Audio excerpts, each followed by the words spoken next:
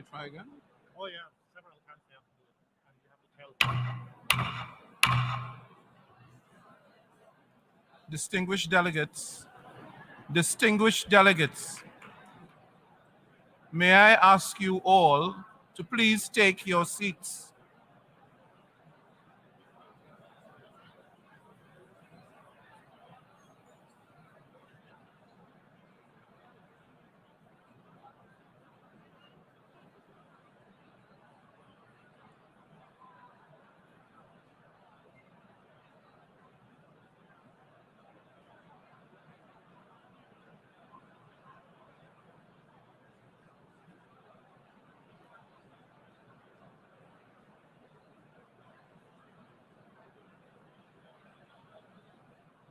Let's try again, Mr. President. We are now 3 minutes past.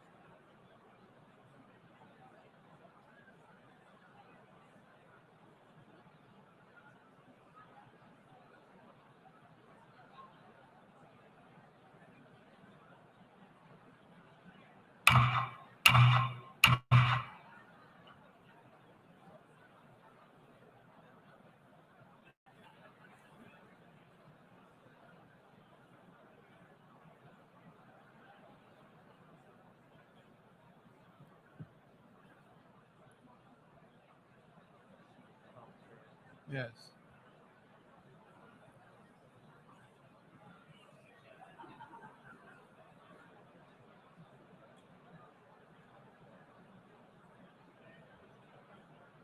Let's start.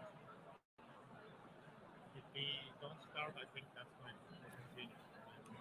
The 3 minutes passed? Yeah, it's 4 minutes past already. 4 minutes passed.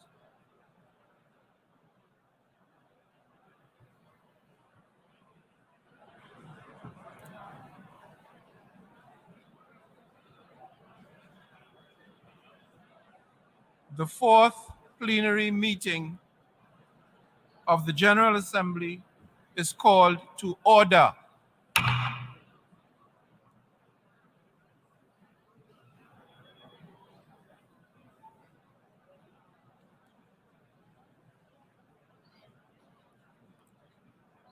Before proceeding to the general debate, as announced in the journal, the General Assembly will hear an introduction by the Secretary General of his annual report on the work of the organization, issued as document A/78/1 under agenda item 110 in accordance with resolution 51/241. I now give the floor to the Secretary General of the United Nations, His Excellency Antonio Guterres.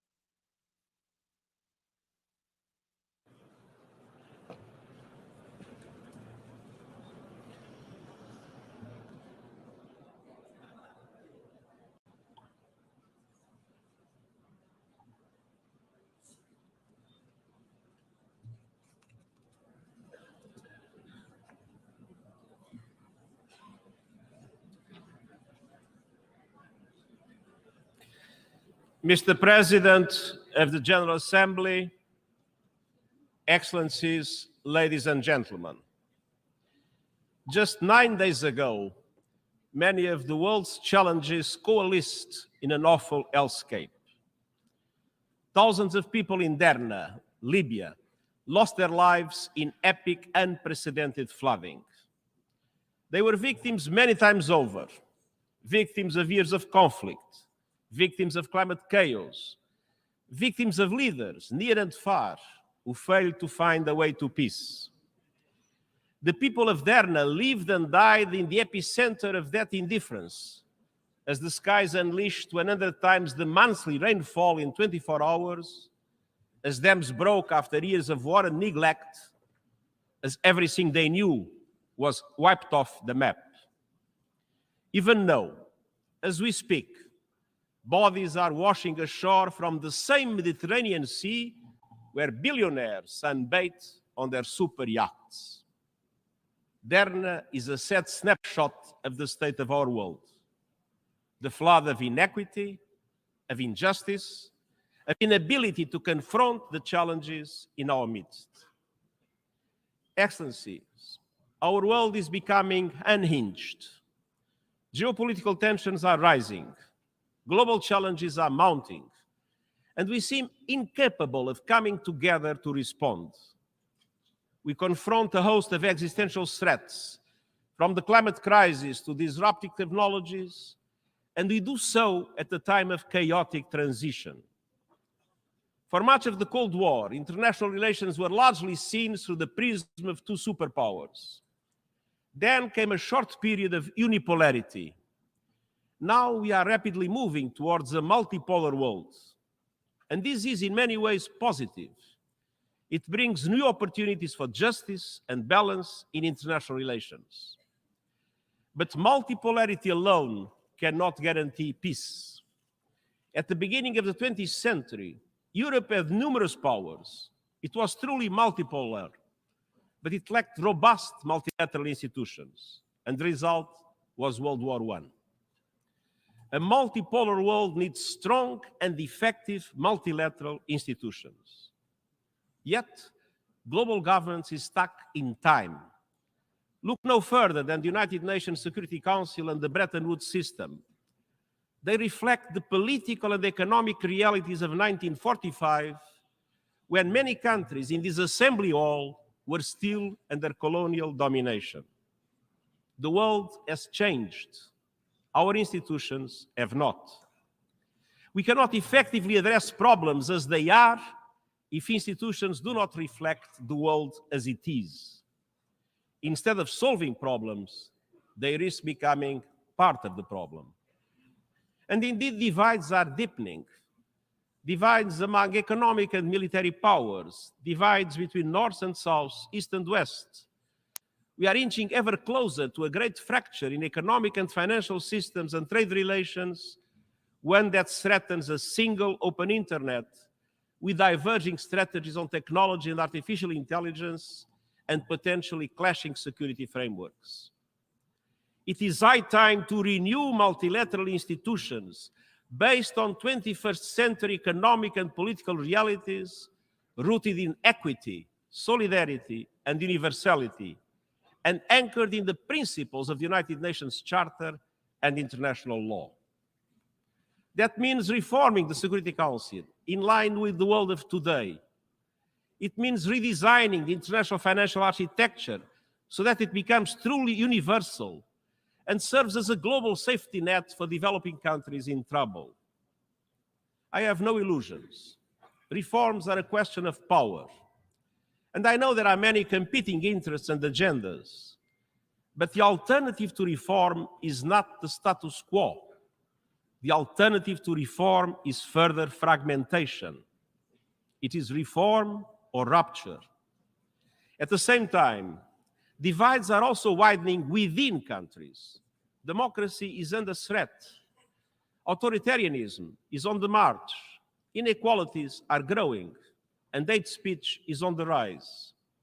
In the face of all these challenges and more, compromise has become a dirty word. Our world needs statesmanship, not gamesmanship and gridlock. As I told in the G20, it is time for a global compromise. Politics is compromise. Diplomacy is compromise. Effective leadership is compromise. Leaders have a social responsibility to achieve compromise in building a common future of peace and prosperity for our common good. Excellencies, over the past year, we have shown the promise of multilateral action. With important new agreements on safeguarding biodiversity, on protecting the high seas, on climate loss and damage, on the right to a clean, healthy, and sustainable environment. We have all the tools and resources to solve our shared challenges. What we need is determination. And determination is in the DNA of our United Nations summoning us with the first words of the Charter. We, the peoples of the United Nations, determined to end the scourge of war, determined to reaffirm faith in human rights, determined to uphold justice and respect international law, and determined to promote social progress and better lives for all people. It falls to us, through our actions, to apply that determination to the challenges of today, being faithful to the Charter of the United Nations. Excellencies, it starts with determination to uphold the Charter's pledge for peace. Yet, instead of ending the scourge of war, we are seeing a surge of conflicts, coups, and chaos. If every country fulfilled its obligations under the Charter, the right to peace would be guaranteed. When countries break those pledges, they create a world of insecurity for everyone. Exhibit A, Russia's invasion of Ukraine. The war, in violation of the United Nations Charter and international law, has unleashed a nexus of horror. Lives destroyed, human rights abused, families torn apart, children traumatized, hopes and dreams shattered. But beyond Ukraine, the war has serious implications for us all. Nuclear threats put us all at risk. Ignoring global treaties and conventions makes us all less safe. And the poisoning of global diplomacy obstructs progress across the board. We must not relent in working for peace, a just peace in line with UN Charter and international law. And even while fighting rages, we must pursue every avenue to ease the suffering of civilians in Ukraine and beyond.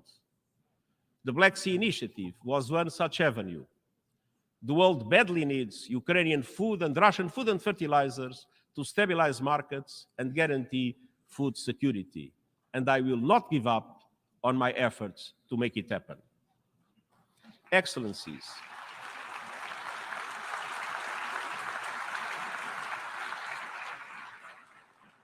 Excellencies, around the globe, old tensions fester while new risks emerge. Nuclear disarmament is at a standstill while countries develop new weapons and make new threats. Across the Sahel, a series of coups is further destabilizing the region as terrorism is gaining ground. Sudan is descending into full-scale civil war.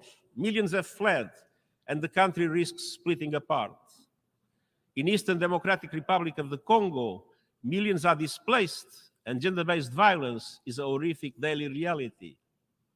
In Haiti, a country that suffered centuries of colonial exploitation is today overwhelmed by gang violence and still awaits international support. In Afghanistan, a staggering 70% of the population needs humanitarian assistance, with the rights of women and girls systematically denied. In Myanmar, brutal violence, worsening poverty, and repression are crushing hopes for a return to democracy.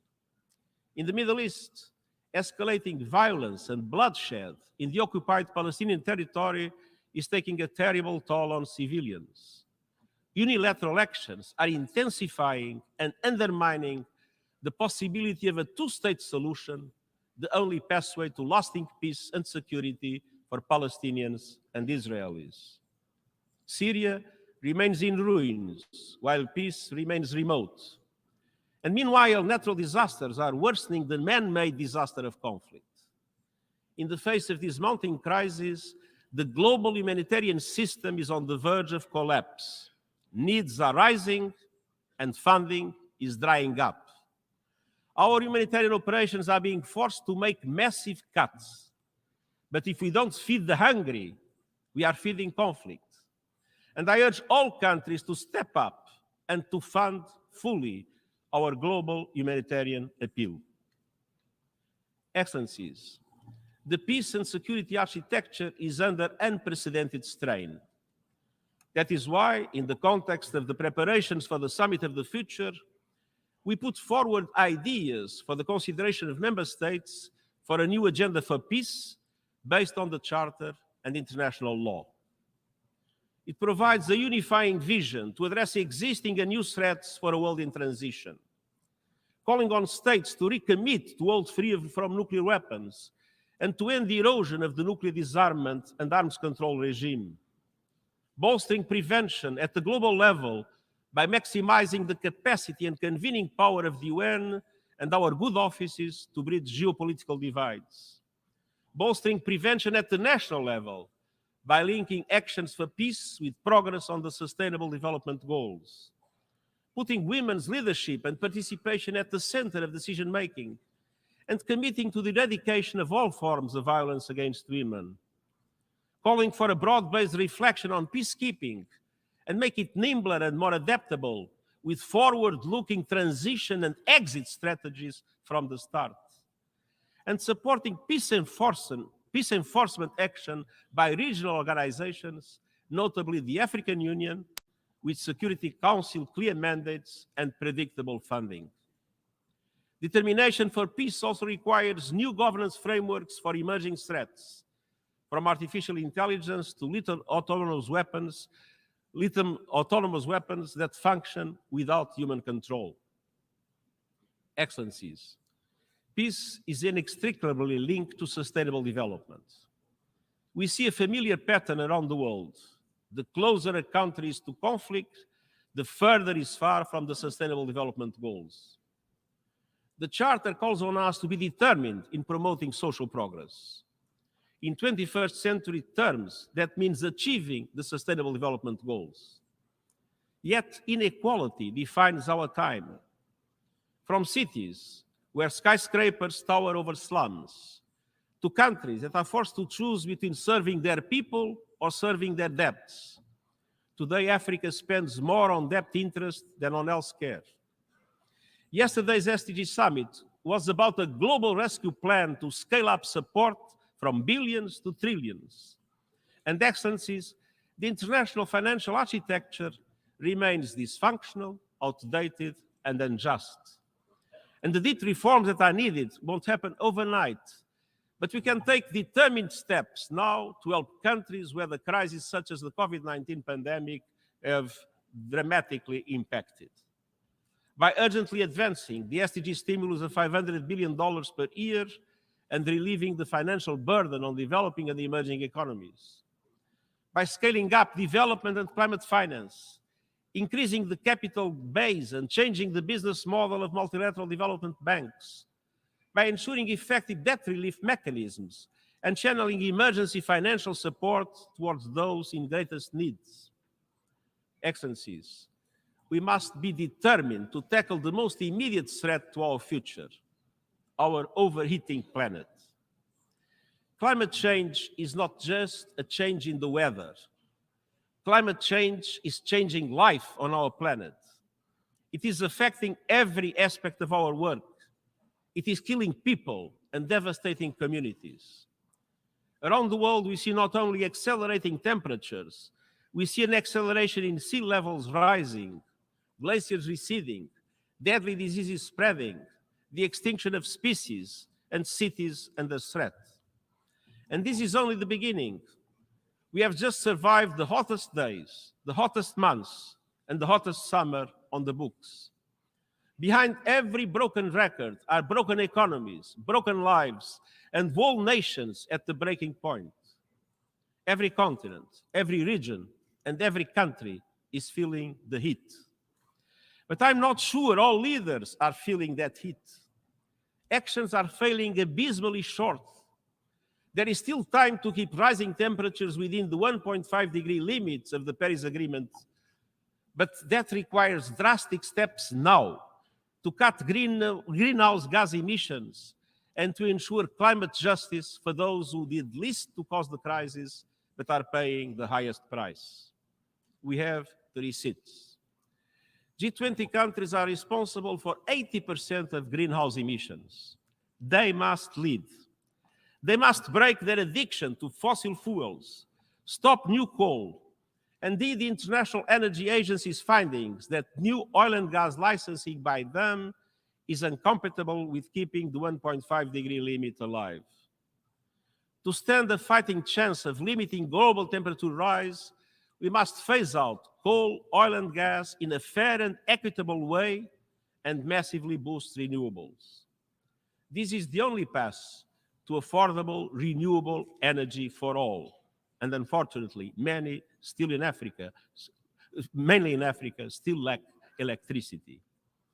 So the fossil fuel age has failed. If fossil fuel companies want to be part of the solution, they must lead the transition to renewable energy. No more dirty production. No more fake solutions. No more bankrolling climate denial. I have laid out a climate solidarity pact in which all big emitters are asked to make extra efforts to cut emissions, and wealthier countries support emerging economies with finance and technology to do so.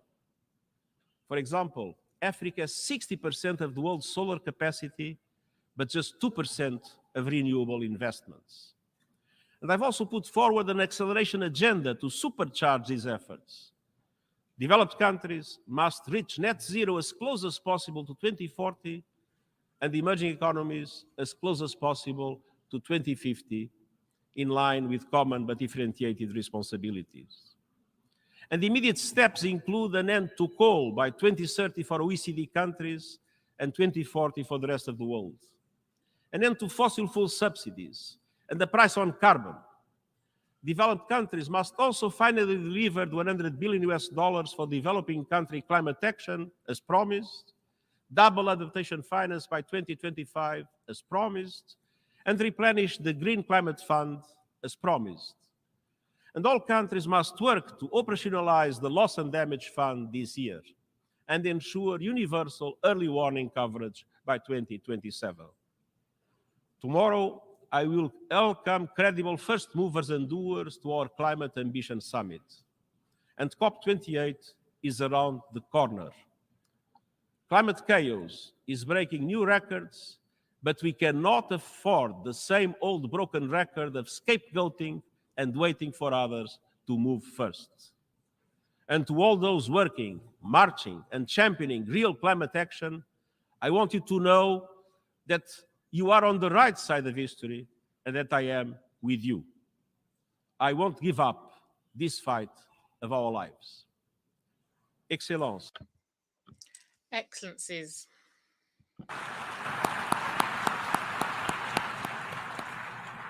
Nous devons We must also be determined to honour the Charter's commitment to fundamental human rights. Just 4 women signed our founding document. One look around this room shows that not enough has changed. We the peoples does not mean we the men. Women are still waiting for equal opportunities and equal pay.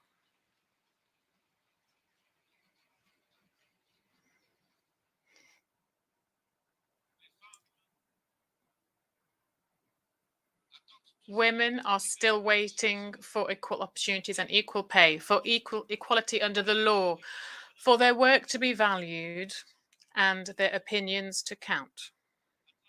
Around the globe, women's rights, including sexual and reproductive rights, are being suppressed and even rolled back, and women's freedoms curtailed. In some countries, women and girls are punished for wearing too many clothes. In others, for wearing too few. Thanks to generations of women's rights activists, times are changing. From sports field to schools and public squares, girls and women are challenging the patriarchy and winning. I stand with them. I entered this office with a commitment to ensure gender parity at the UN. We have achieved that at senior levels and are on track to do so across the UN system. Because gender equality is not the problem. Gender equality is the solution. It is not a favor to women. It is a fundamental condition to ensuring a better future for all. Excellencies, we must be determined to answer the call to action to put human rights at the heart of our work. 75 years after the Universal Declaration of Human Rights, there has been enormous progress in some areas, from ending colonization and segregation, to ensuring women's voting rights. But we have not achieved basic rights for all. When 1.2 billion people still live in acute poverty and hunger is at levels not seen since 2005. When discrimination on racial and ethnic grounds is perfectly legal in many countries. When people must risk death to seek a better life. When refugees, migrants, and minorities are routinely demonized and hounded. When declaring your gender identity or simply who you love can lead to imprisonment or even execution. When speaking out can lead to perilous consequences. Human rights, political, civil, economic, social, and cultural, are the key to solving many of the world's interlinked problems. Laws to protect the vulnerable must be enacted and enforced. The targeting of minorities must stop, and human rights and human dignity must be at the center of social, economic, and migration policies. All governments must fulfill the commitment they made in the Universal Declaration of Human Rights. Excelências, Excellencies, we must also face up to the looming threats posed to human rights by new technologies. Generative artificial intelligence holds much promise, but it may also lead us across a Rubicon and into more danger than we can control. When I mentioned artificial intelligence in my General Assembly speech in 2017, only 2 other leaders even uttered the term. Now AI is on everyone's lips, a subject of both awe and fear. Even some of those who developed generative AI are calling for greater regulation. But many of the dangers of digital technology are not looming on the horizon, they are here. The digital divide is inflaming inequalities. Hate speech, disinformation, and conspiracy theories on social media platforms are spread and amplified by AI, undermining democracy and fueling violence and conflict in real life. Online surveillance and data harvesting are enabling human rights abuses on a mass scale. And technology companies and governments are far from finding solutions. we must move fast and mend things. New technologies require new innovative forms of governance, with input from experts building this technology and from those monitoring its abuses. And we urgently need a global digital compact between governments, regional organizations, the private sector, and civil society to mitigate the risks of digital technologies and identify ways to harness their benefits for the good of humanity. Some have called for consideration of a new global entity on AI that could provide a source of information and expertise for member states. There are many different models, inspired by such examples as the International Atomic Energy Agency, the International Civil Aviation Organization, or the Intergovernmental Panel on Climate Change. And the UN stands ready to host the global and inclusive discussions that are needed, depending on the decisions of member states. To help advance the search for concrete governance solutions, I will appoint this month a high-level advisory body on artificial intelligence, which will provide recommendations by the end of this year. And next year's Summit of the Future is a once-in-a-generation opportunity for progress to deal with these new threats in line with the vision of the UN Charter. Member states will decide how to move forward on the new agenda for peace, the Global Digital Compact, reforms to the international financial architecture, and many other proposals to address challenges and bring greater justice and equity to global governance. Excellencies, the United Nations was created precisely for moments like these, moments of maximum danger and minimum agreement. We can and must use our tools in flexible and creative ways. Last month, we saw the dividends of determination off the coast of Yemen. Carrying 1 million barrels of oil the decaying FSO Safar supertanker was a ticking time bomb, a looming ecological disaster in the Red Sea. But no one offered to solve the problem. So the United Nations stepped in and brought the world together. We mobilized resources, assembled the experts, navigated difficult negotiations, and built trust. We have more work ahead and more resources are needed. But last month, the oil was successfully transferred from the Safar. This UN-led action saved the Red Sea. When no one else could or would, UN determination got the job done. Despite our long list of global challenges, that same spirit of determination can guide us forward. Let us be determined to heal divisions and forge peace, determined to uphold the dignity and worth of every person, determined to realize the Sustainable Development Goals and effectively leave no one behind, determined to reform multilateralism for the 21st century and come together for the common good. And I thank you.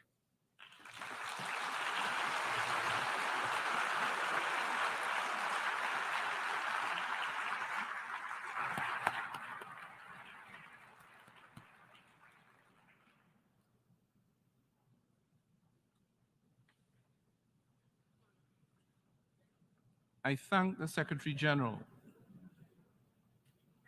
The Assembly will now turn to Agenda Item 8, entitled General Debate.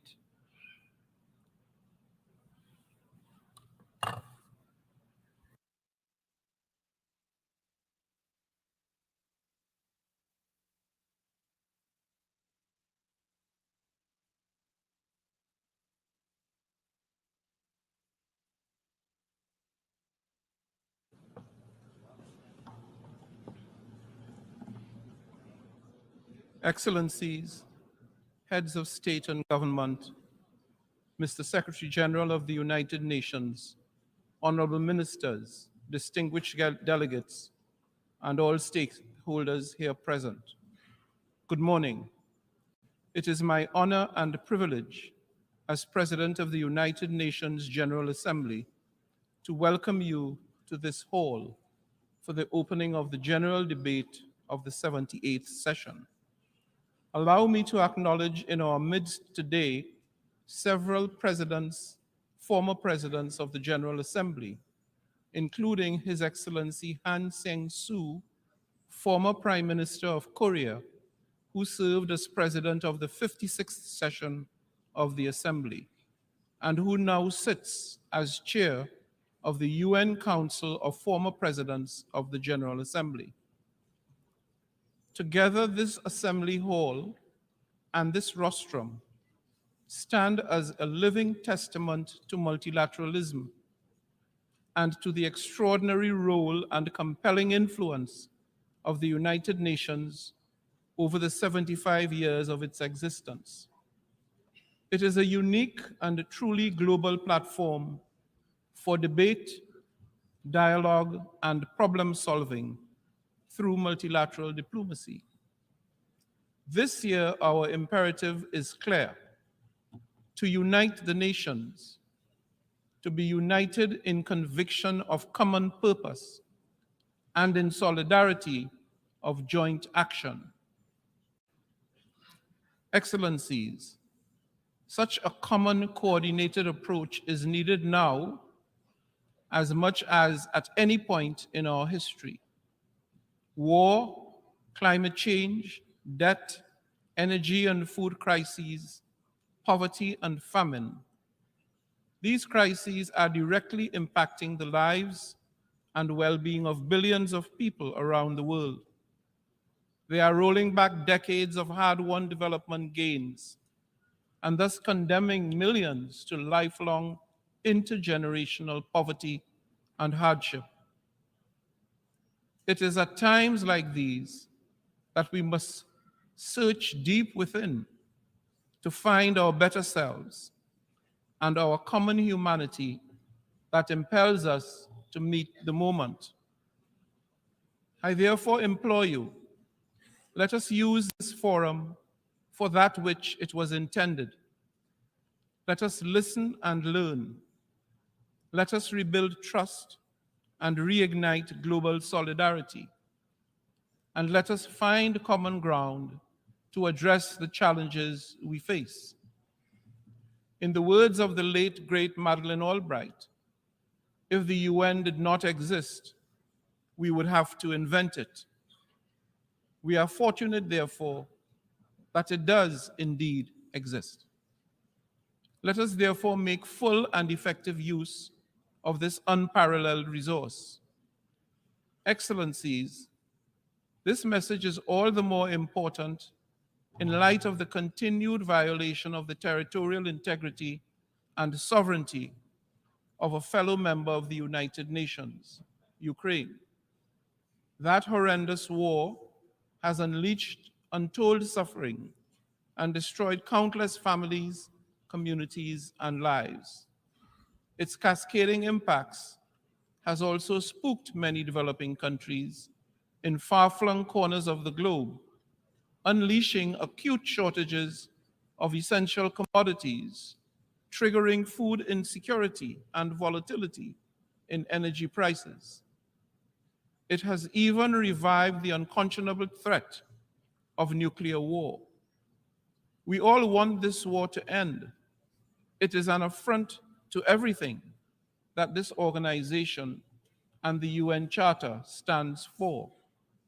We need just and sustainable peace in Ukraine and elsewhere in the world, in line with international law and with the UN Charter. Peace must also be given a chance in other parts of the globe, from Africa to the Middle East. With the adoption of the Agenda 2063, Africa spelled a clear path for the Africa we want, and the continent still has a great chance to cut a corner in consolidating democracy and good governance.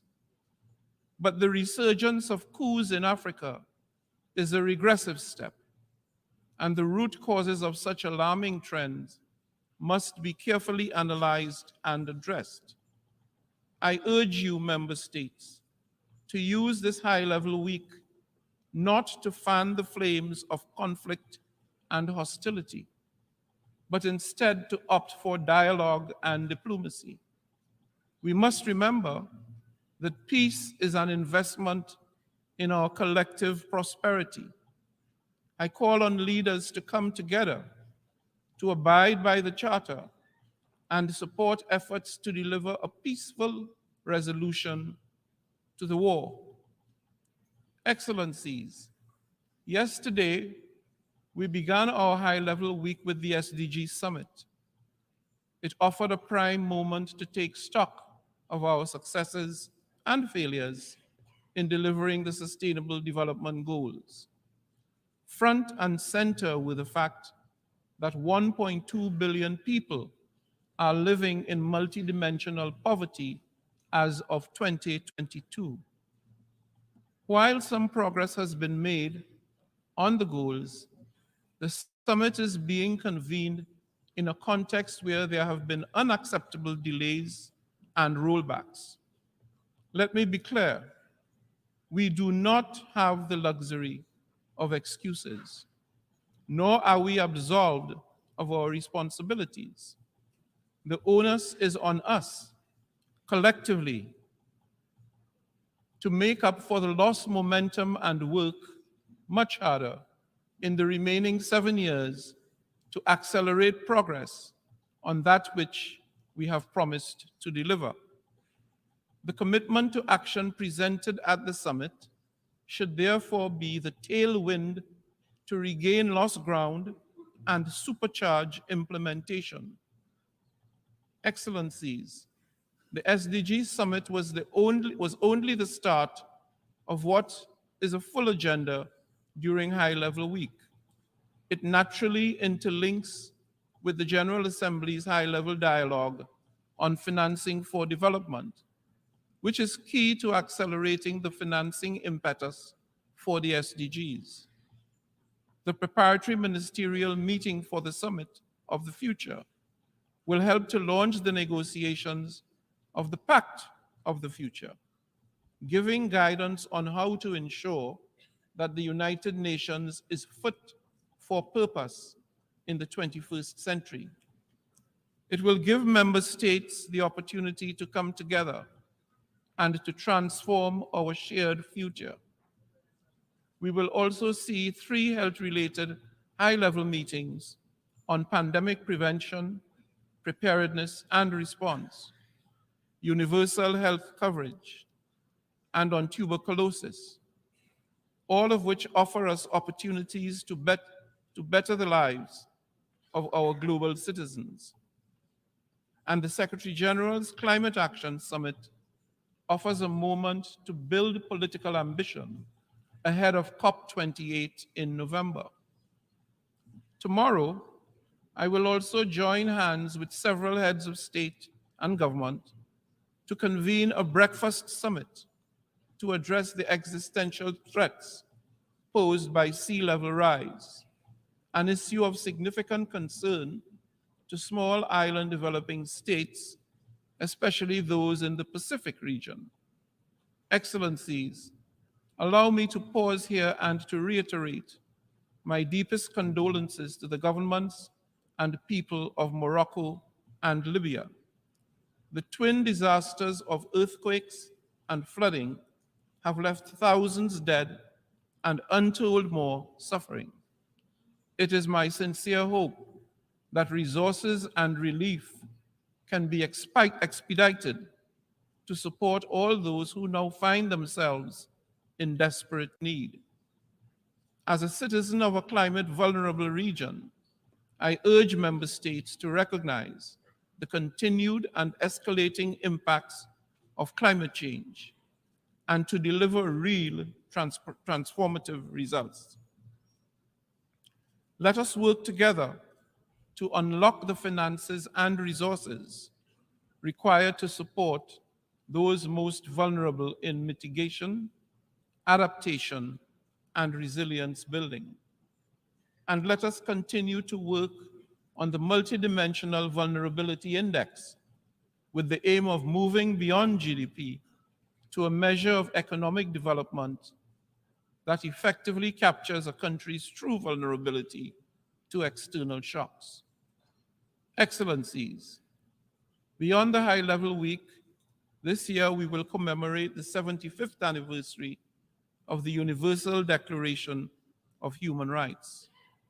This is an opportunity to rededicate ourselves to the principles enshrined in the Declaration and to remind ourselves that we are all born free and equal in dignity and in rights. As President of the 78th session, I am committed to championing vulnerable and marginalized groups, including indigenous peoples, peoples living with disabilities, and older persons. I have committed to ensure that we do not continue to neglect countries in special situations, and I intend to soon launch the high-level advisory group on LDCs, LLDCs, and SIDS. But first and foremost, we need to work for all women and girls who are appallingly still struggling for equality and respect. We must walk the talk on gender equality and women's empowerment. This means according women full, equal, and meaningful participation at every level. As an international gender champion myself, I'm strongly committed to promoting gender equality and women's empowerment. And I have appointed a special envoy and special advisor on gender equality and women's empowerment to assist me in this endeavor.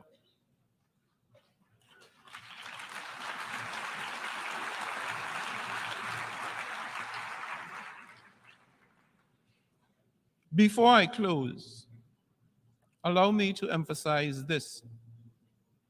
Despite the many and complex challenges we face, we do have the capacity to effect change, consequential change. We can make a meaningful difference to the lives of billions of people if we so choose. We do not lack capacity. What we lack is the will to act.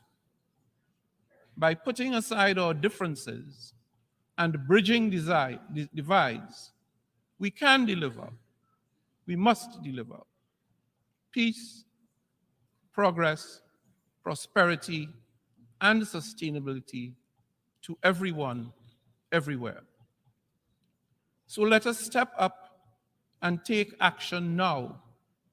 Let us re-energize the UN General Assembly and demonstrate our capacity and our will to deliver for all. In the words of Stephen Pressfield, an author born in Trinidad and Tobago, the most pernicious aspect of procrastination is that it can become a habit. We don't just put off our lives today, we put them off till our deathbed. Never forget, this very moment, we can change our lives.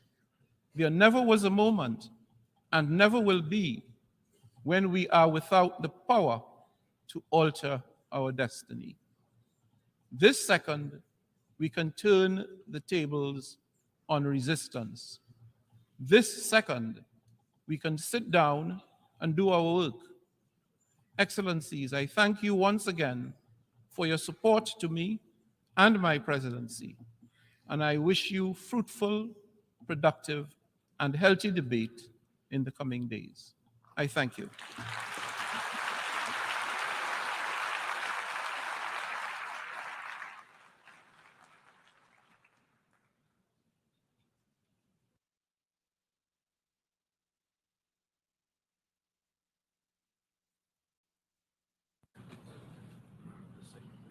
Thank you. Before giving the floor to the first speaker for this morning, I would like to remind members that the list of speakers for the general debate has been established on the agreed basis that statements should be no longer than 15 minutes to enable all speakers to be heard at a given meeting. Within this time frame, I would like to appeal to speakers to deliver their statements at a reasonable pace so that interpretation into the other official UN languages may be provided properly. I would also like to draw your attention to the decision taken by the General Assembly at previous sessions, namely that the practice of expressing congratulations inside the General Assembly Hall after a speech has been delivered is strongly discouraged. After delivering their statements from the rostrum, speakers are invited to exit the General Assembly Hall through room GA 200, located behind the rostrum, before returning to their seats. May I take it that the General Assembly agrees to proceed in this manner? It is so decided. Finally, I should like to draw the attention of members that during the general debate, official photographs of all the speakers are taken by the Department of Global Communications. Members interested in obtaining these photographs are requested to contact the Photo Library of the United Nations. The Assembly will hear an address by His Excellency Luis Inácio Lula da Silva, President of the Federative Republic of Brazil. I request protocol to escort His Excellency. On behalf of the General Assembly, I have the honor to welcome His Excellency Luis Inácio Lula da Silva, President of the Federative Republic of Brazil, and to invite him to address the Assembly.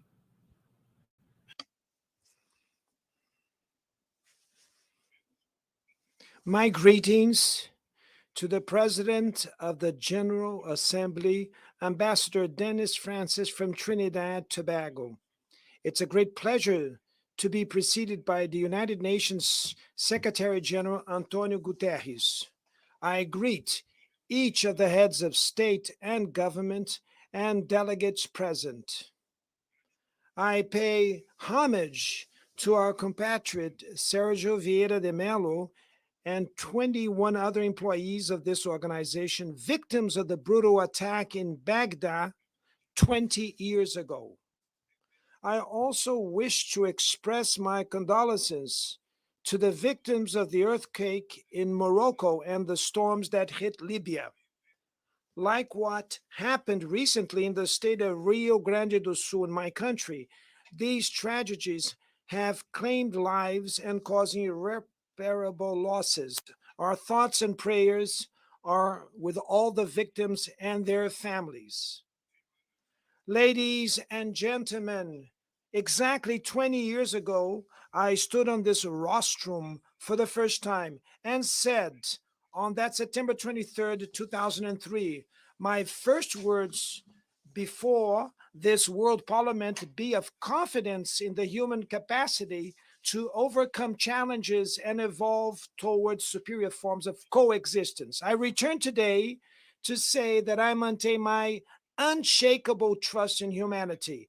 At that time, the world had not yet realized the severity of the climate crisis. Today, it knocks on our doors, destroys our homes, our cities, our countries, kills and imposes losses and suffering on our brothers, especially the poorest.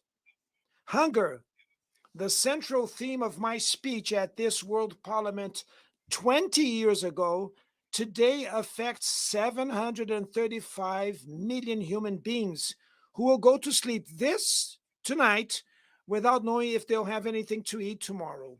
The world is increasingly unequal. The 10 richest billionaires have more wealth than the poorest 40% of humanity. The destiny of every child born on this planet seems to be decided while they're still in their mother's womb. The part of the world where their parents live and the social class their family belongs to will determine whether or not that child will have opportunities throughout life. Whether they will eat at every meal or whether they will be denied the right to eat breakfast, lunch, and dinner every day. Whether they will have access to health care or whether they will fall to diseases that could have already been eradicated. Whether they will finish school and get a quality job or whether they will become part of the countless of unemployed, underemployed, and discouraged people.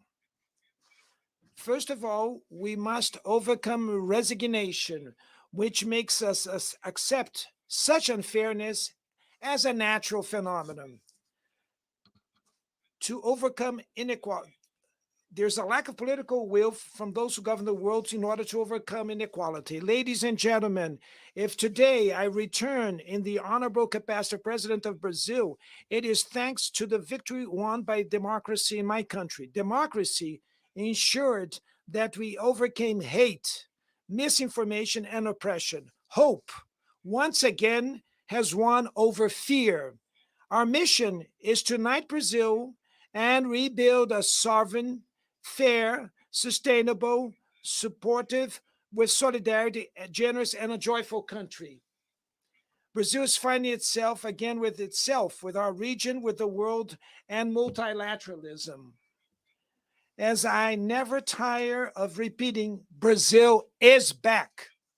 Our country is back to make its due contributions in facing the major global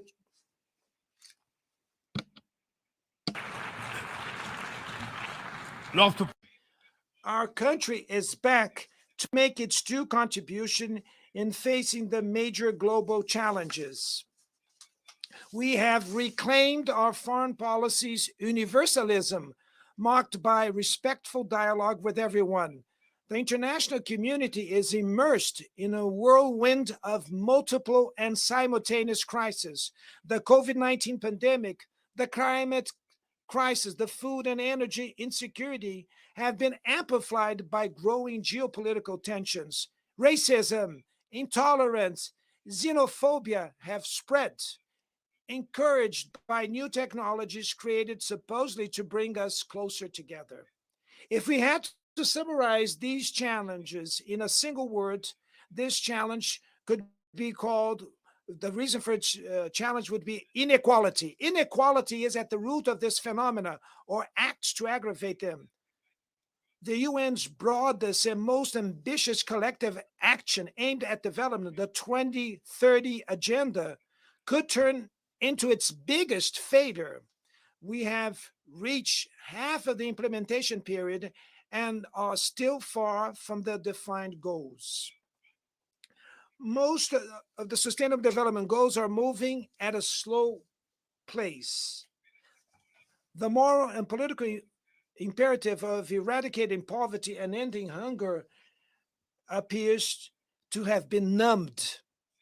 In the 7 years that we have left, reducing inequalities within and between countries should become the core objective of the 2030 Agenda. Reducing inequalities within countries requires including the poor in government budgets and making the rich pay taxes that are proportional to their wealth. In Brazil, we are committed to implementing all the 17 SDGs in an integrated and indivisible manner. We want to achieve racial equality in Brazilian society through an 18th goal, which we will voluntarily adopt.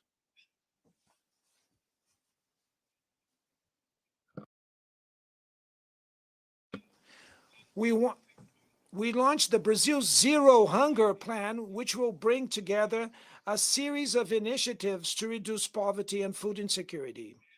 Amongst them is the Bolsa Família, the family stipend, which has become a global reference in income transfer programs for families that keep their children vaccinated and in school. Inspired by Brazilian Bertha Lutz, a pioneer as an advocate in gender equality in the UN Charter, we have passed a bill that makes equal pay between women and men mandatory when they perform the same role. We shall fight femicide and all forms of violence against women. We shall rigorously advocate for the rights of the LGBTQI plus groups and of people with disabilities. We have revived social participatory practices as a strategic tool for implementing public policies. Mr. President, acting against climate change involves thinking about tomorrow and facing historical inequalities. Rich countries grew based on a model with high rates of climate-damaging gas emissions. The climate emergency makes it urgent to correct course and implement what has already been agreed. There's no other reason why we speak of common but differentiated responsibilities. It is the vulnerable populations in the global south who are most affected by the loss and damage caused by climate change. The richest 10% of the world's population are responsible for almost half of all carbon released into the atmosphere. We, developing countries, do not want to repeat this model. In Brazil, we have already proven once and will prove again that a socially fair and environmentally sustainable model is possible. We are at the forefront of energy transition, and our matrix is already one of the cleanest in the world. 87% of our electrical power comes from clean and renewable sources. Solar, wind, biomass, ethanol, and biodiesel power generation is growing every year. The potential for generating green hydrogen is immense. With the ecological transformation plan, we will invest in sustainable industrialization and sustainable infrastructure. We have resumed a sound and renewed Amazon agenda with oversight actions aimed at fighting environmental crimes. Over the last 8 months, deforestation in the Brazilian Amazon has already been reduced by 48%. The whole world has always talked about the Amazon.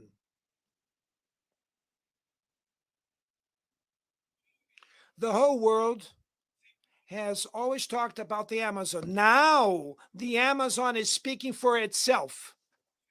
A month ago, we hosted the Belém Summit meeting at the heart of the Amazon and launched a new collaboration agenda between countries that are part of that biome. There are 50 million South Americans living in the Amazon whose future depends on the decisive and coordination action of the countries that hold sovereignty over the region's territories. We all have also further dialogue with other countries that have tropical forests in Africa and Asia.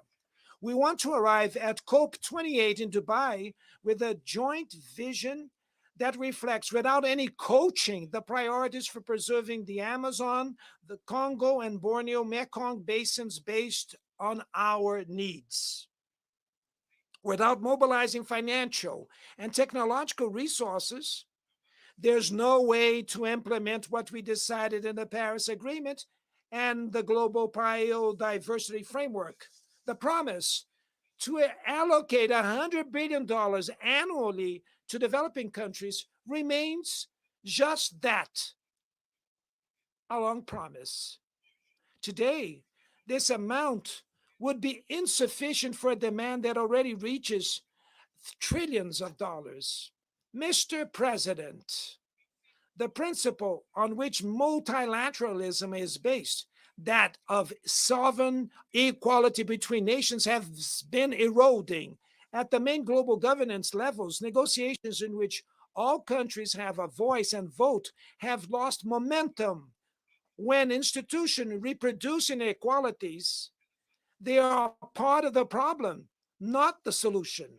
Last year, the IMF made available $160 billion in special drawing rights to European countries and just $34 billion to African countries.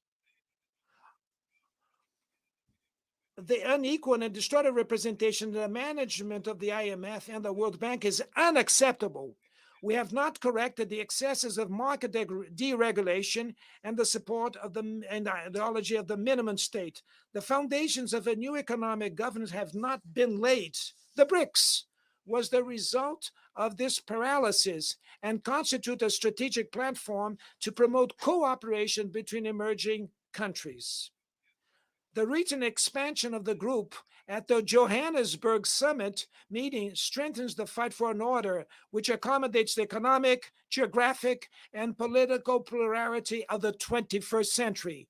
We are a force that works towards fairer global trade in the context of a serious crisis in multilateralism. Rich countries' protectionism has gained strength, and the World Trade Organization remains paralyzed, especially its dispute settlement system. Nobody remembers the Doha Development Round anymore.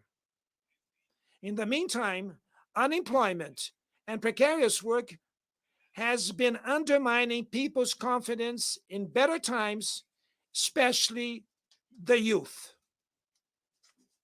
Governments need to break away from the increase in dissonance between the voice of the markets and the voice of the streets. Neoliberalism has aggravated the economic and political inequality that plagues democracies today. Its legacy is a mass of disenfranchised and excluded people. Amidst the wreck, far-right adventures emerge who deny politics and sell solutions that are easy as they are wrong. Many have fallen to the temptation of replacing failed neoliberalism with primitive, conservative, and authoritarian nationalism.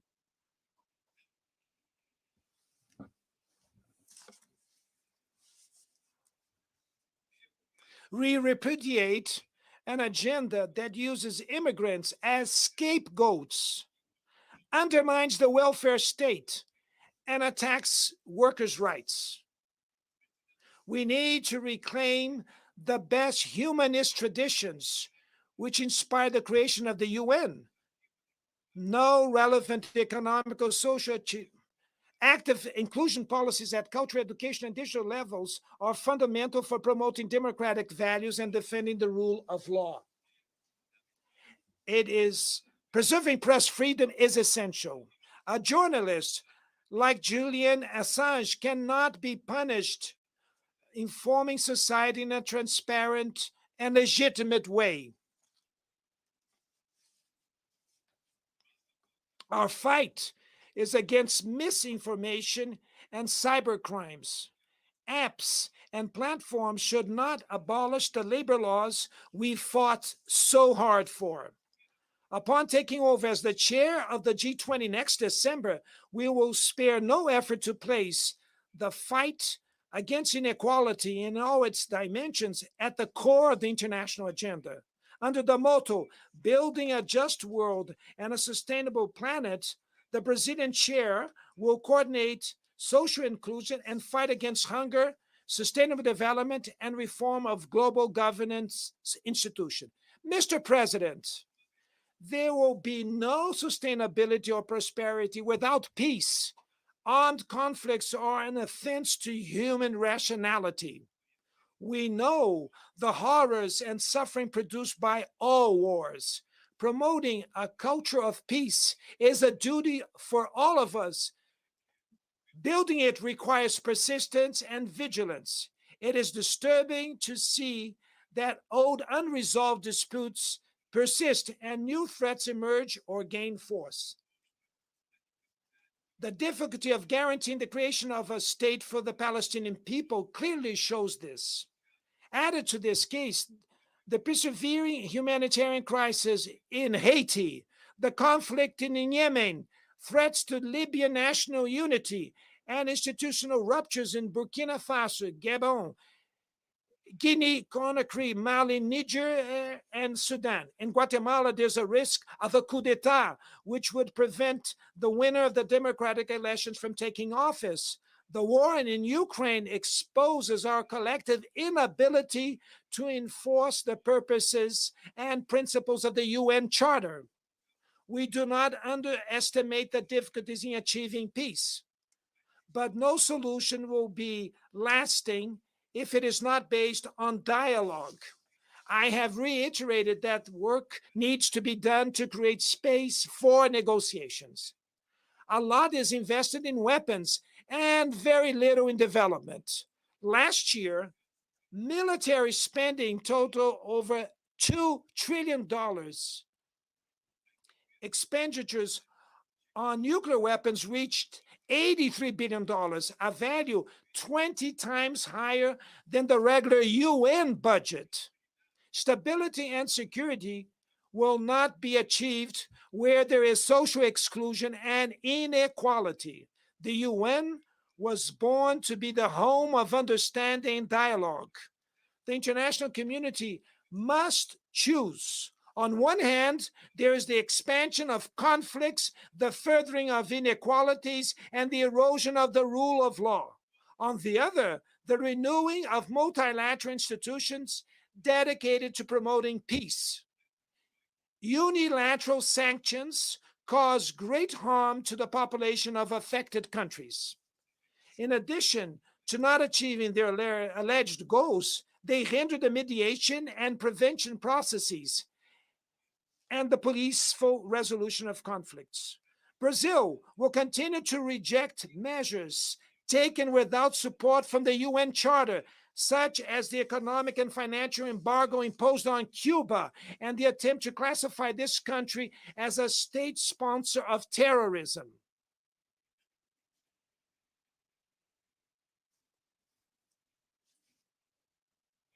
We shall continue to criticize any attempts to divide the world into zones of influence and reviving the Cold War.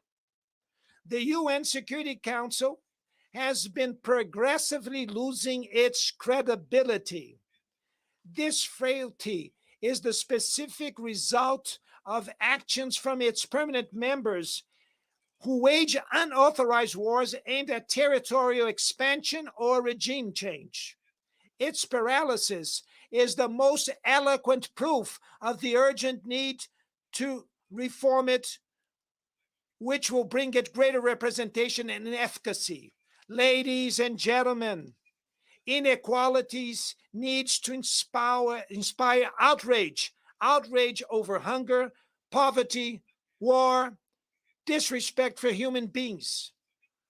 Moved by the power of outrage, we may act willingly and unwavering in fighting inequality and effectively transforming the world around us. The UN needs to fulfill its role as a builder of a world with more solidarity, fraternity, and fairness. But it would only do so if its members have the courage to proclaim their discontent at inequality and work tirelessly to overcome it. And I will wish to say thank you very much to all of you.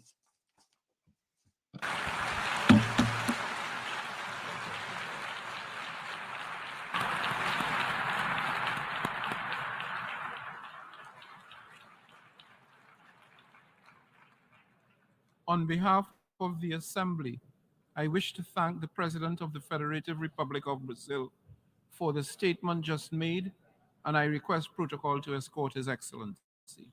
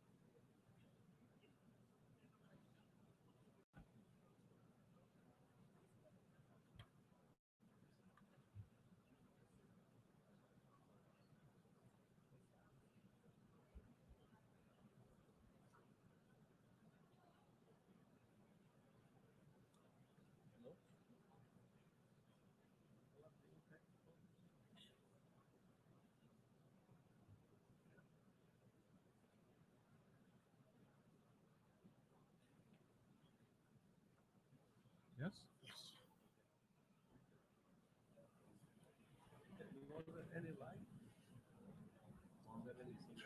Yeah. The Assembly will hear an address from His Excellency Joseph R. Biden, Jr., President of the United States. I request protocol to escort His Excellency.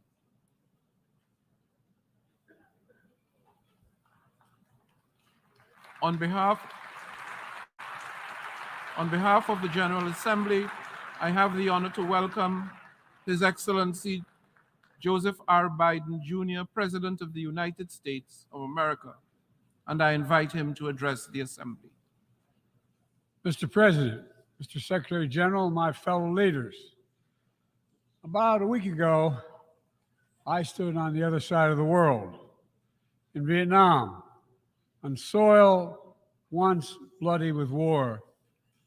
And I met a small group of veterans, Americans and Vietnamese, I watched the exchange of personal artifacts from that war, identification cards and a diary. It was deeply moving to see the reaction of the Vietnamese and American soldiers. Culmination of 50 years of hard work on both sides to address the painful legacies of war and to choose to work together toward peace and a better future. Nothing about that journey was inevitable. For decades, it would have been unthinkable for an American president to stand in Hanoi alongside a Vietnamese leader and announce a mutual commitment to the highest level of country's partnership. But it's a powerful reminder that our history need not dictate our future. With the concerted leadership and careful effort, adversaries can become partners. Overwhelming challenges can be resolved, and deep wounds can heal. So let us never forget that. When we choose to stand together and recognize the common hopes that bind all humanity, we hold our hands the power to bend that arc of history. My fellow leaders, we gather once more at an inflection point in world history, with the eyes of the world upon all of you, all of us. As President of the United States, I understand the duty my country has to lead in this critical moment, to work with countries in every region, linking them in common cause, to join together with partners who share a common vision of the future of the world, where our children do not go hungry and everyone has access to quality health care, where workers are empowered and our environment is protected, where entrepreneurs and innovators everywhere can access opportunity everywhere, where conflicts are resolved peacefully and countries can chart their own course. The United States seeks a more secure, more prosperous, more equitable world for all people, because we know our future is bound to yours. Let me repeat that again. We know our future is bound to yours. And no nation can meet the challenges of today alone. The generations that preceded us organized this body, the United Nations, and built international financial institutions and multilateral and regional bodies to help take on the challenges of their time. It wasn't always perfect, but working together, the world made some remarkable and undeniable progress that improved the lives of all people. We avoided the renewal of global conflict while lifting more than 1 billion people out of extreme poverty. We together expanded access to education for millions of children. We saved tens of millions of lives that would have otherwise been lost to preventable and treatable diseases like measles, malaria, tuberculosis. HIV/AIDS infections and deaths plummeted, in no small part because of PEPFAR's work in more than 55 countries, saving more than 25 million lives. It's a profound testament to what we can achieve when we act together, when we take on tough challenges, and an admonition for all of us to urgently accelerate our progress so that no one's left behind, because too many people are being left behind.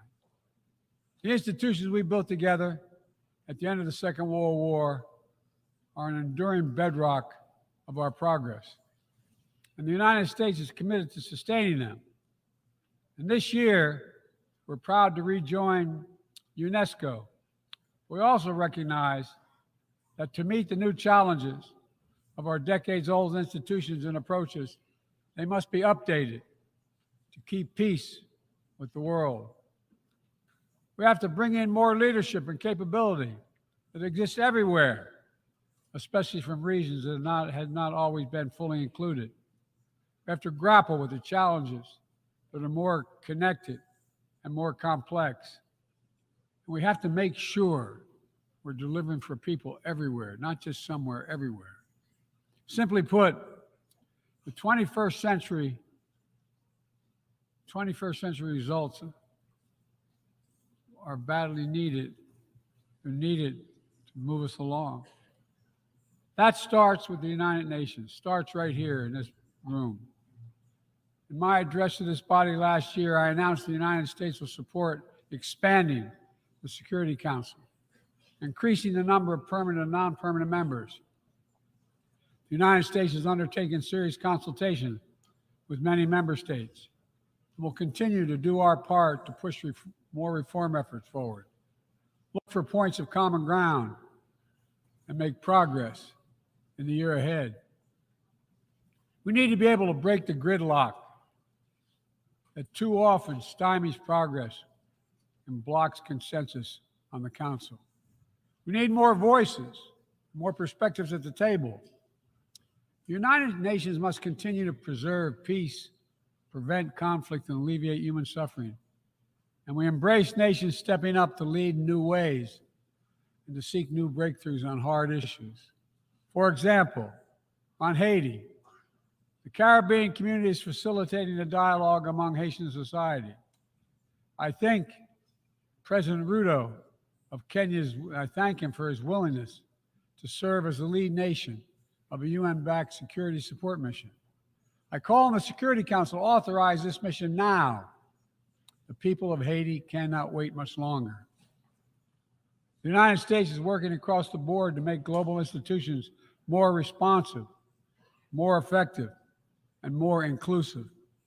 For example, we've taken significant steps to reform and scale up the World Bank, expanding its financing to low and middle-income countries so it can help boost progress toward meeting the Sustainable Development Goals and better address interconnected challenges like climate change and fragility.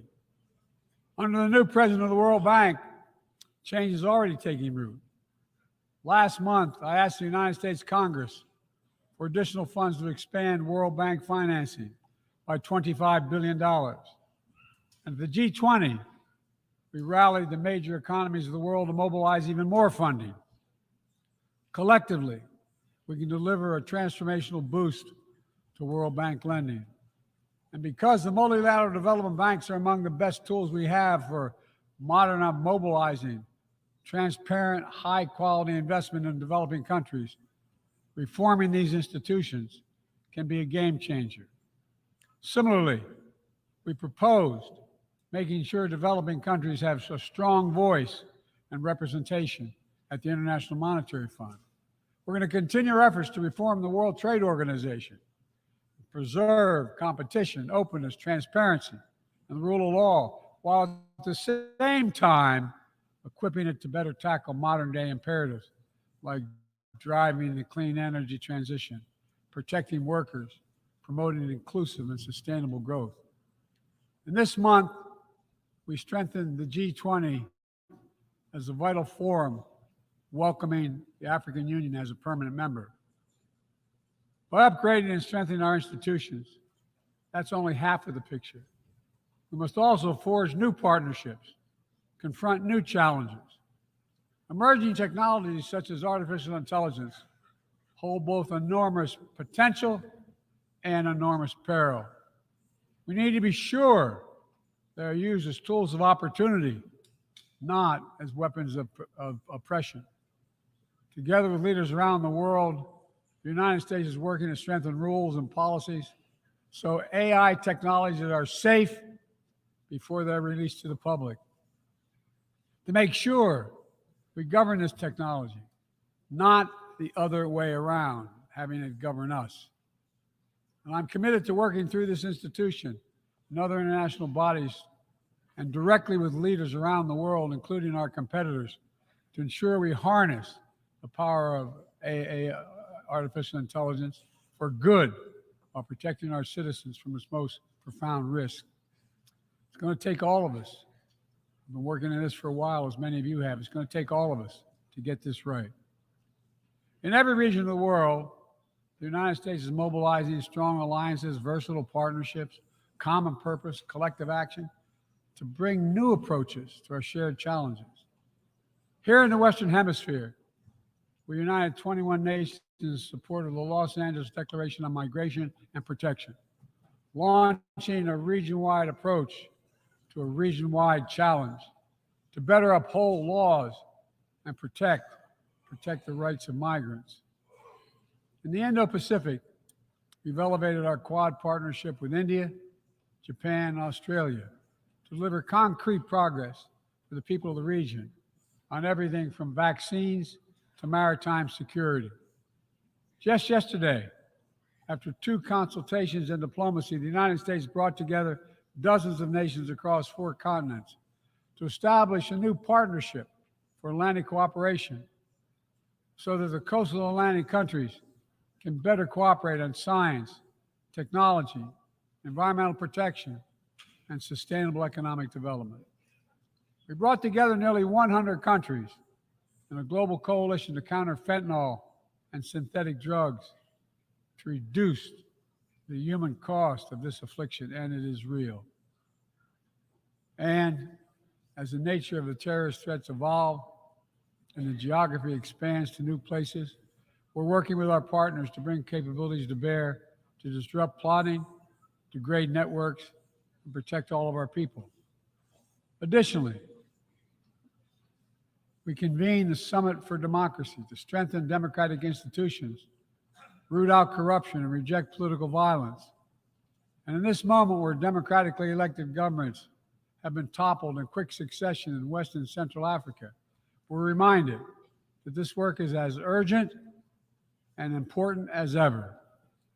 We stand with the African Union and ECOWAS and other regional bodies to support constitutional rule.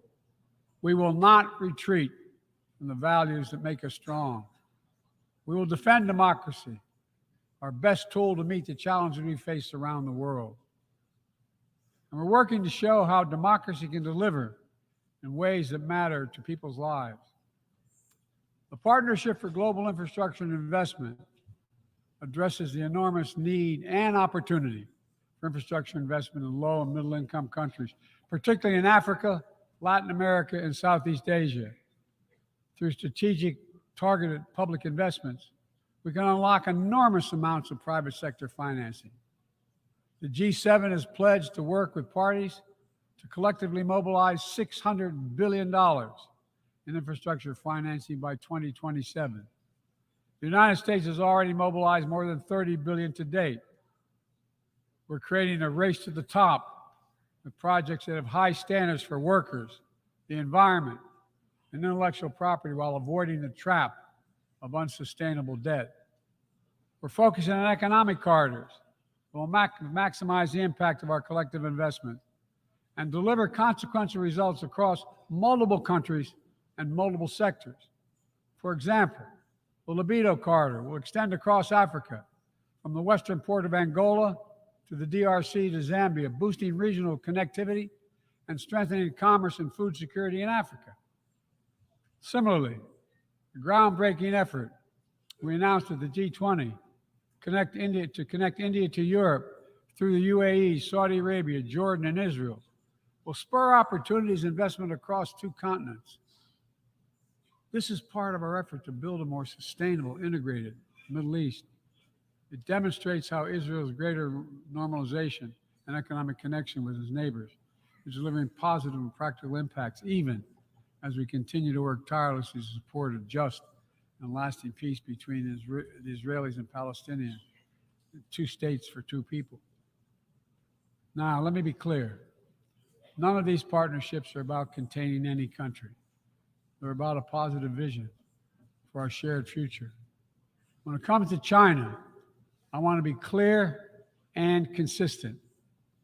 We seek to responsibly manage the competition between our countries so it does not tip into conflict. I've said we are for de-risking, not decoupling with China. We will push back on aggression and intimidation and defend the rules of the road, from freedom of navigation to overflight to level economic playing field that have helped safeguard security and prosperity for decades. But we also stand ready to work together with China on issues where progress hinges on our common efforts. Nowhere is that more critical than accelerating the climate crisis, than the accelerating climate crisis. We see it everywhere.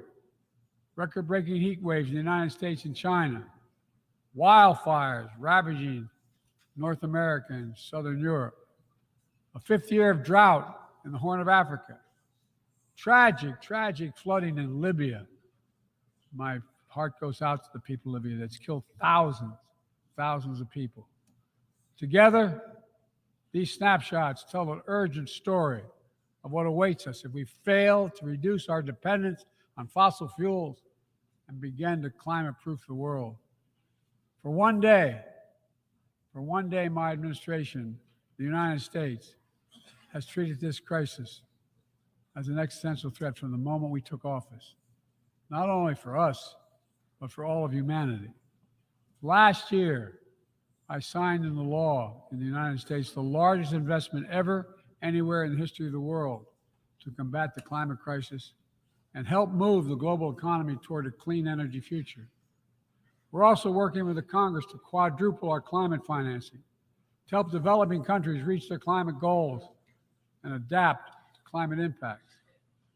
And this year, the world's on track to meet the climate finance pledge that made under the Paris Agreement, $100 billion to raise collectively.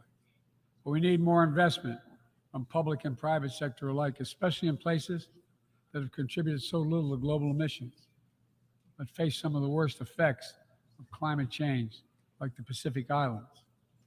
The United States is working directly with the Pacific Island Forum to help these nations adapt, build resilience to the climate impacts, even as we lead the effort to build innovative new partnerships that attack the global challenges from all sides.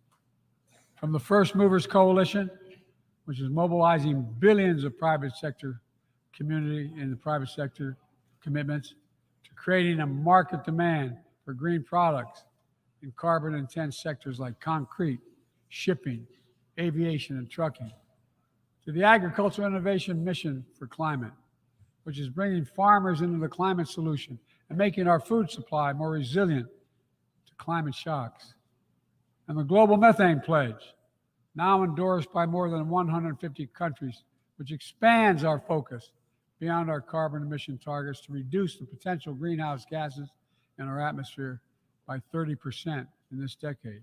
It's all within our capacity. We need to bring the same commitment and urgency and ambition as we work together to meet the Sustainable Development Goals of 2030. These goals were adopted at the United Nations in 2015 as a roadmap for improving lives around the world. But the hard truth is, for decades of progress, the world has lost ground these past years in the wake of COVID-19, conflicts, and other crises. The United States is committing to doing its part to get us back on track. All told, in the first 2 years of my administration, the United States has invested more than $100 billion to drive development progress in bolstering food security, expanding access to education worldwide, strengthening healthcare systems, and fighting disease. And we've helped mobilize billions more in the private sector investments. But to accelerate our forward progress on the Sustainable Development Goals, we all have to do more. We need to build new partnerships that change the way we tackle this challenge, to unlock trillions of additional financing for development, drawing on all sources. We need to fill the gaps and address the failures of our existing system exposed by the pandemic. We need to ensure that women and girls benefit fully from our progress. We must also do more to grapple with the debt that holds back so many low and middle-income countries. When nations are forced to service unsustainable debt payments over the needs of their own people, it makes it harder for them to invest in their own futures. And as we work together to recover from global shocks, the United States will also continue to be the largest single country donor of humanitarian assistance at this moment of unparalleled need in the world. Folks, cooperation, partnership, these are the keys to progress on the challenges that affect us all. and the baseline for responsible global leadership. We don't need to agree on everything to keep moving forward on issues like arms control, a cornerstone of international security. After more than 50 years of progress under the Non-Proliferation Treaty, Russia is shredding long-standing arms control agreements, including announcing the suspension of the New START and withdrawing from the Conventional Forces in Europe Treaty. I view it as irresponsible and makes the entire world less safe. The United States is going to continue to pursue good faith efforts to reduce the threat of weapons of mass destruction and lead by example, no matter what else is happening in the world. This year, we safely destroyed at least the last chemical munitions in the U.S. stockpile, fulfilling our commitment toward a world free of chemical weapons. And we condemn the DPRK's continued violation of UN Security Council resolutions, but we are committed to diplomacy that will bring about the denuclearization of the Korean Peninsula. We're working with our partners to address Iran's destabilizing activities that threaten regional and global security and remain steadfast in our commitment that Iran must never acquire a nuclear weapon. Now, even as we evolve our institutions and drive creative new partnerships, let me be clear. Certain principles of our international system are sacrosanct. Sovereignty, territorial integrity, human rights. These are the core tenets of the UN Charter, the pillars for peaceful relations among nations, without which we cannot achieve any of our goals. That has not changed, and that must not change. Yet, for the second year in a row, this gathering, dedicated to peaceful resolution of conflicts, is darkened by the shadow of war. An illegal war of conquest brought without provocation by Russia against its neighbor Ukraine. Like every nation in the world, the United States wants this war to end. No nation wants this war to end more than Ukraine. And we strongly support Ukraine in its efforts to bring about a diplomatic resolution that delivers just and lasting peace. But Russia alone bears responsibility for this war. Russia alone has the power to end this war immediately. And it's Russia alone that stands in the way of peace, because Russia's price for peace is Ukraine's capitulation, Ukraine's territory, and Ukraine's children. Russia believes that the world will grow weary and allow it to brutalize Ukraine without consequence. But I ask you this: if we abandon the core principles of the United States to appease an aggressor, can any member state in this body? If we allow Ukraine to be carved up, is the independence of any nation secure? I'd respectfully suggest the answer is no.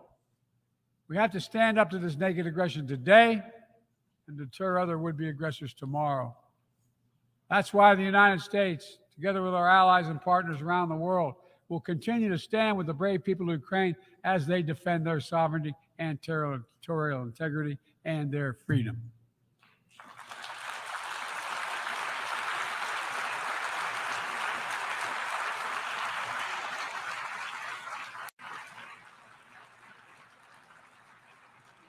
It's not only an investment in Ukraine's future, but in the future of every country that seeks a world governed by basic rules that apply equally to all nations and uphold the rights of every nation, no matter how big or small. Sovereignty, territorial integrity, they are the fixed foundations of this noble body. And universal human rights is its North Star. We cannot sacrifice either. 75 years ago, Universal Declaration of Human Rights captured a remarkable act of collective hope. I say that again, collective hope. Drafted by a committee representing different regions, faiths, philosophies, and adopted by the entire General Assembly.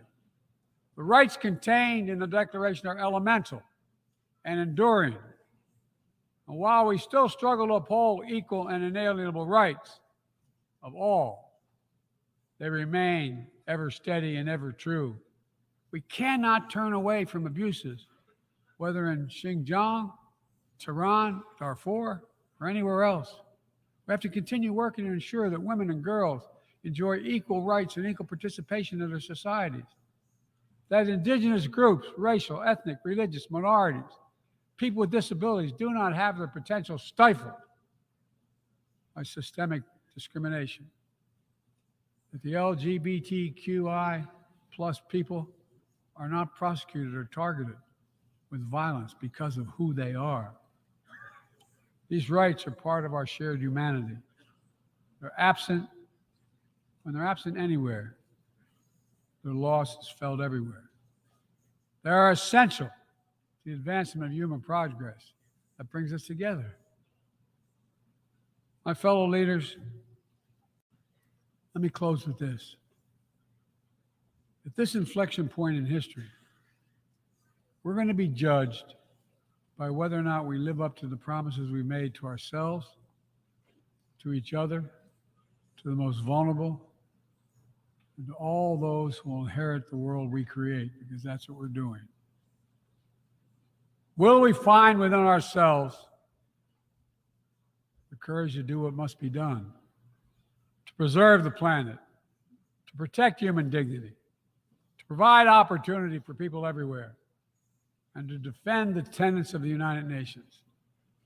There can only be one answer to that question. We must, and we will. The road ahead is long and difficult, but if we persevere, and prevail, if we keep the faith in ourselves and show what's possible, let's do this work together. Let's deliver progress for everyone. Let's bend the arc of history for the good of the world, because it's in our power to do it. Thank you for listening. You're kind.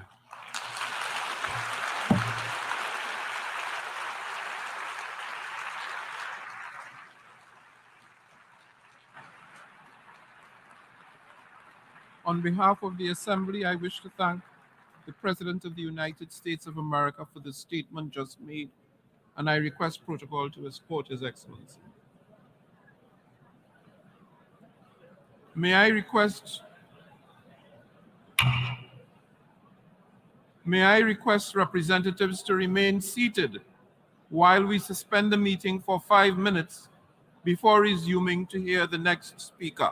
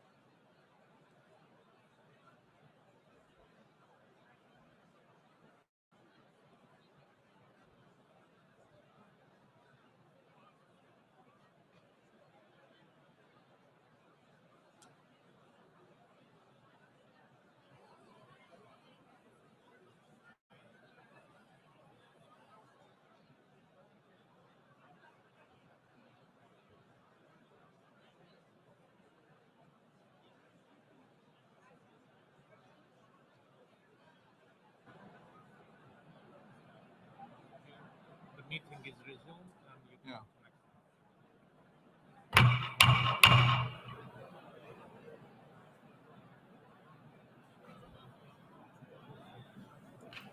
Excellencies, ladies and gentlemen, the meeting is resumed.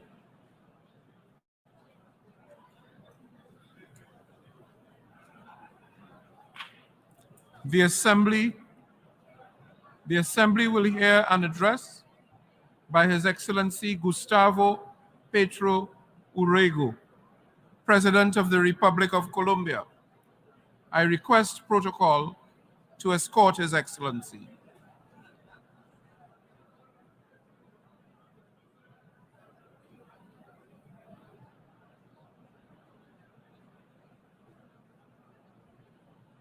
On behalf of the General Assembly, I have the honor to welcome His Excellency Gustavo Petro Urrego, President of the Republic of Colombia, and invite him to address the Assembly.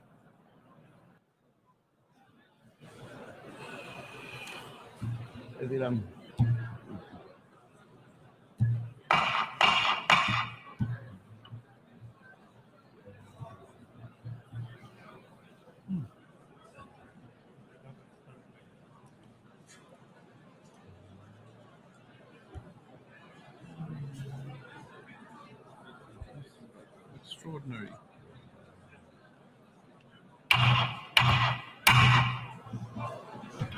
Sorry, sir. I have to repair the gavel.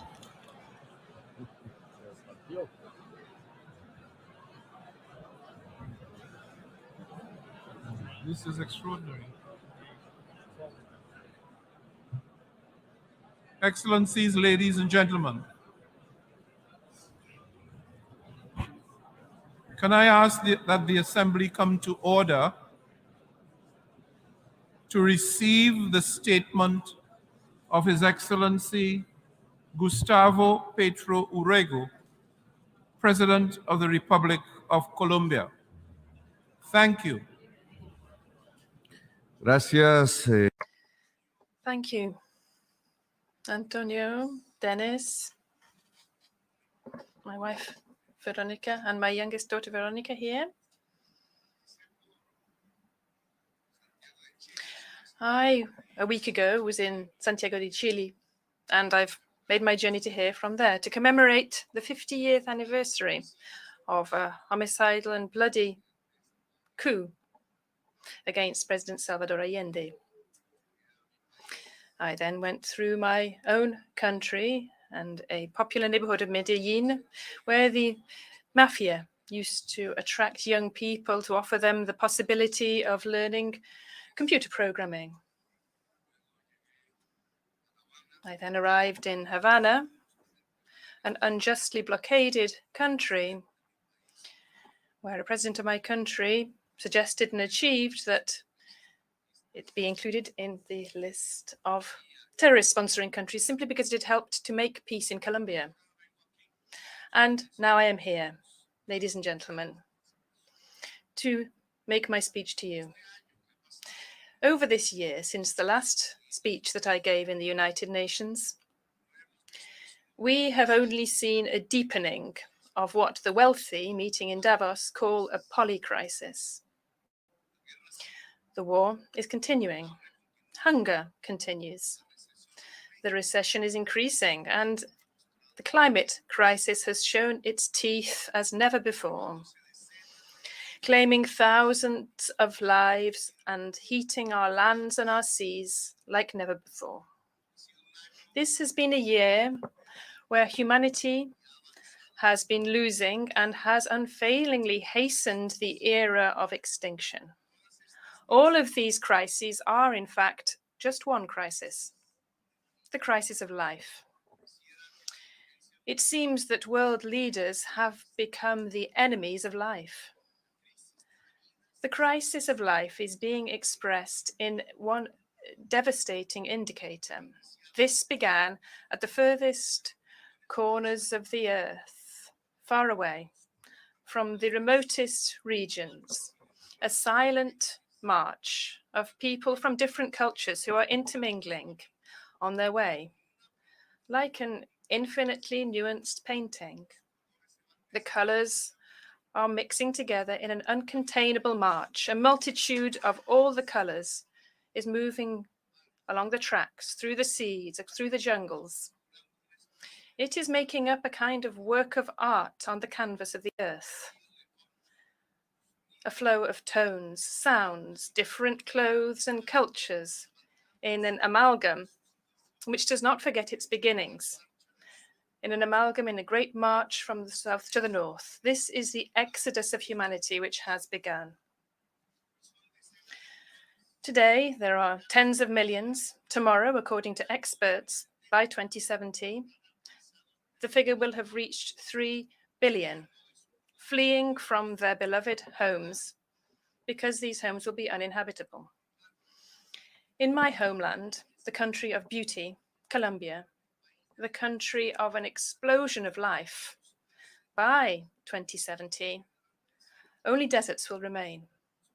The people will go to the north, no longer attracted by the mirage of wealth, but rather by something simpler, something more vital, water.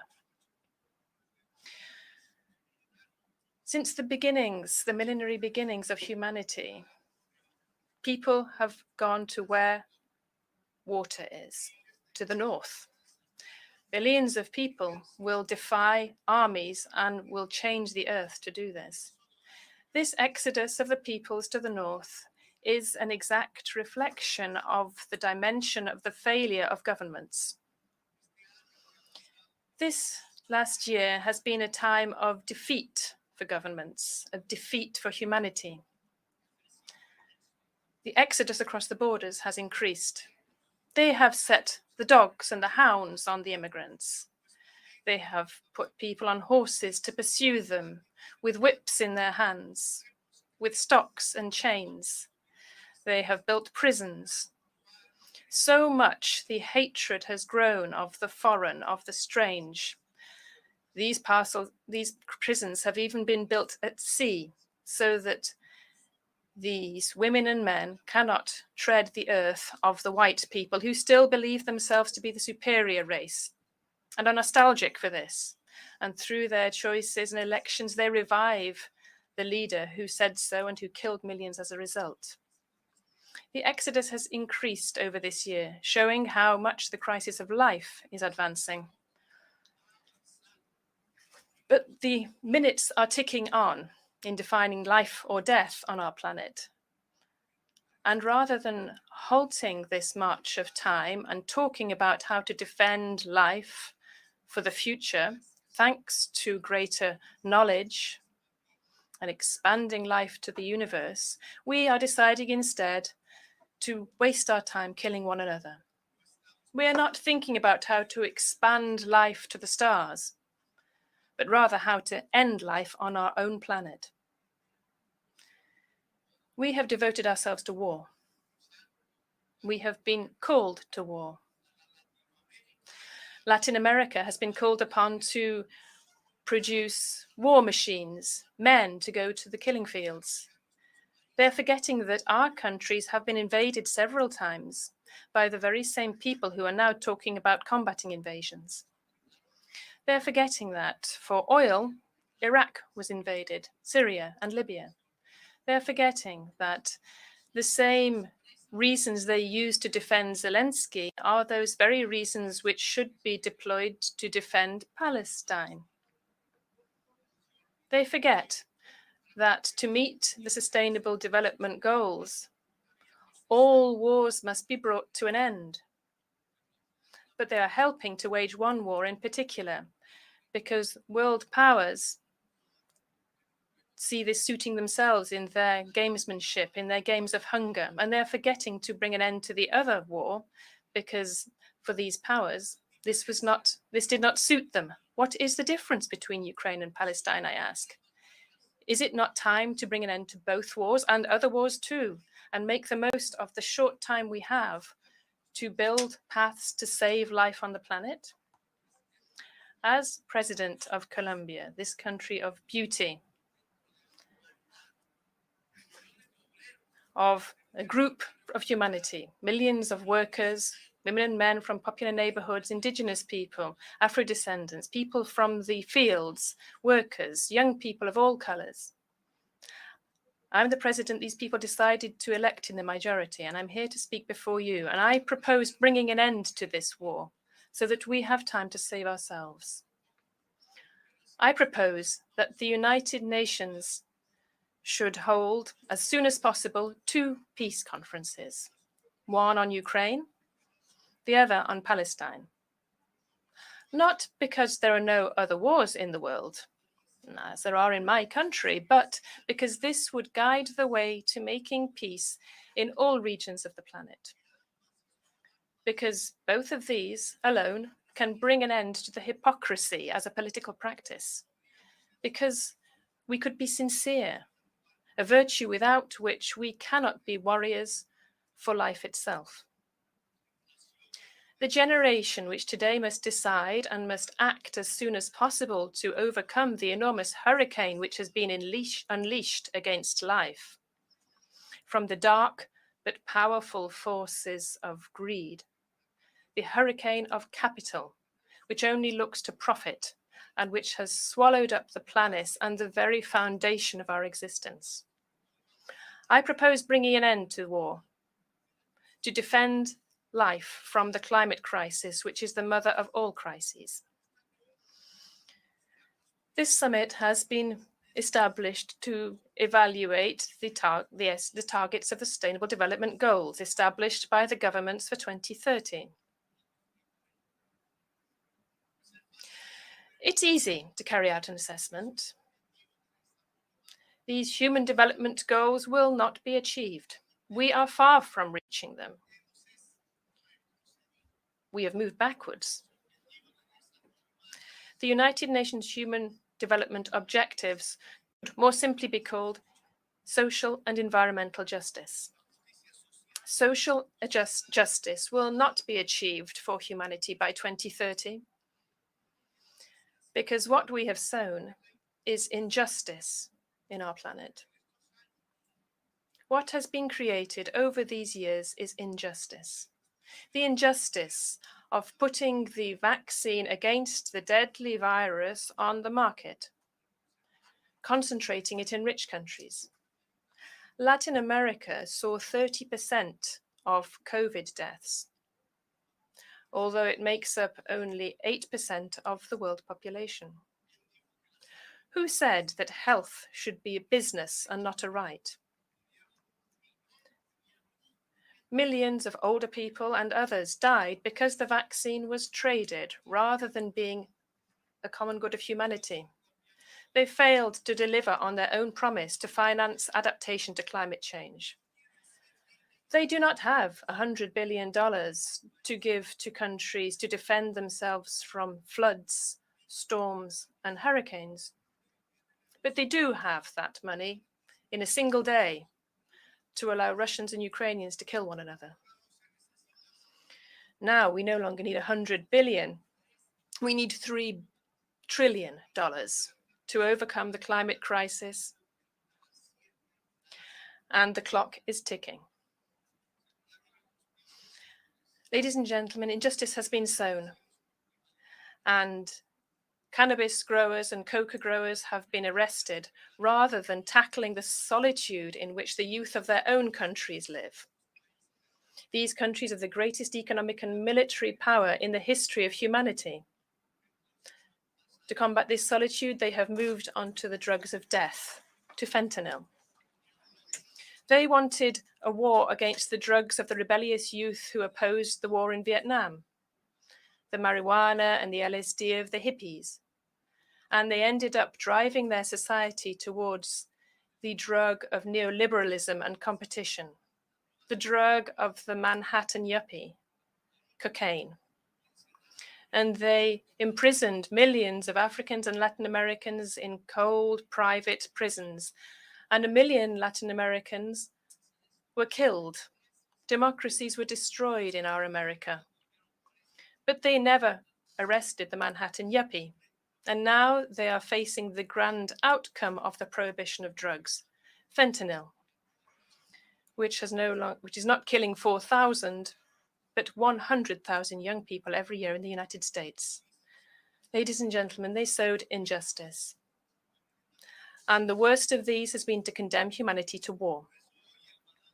So today, the balance of social justice across the world is so skewed. The problem is that this was not an issue of socialists, of progressives. Rather, it was a matter where the time left to the planet was flowing away. As president of the country of beauty, I propose returning to a time of simplicity to recover the time lost. So ending the war and reforming the global financial system. From the conferences, the peace conferences on Ukraine and Palestine, we should come out able to build a reform that we have already discussed in the Amazon forest, where the greatest river of the earth, which has crossed the greatest jungle of the earth, reaches the sea. We had discussed this in Brasilia, and we went to Kenya to meet with the brotherly peoples of Africa, where we came from at the time of one of the other great injustices of power, slavery. And we went to Paris to see whether multitudes there were still crying for liberty, equality, and fraternity. And we went to Washington to talk to the president and see whether we in the North and the South of the Americas could meet again, as we did in the past, over 2 centuries ago, where we met in history to talk about liberty, equality, democracy, and republic. And let us talk in all possible ways about getting to the root of the climate crisis and its solution. If fossil capitalism has no financing, it will die. Its death throes will be hard, but this is necessary for there to be humanity, nature, and life. The decarbonized capitalism will have to be financed, but we know that green capital will only flow to places where there is profit. That is what governs it. And its structure is a very narrow one to contain the decarbonization of the entire world. Governments and powers who still believe that the climate crisis and that of life can be overcome with cheap loans are mistaken. They are deluded to propose that those countries of the earth which are already indebted are indebted as a result of disease and greed, and that they can use more loans to overcome a problem that only the belching chimneys of the north have produced. It is not possible to overcome the crisis of life, this mega crisis, with more indebtedness.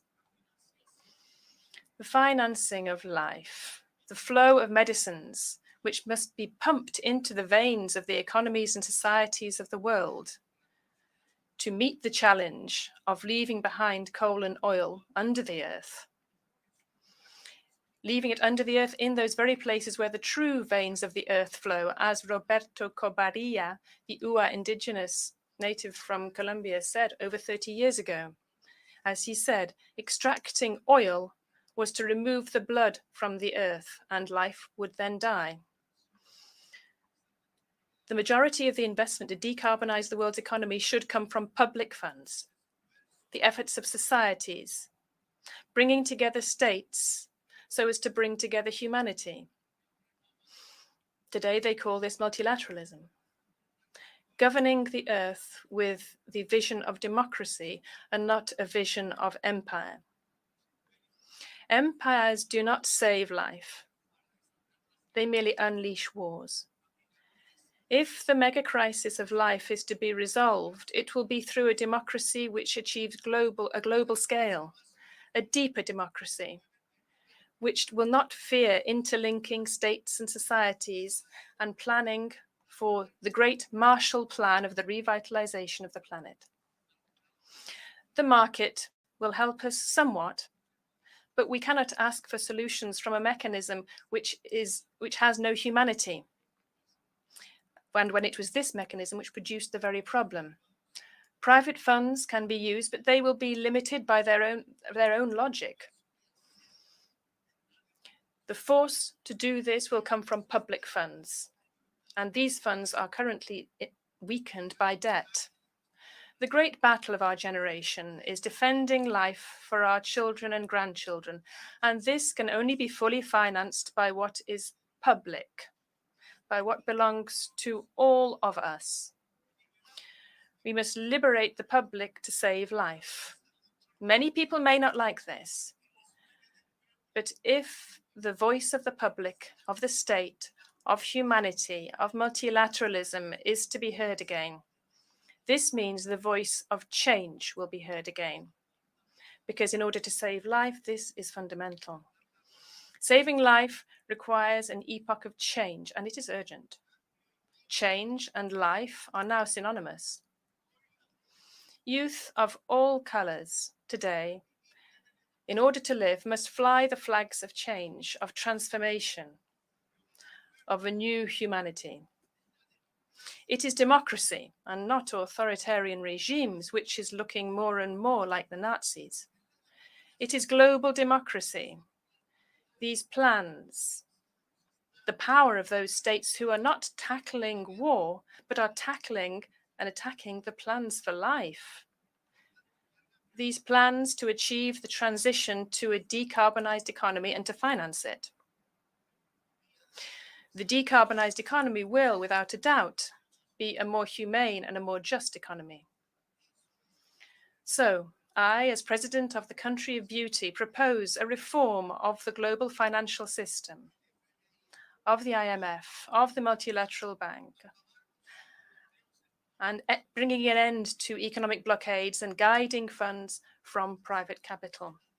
If everybody's debt is reduced, paying off the creditors with an IMF issuance of special drawing rights, there will be a decrease in the global public debt and a real increase in budgets and public funds. In this way, we will be able to finance the Marshall Plan for the Sustainable Development Goals, for the social and environmental justice of the planet. The plan to overcome, through mitigation and adaptation, the climate crisis, which is the crisis of life. This is reviving Keynes worldwide after forgetting him. This wise old man already said this, as did other wise people before him, and their words too are forgotten. The words that they expressed from their deep ideas. What a beautiful perspective in the midst of today's darkness and storms. A perspective which looks hopeful. The objective of life and justice can be achieved by treading the path of global democracy and of returning value to what is public, to what is common and shared, which can be reached by all. I want my grandchildren, who are babies today, Luna, Victoria, and Luca, and my daughter Antonella, to be able to live far from the apocalypse and the era of extinction.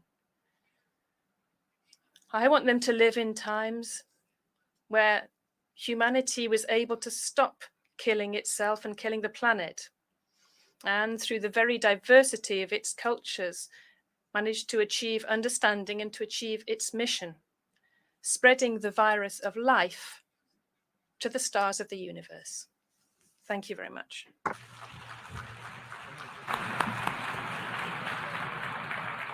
On behalf of the Assembly, I wish to thank the President of the Republic of Colombia for the statement just made, and I request protocol to escort His Excellency.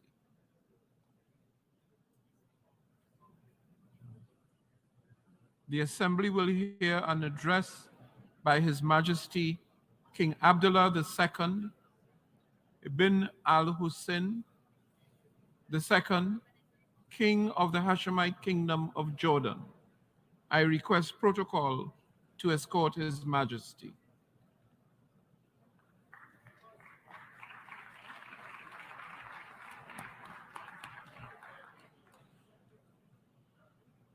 On behalf of the General Assembly, I have the honor to welcome His Majesty King Abdullah II ibn al-Hussein, King of the Hashemite Kingdom of Jordan, and to invite him to address the assembly. Bismillahir Rahmanir Rahim.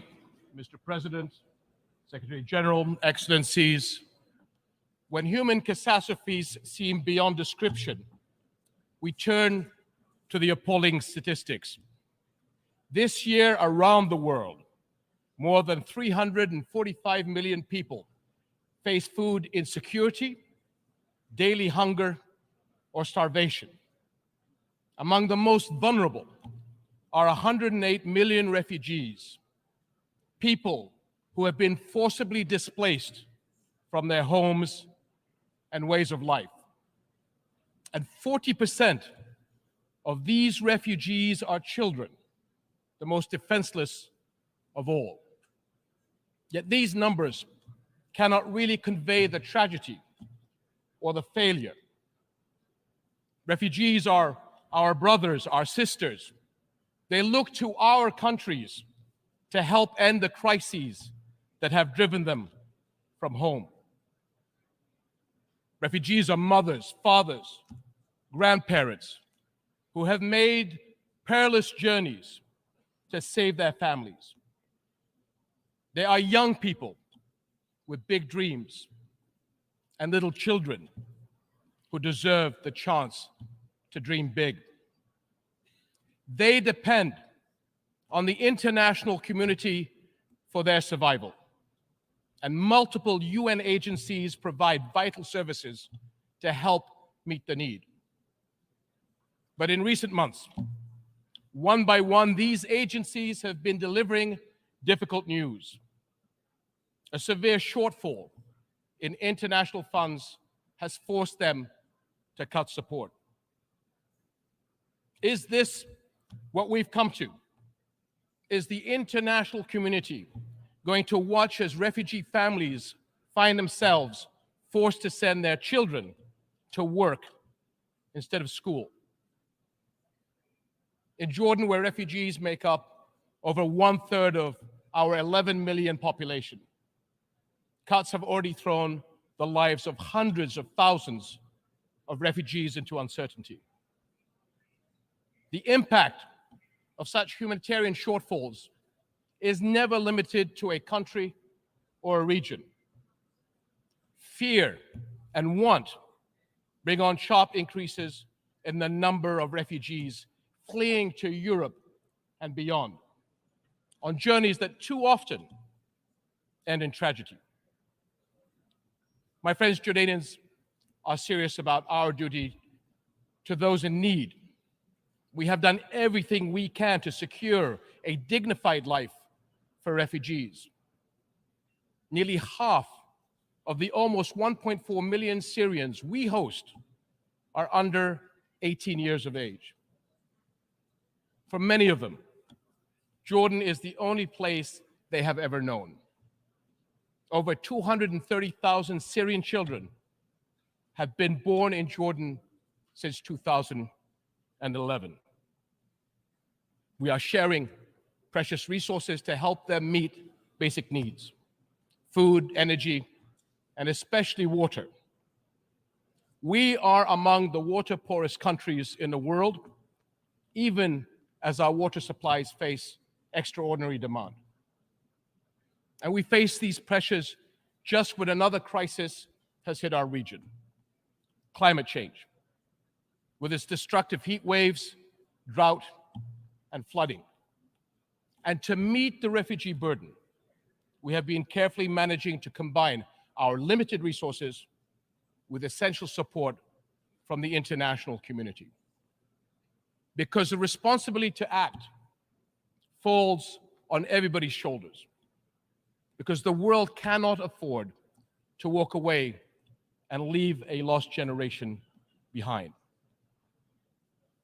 But today, Jordan's capacity to deliver necessary services to refugees has surpassed our limits.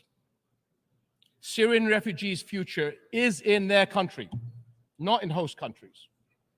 But until they are able to return, we must all do right by them. And the fact is Refugees are far from returning. On the contrary, more Syrians are likely to leave their country as the crisis persists. And Jordan will not have the ability nor the resources to host and care for more. We must find a political solution consistent with UN Security Council Resolution 2254, the step-for-step approach that offers a path forward, proposed by Jordan as the basis for engagement with the Syrian government and coordinated with the UN. This approach sets a roadmap to incrementally resolve the crisis and deal with all its consequences. Until then, we will protect our country against any future threats the crisis could pose to our national security.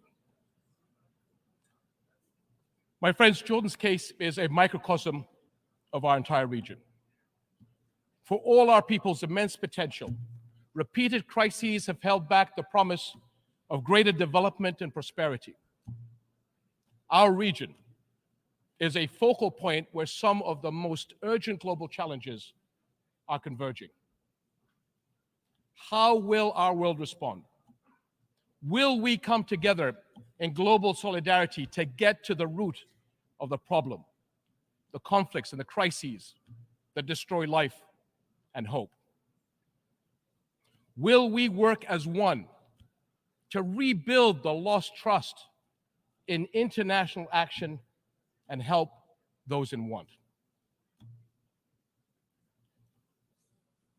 My friends, our region will continue to suffer until the world helps lift the shadow of the Palestinian-Israeli conflict, the central issue in the Middle East.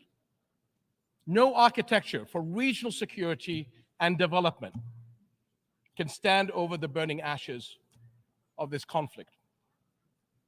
But 7.5 decades on, it still smolders. Where are we going? Without clarity on where Palestinians' future lies, it will be impossible to converge on a political solution to this conflict.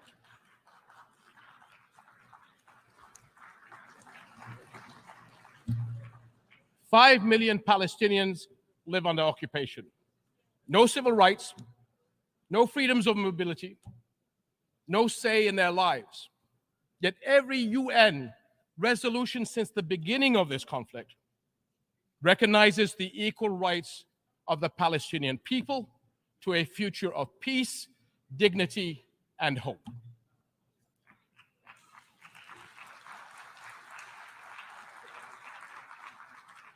This is the heart of the two-state solution, the only path to a comprehensive, lasting peace. We can see the Israeli people actively defending and engaging in the expression of their national identity. Yet the Palestinian people are deprived of that same right to express and fulfill their own national identity. The basic requirement for that right is the establishment of their own independent and viable state on the June 4th, 1967 lines, with East Jerusalem as its capital, living alongside Israel in peace, security, and prosperity. And delaying justice and peace has brought endless cycles of violence.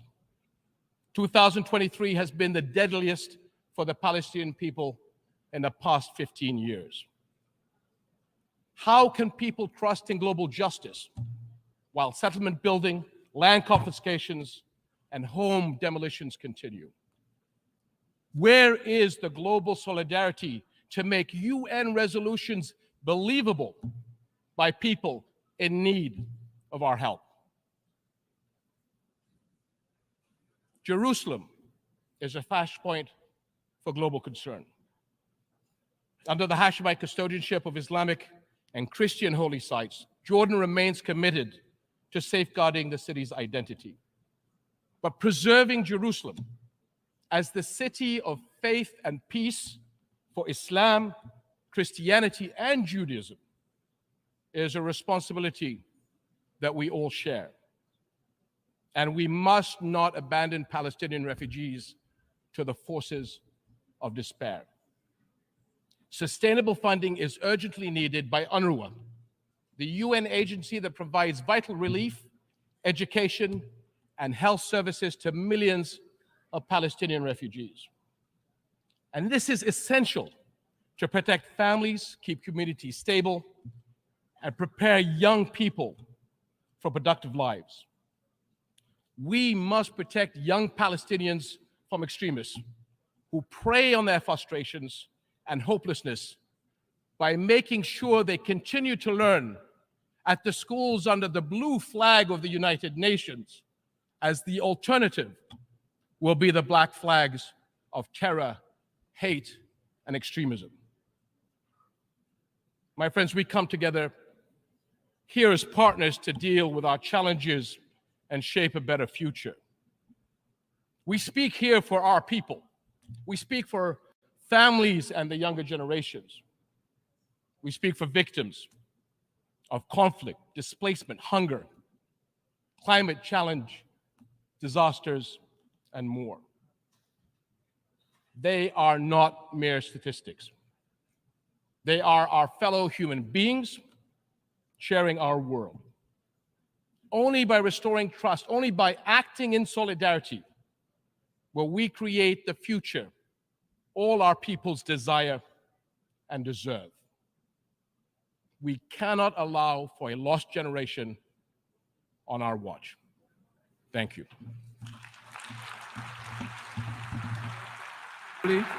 I wish to thank the King of the Hashemite Kingdom of Jordan for the statement just made, and I request protocol to escort His Majesty.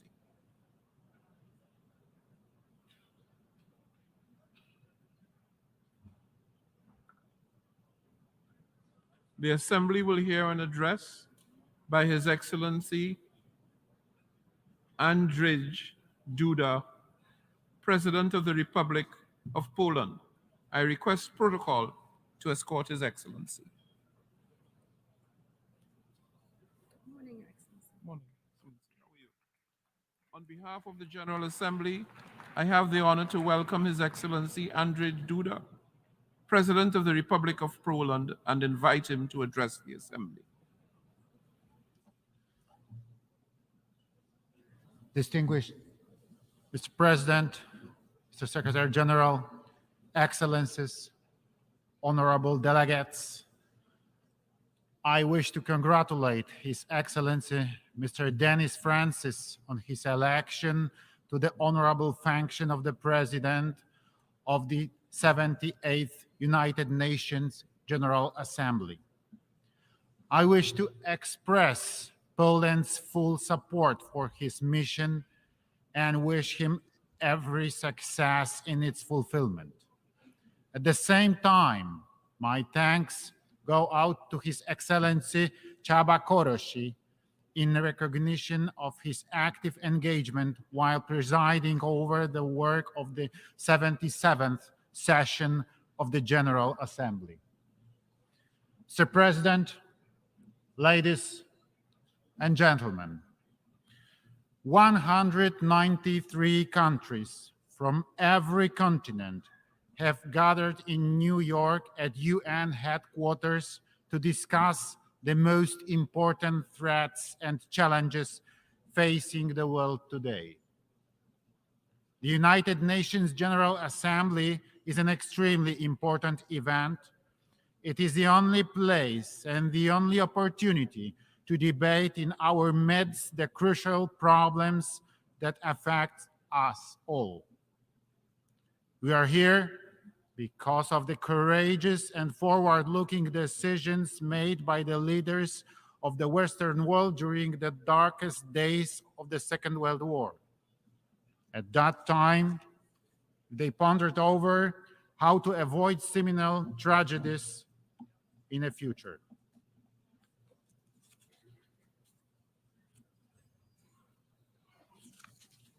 The leaders of the United States and Great Britain, President Roosevelt and Prime Minister Churchill, and soon the other countries of the anti-Hitler coalition including Poland, signed the Atlantic Charter. It contained the most important principles on which the post-war world order was to be based: self-determination of nations, inviolability of borders, renunciation of violence, economic cooperation, human rights. The Atlantic Charter, together with the Washington Declaration, were the cornerstone in a building of the United Nations organization. Ladies and gentlemen, today, once again, it befell on us to live in dangerous times. As a result of Russia's full-scale aggression on Ukraine, hundreds of thousands of people lost their lives or suffered injuries. Millions were forced to flee their own home country, and hundreds of millions worldwide are facing the specter of famine and serious economic disruptions. Russia's brutal aggression brought immense global problems in its aftermath. It put to a test international world order. Costs of those barbarian actions, humanitarian, material, and environmental, are incalculable and still growing. For long, world peace has never been as threatened as it is today. We, Poles, know fully well that peace is not to be taken for granted. September in the history of my home country is a special month. On 1st September 1939, Nazi Germany invaded my homeland, Poland. The Second World War broke out. On 17th September 1939, we received a blow from another direction. The Soviet Union also made an onslaught on Poland. In the wake of the alliance between Hitler and Stalin, Nazi Germany and Soviet Russia, Poland lost its independence, was wiped out from the map of the world, and subjected to extremely brutal occupation. This is precisely why we understand the tragedy of Ukraine better than any other country in the world, and the tragedy of other countries experiencing the pandemonium of war. In the Second World War, 6 million of our citizens perished, including 3 million Polish Jews, and Warsaw, the capital of Poland, was razed to the ground. And yet our history stands as a testament that even crimes and persecution are not able to suppress the true spirit of freedom, that freedom will finally prevail. Enslavement, imperialism, and neocolonialism are a denial of freedom as much as insane dreams of dominating the others. When unleashing the war in Ukraine, Vladimir Putin wanted to restore the Russian Empire, to divide the world, and to make Europe systematically dependent on his raw materials. He has not succeeded. It is my firm belief that he will no longer succeed. Ladies and gentlemen, today, the world needs courageous and visionary leaders. The late President of Poland, Lech Kaczyński, with whom I had the honor to cooperate, was such a leader. The leader who a dozen of years ago was trying to shake the conscience, to appeal to politicians, to warn of imperial policy of Vladimir Putin's Russia. Let me recall at this point his seminal words said in Tbilisi at the height of Russian aggression on Georgia in 2008. For the first time in a long time, Russians have shown the face we have known for hundreds of years. They believe that the nations around them should be subjected to them. We say no. Russia believes that the old days of the empire that collapsed less than 20 years ago are coming back. That domination will again be feature of our region. Well, it will not. Those days are over once and for all. Yes, today, in this very place, at the United Nations headquarters, I wish to reiterate, those days can never return. The logic of conquest, changing borders by force, disregarding the law, and denying the Ukrainian people their right to exist must be stopped. This brutal war must end and not be converted into a frozen war. This can only be done by restoring the full territorial integrity of Ukraine within its internationally recognized borders. Ladies and gentlemen, Poland's position in the face of any war is clear and straightforward. We demand absolute respect for internationally recognized national borders. The inviolability of these borders is a fundamental element of the world order. Today, the victim is Ukraine. Tomorrow, it could be any one of us if we do not follow these ironclad rules, if we do not insistently enforce compliance with international law. Forgotten and unpunished war crimes, crimes against humanity, build a sense of impunity among the perpetrators. Such crimes give permission to their successors and imitators who, following suit, commit similar crimes when they want to dominate and determine the fate of other states and nations. The crimes in a war in Ukraine are the living proof thereof. That is why we are engaged in initiative to hold Russia accountable for gross violations of fundamental norms of international law. We strongly support the work of the International Criminal Court and the International Court of Justice. We support the work of the Independent International Commission under the UN Human Rights Council to investigate violation of human rights and humanitarian law in the context of Russian aggression and to collect, verify, and preserve evidence. We support the idea of establishing an ad hoc special tribunal. The crimes must be accounted for and the perpetrators punished. Ladies and gentlemen, information wherefore goes on. Lie is used to cover up and justify Russian crimes on civilian population. Russia continually tries to shape international public opinion by building a false vision of the reality. In Poland, this comes as no surprise to us, but the world is just about to discover the scale of manipulation and disinformation.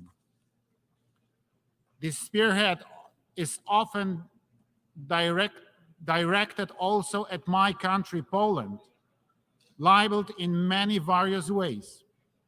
This is because we have consistently been opposing Russia's imperial and neo-colonial policy and have supported Ukraine in its defense from the outset. We, as international community, must draw conclusions from the situation. We must confront manipulation and disinformation. We must fight against the hypocrisy of history, the reversal of the roles of the henchman and a victim. What is evil should be called evil. A crime should be called a crime. Ladies and gentlemen, these days, many states are blamed for prolonging the war as they supply necessary weapons to Ukraine in its defense war. This is a completely false logic, as if putting the blame on a neighbor who comes to aid to the people next door defending their own home against mugger. If someone attacks your household, you have the right to defend it, and the neighbors should not to stay indifferent. Ukraine would not be able to resist the aggression and effectively stand for its independence if it were not for the assistance of other countries, and primarily on the biggest scale, the United States of America. It is the United States that has been playing a pivotal role in assuring security in Europe for more than a century. I'm saying so as a president of the European country, which was plagued by war experience on so many occasions. It must be remembered that the engagement of the United States in the First World War led it to an end, as much as to the restoration of independence by Poland and by other countries of the Central and Eastern Europe.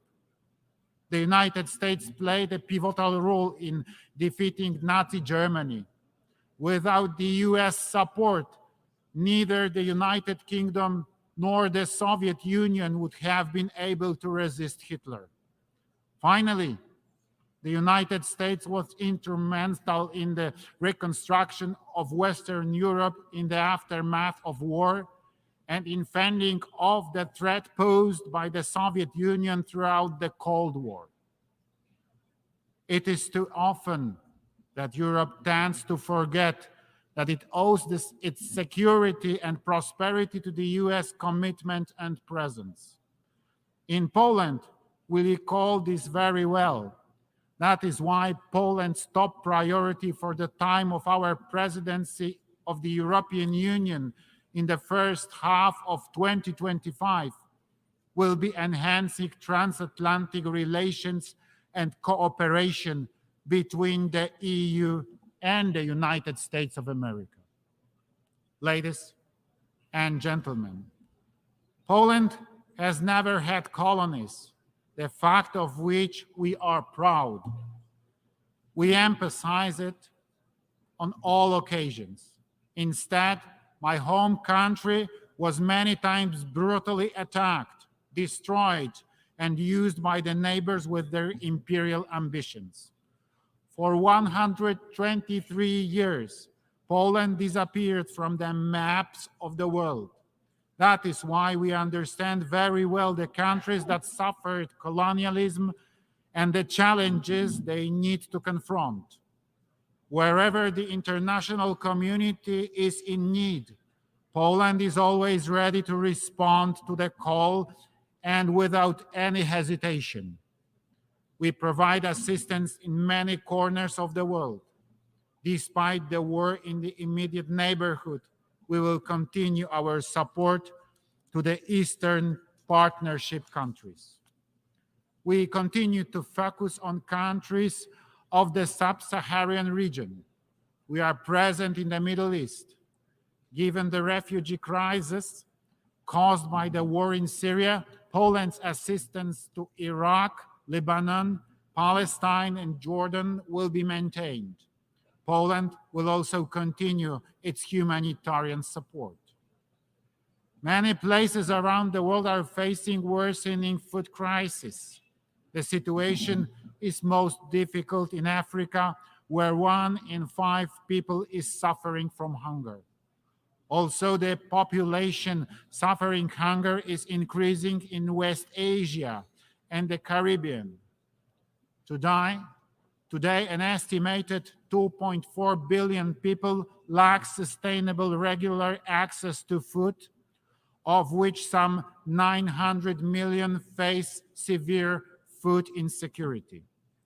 Therefore, in 2022, we in Poland have supported the World Food Fund activities in Africa, the Middle East, and Asia, including Lebanon, Afghanistan, Tajikistan, and Syria. We found our activities mainly through multilateral channels, as well as through Polish NGOs and their local partners. Poland fully recognizes the ambitions of the African Union to play an even more active role in the on the global stage. Ensuring peace and development in Africa will be facilitated by good and cost-effective governance and the development of democracy on the continent. We respect African solutions to African problems, standing ready to share the experience we have gained in the difficult but successful transformation of our economy. Ladies and gentlemen, Poland is a country of freedom and solidarity. It is known worldwide for the great solidarity movement, which not only stood for workers' rights, but also for freedom and fundamental values. The movement which brought together millions of people courageously defied an evil and changed the course of modern history, bringing about the fall of communism. We are extremely proud of our solidarity. Upon Russian aggression on Ukraine, the Poles have once again illustrated that solidarity is not only the great history, but that solidarity lives in us. Millions of my compatriots committed themselves to bring aid to the people fleeing the nightmare of war. In the very first days of the war, many journalists were coming to Poland and invariably asked me, "Where are the refugee camps?" And my response was, "There are not any. There are not." There was no talk about camps. We hosted our guests in our own homes. We also had the honor of hosting many world leaders who came bringing humanitarian aid, including the United Nations Secretary General and other United Nations high-ranking officials. Thank you for your support and for your presence. Greater solidarity must come as a response to the evil, the war, and aggression. Without solidarity, there will be no lasting peace. Ladies and gentlemen, the world today needs more solidarity. We believe that the idea of solidarity-based development, which we hold so dear, is a beacon for security and prosperity. Poland is ready to take on concrete measures to support the United Nations operation undertaken to confront the most fundamental global challenges and threats, social and economic crisis. We wish to support the idea of just transition of economic and social changes that will not lose sight of the human dimension so that nobody is left behind. We believe that our experience as a leader of Central Europe, the fifth economy in European Union, and the largest state in a Three Seas initiative can prove valuable, and many countries which varying degrees of economic and social development. We are ready to share with our partners from around the world not only our experience in the process of economic transformation, but also specific technologies that many Polish companies have available. Poland is proud to have been elected as a member of the United Nations Economic and Social Council for the 2024-2026 term. A key priority for our ECOSOC membership will be to draw the international community's attention to the impact of global crises, such as armed conflicts, the energy crisis, the COVID-19 pandemic, and climate change, their impact on socio-economic development. Time is running out to achieve the goals of the 2030 Agenda and the Sustainable Development Goals. And there are still many challenges ahead, so we must unite and intensify our efforts to accelerate the implementation of the individual tasks. Ladies and gentlemen, today the United Nations measures its strength against various challenges. The decision-making impasse in Security Council, the situation in which Russia, one of the permanent members of the Council, is deliberately violating the UN Charter. The lengthy debates are considered as sign of the weakness of both the organization and its constituent states. There are some people who ask questions about whether the UN is needed at all. Does it fit the times? On behalf of Poland, a neighbor of attacked Ukraine, a country that has taken in millions of refugees, I emphatically answer, yes, the United Nations is very much needed. No better system for international cooperation has been invented. The United Nations best justifies its experience not here in the New York or Geneva, but by bringing aid and assistance to those most in need, children, victims of war, the persecuted and the hungry, every day, all over the world. In 2025, the UN will celebrate 80th years of its existence. We remember why it was founded. Today, in these dangerous times, we need a return to the thinking and actions of the founding fathers of the United Nations. There will be no lasting peace without cooperation, without solidarity between richer and poorer countries, and ultimately without respect for international law. Poland wants cooperation. Poland wants solidarity. Poland wants peace. Thank you very much for your attention.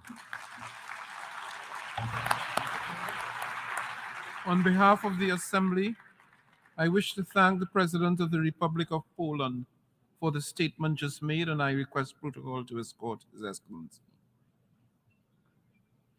The Assembly will hear an address by His Excellency Miguel Diaz-Canel Bermudez, President of the Republic of Cuba. I request protocol to escort His Excellency.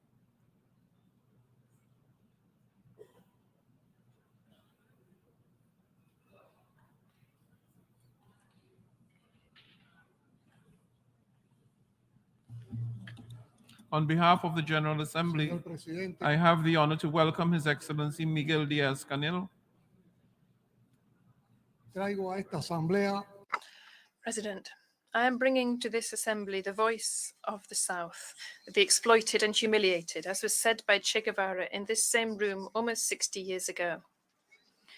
We are a diverse group of nations sharing the same problems. We have just confirmed that in Havana, which was honored to host the Summit of Leaders and other high representatives of the G77 and China, which is the most representative, broad, and diverse representation that exists in the multilateral arena. During those two virtually tireless days, more than 100 representatives from 134 nations making up the group raised their voices to call for changes that can no longer be postponed in the midst of this unjust, irrational, and abusive international economic order that year after year has deepened the enormous inequalities between a minority of well-developed nations and a majority that has not managed to get rid of the euphemism of developing nations. Worse still, as was recognized by the United Nations Secretary General at the Havana Summit, the G77 was founded 6 decades ago to repair centuries of injustice and abandonment. And in today's convulsive world, they are entangled in a host of world crises where poverty is on the rise and hunger is even greater. We are united by the need to change, which has not been resolved, and by the condition of being the main victims of the current global multidimensional crisis. Abusive, unequal exchange, scientific and technological gaps, and the degradation of the environment. But we are also united and have been for more than half a century now by the inescapable challenge and the determination to transform the current international order, which, as well as being exclusionary and irrational, is unsustainable for the planet and is not viable for the well-being of all. The countries represented at the G77 and China, where more than 80% of the population lives, do not only have the challenge of development, they also have the responsibility of modifying those structures which marginalize us from social progress and turn many peoples of the South into laboratories for renewed forms of domination. A new and more just global contract is imperative. President, only 7 years ahead of the deadline established to implement the promising 2030 agenda, the panorama is bleak. This august institution has already recognized it. At the current pace, none of the 17 SDGs will be achieved, and over half of the 169 agreed targets will not be met. In the midst of the 21st century, the fact that almost 800 million people suffer from hunger in a planet that produces enough to feed all is outrageous. Equally outrageous is the fact that in the era of knowledge and accelerated development of ICTs, more than 760 million people, 2/3 of them women, do not know how to read or write. The efforts of developing countries are not enough to implement the 2030 agenda. They must be supported by concrete actions to provide access to markets, financing under fair and preferential conditions, technology transfer, and North-South cooperation. We are not begging for alms or asking for favors. The G77 calls for rights and will continue to demand a profound transformation of the current international financial architecture because it is deeply unjust, anachronistic, and dysfunctional. Because it was designed to profit with the reserves of the South, to perpetuate a system of domination that increases underdevelopment and replicates a pattern of modern colonialism. We need and demand financial institutions in which our countries have true decision-making capacity and access to financing. A recapitalization of multilateral development banks is imperative to radically improve their lending conditions and to meet the financial needs of the South. The member countries of this group were forced to allocate $379 billion from their reserves to protect their currencies in 2022, almost twice as much the amount of special drawing rights allocated to them by the IMF. A rationalization, review, and change of role of credit qualifying agencies is needed. Equally imperative is to establish criteria that would go beyond the GDP, to define the access of developing countries to financing under favorable conditions and with adequate technical cooperation. While the richest countries fail to meet the commitment of allocating at least 0.7% of their the GDP to official assistance for development, the nations of the South need to spend up to 14% of their incomes to pay the interests associated with external debt. Most of the G77 nations are forced to allocate more resources to servicing debt than to investments in health or education. What sustainable development can be achieved with that noose around their necks? The group today reiterates its call to public, multilateral, and private creditors to refinance the debt through credit guarantees, lower interest, and longer expiration deadlines. We insist on the implementation of a multilateral mechanism to reschedule the sovereign debt with an effective participation of the countries of the South that will allow for a fair, balanced, and development-oriented treatment. It is imperative to redesign once and for all the debt instruments and to include activation provisions to alleviate and reschedule as soon as a country becomes affected by natural catastrophes and problems that are microeconomic problems that are so common amongst the vulnerable nations. President, no one in their right mind is denying now that climate change threatens the survival of all with irreversible effects. It is also a secret to no one that those who are least responsible for climate change are those who are suffering the most from its effects, particularly small island developing states. Industrialized countries, meanwhile, are the voracious predators of resources and of the environment, but they elude their greatest responsibility and fail to comply with their commitments under the Framework Convention on Climate Change and the Paris Agreement.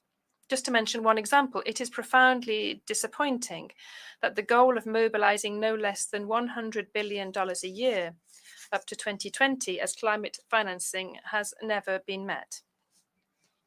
On the eve of the 28th COP,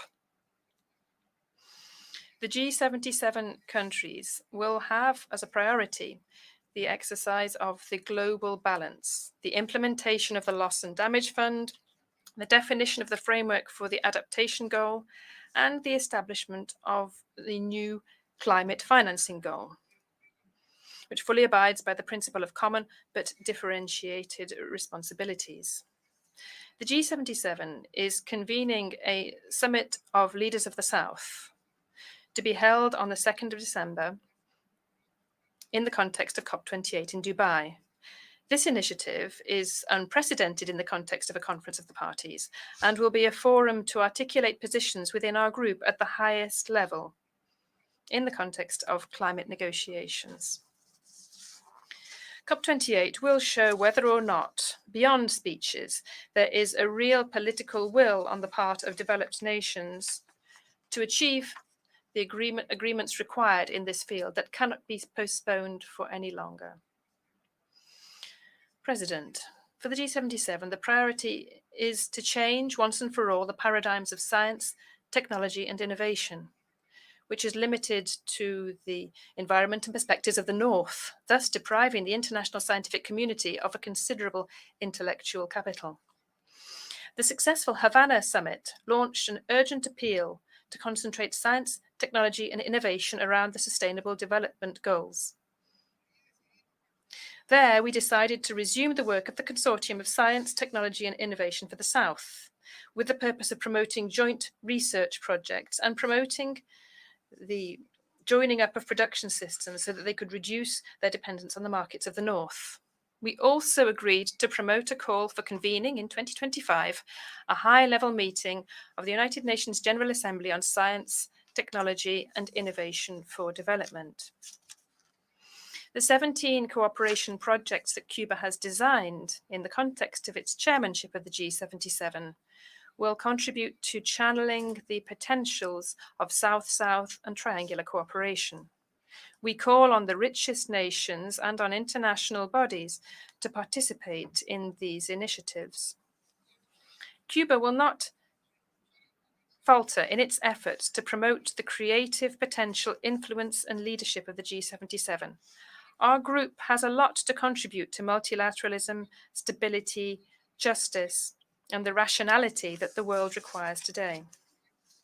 Excellencies, added to the problems and challenges characterizing the reality of our nations and mobilizing peoples are the unilateral coercive measures, euphemistically called sanctions, which have become a practice of powerful states that intend to act as universal judges and to weaken and destroy economies and isolate and subject sovereign states.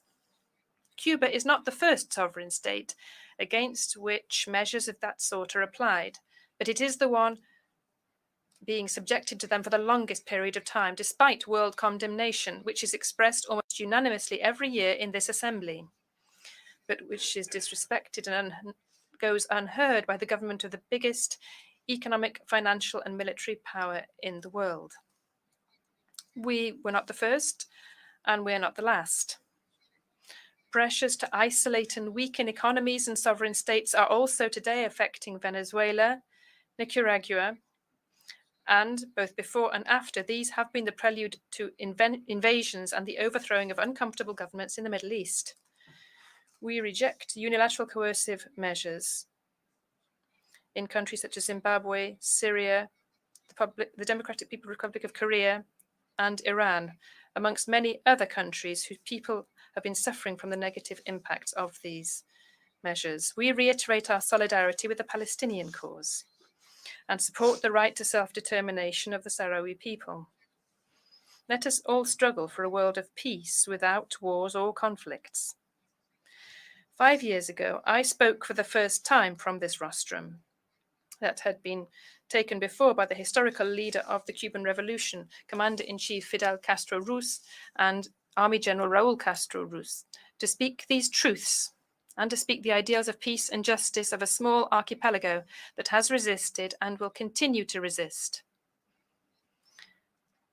to live up to the dignity, courage, and unbreakable strength of its people and history. But I cannot stand at this global tribune without denouncing once again the fact that for 60 years now, Cuba is suffering from an asphyxiating economic blockade designed to depress its income and living standards, to promote a continued scarcity of food, medicines, and other basic inputs, and to damage its development potential. That is the nature, and those are the objectives of the economic coercion and the great pressure applied by the United States government against Cuba in violation of international law and the UN Charter.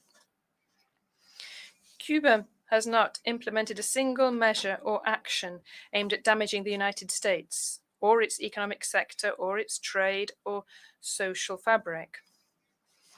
Cuba has not engaged in any action threatening the United States' independence, harming their sovereign rights, interfering in its internal affairs, or affecting the well-being of its people.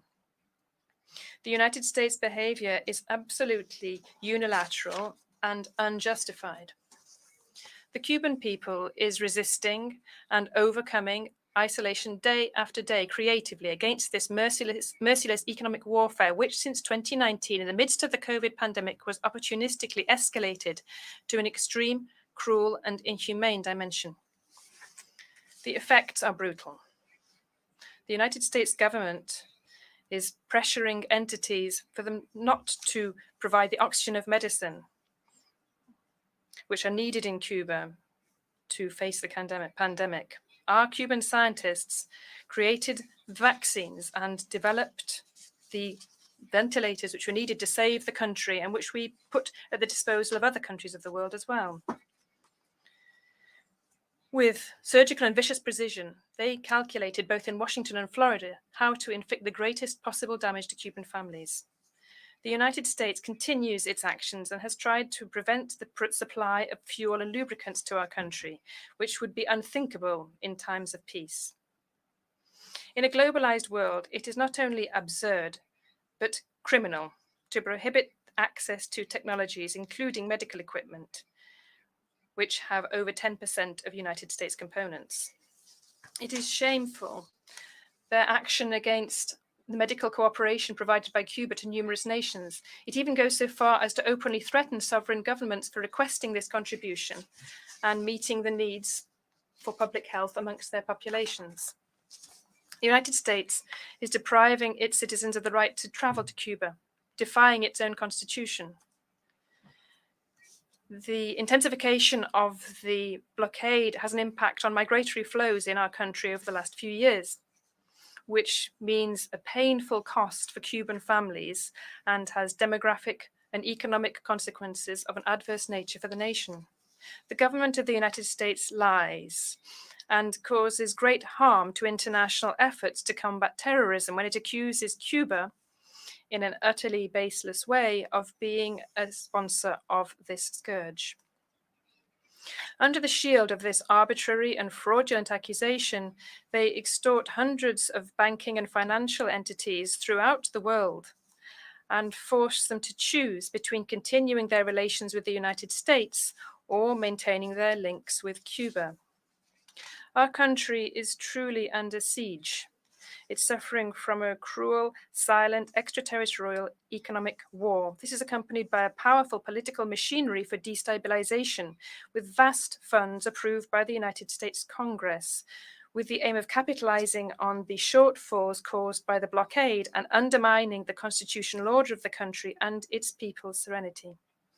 Despite the hostility of this government, we will continue to build bridges with the people of the United States, as we do with all peoples of the world.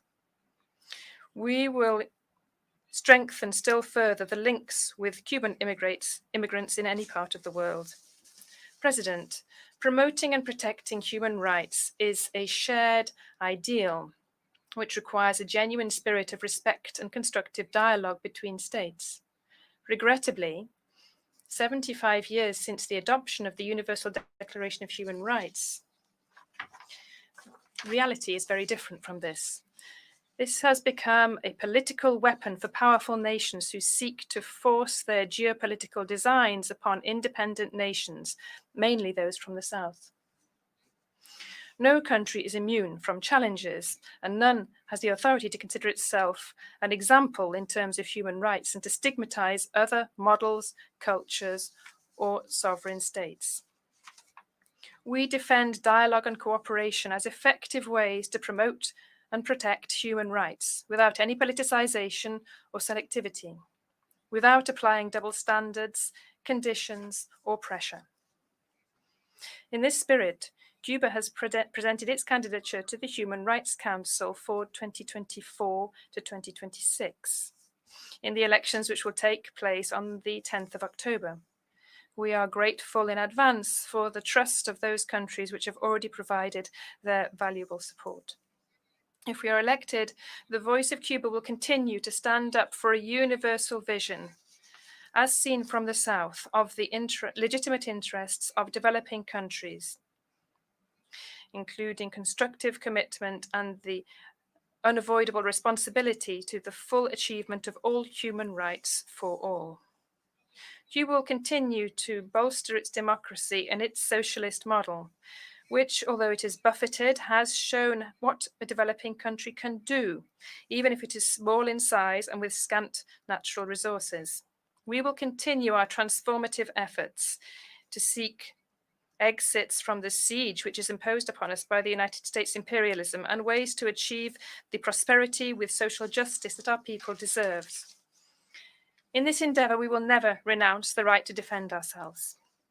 President, distinguished heads of delegation and other representatives, I conclude by extending an invitation to all of you to work to overcome differences and to address shared challenges urgently. To do this, the United Nations and this General Assembly, including with all their limitations, are the most powerful instrument that we have. You can always count upon Cuba to defend multilateralism and together to promote peace and sustainable development for all. It will always be an honor to fight for justice, sharing the difficulties and challenges with the peoples of the South who are ready to change history. We will prevail. Thank you very much.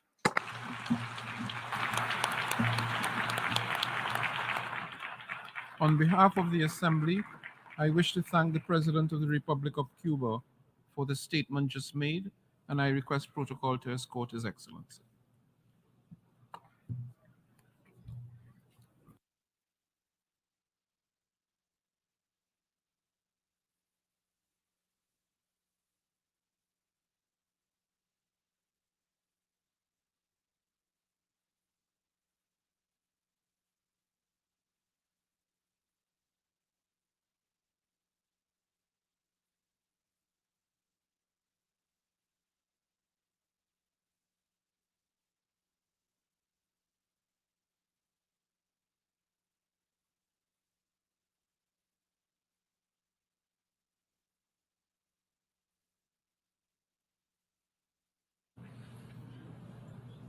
The Assembly will hear an address by His Excellency Recep Tayyip Erdogan, President of the Republic of Turkey.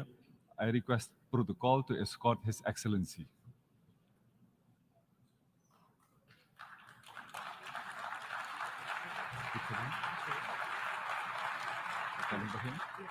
On behalf of the General Assembly, I have the honor to welcome His Excellency Recep Tayyip Erdogan, President of the Republic of Turkey, and to invite him to address the Assembly.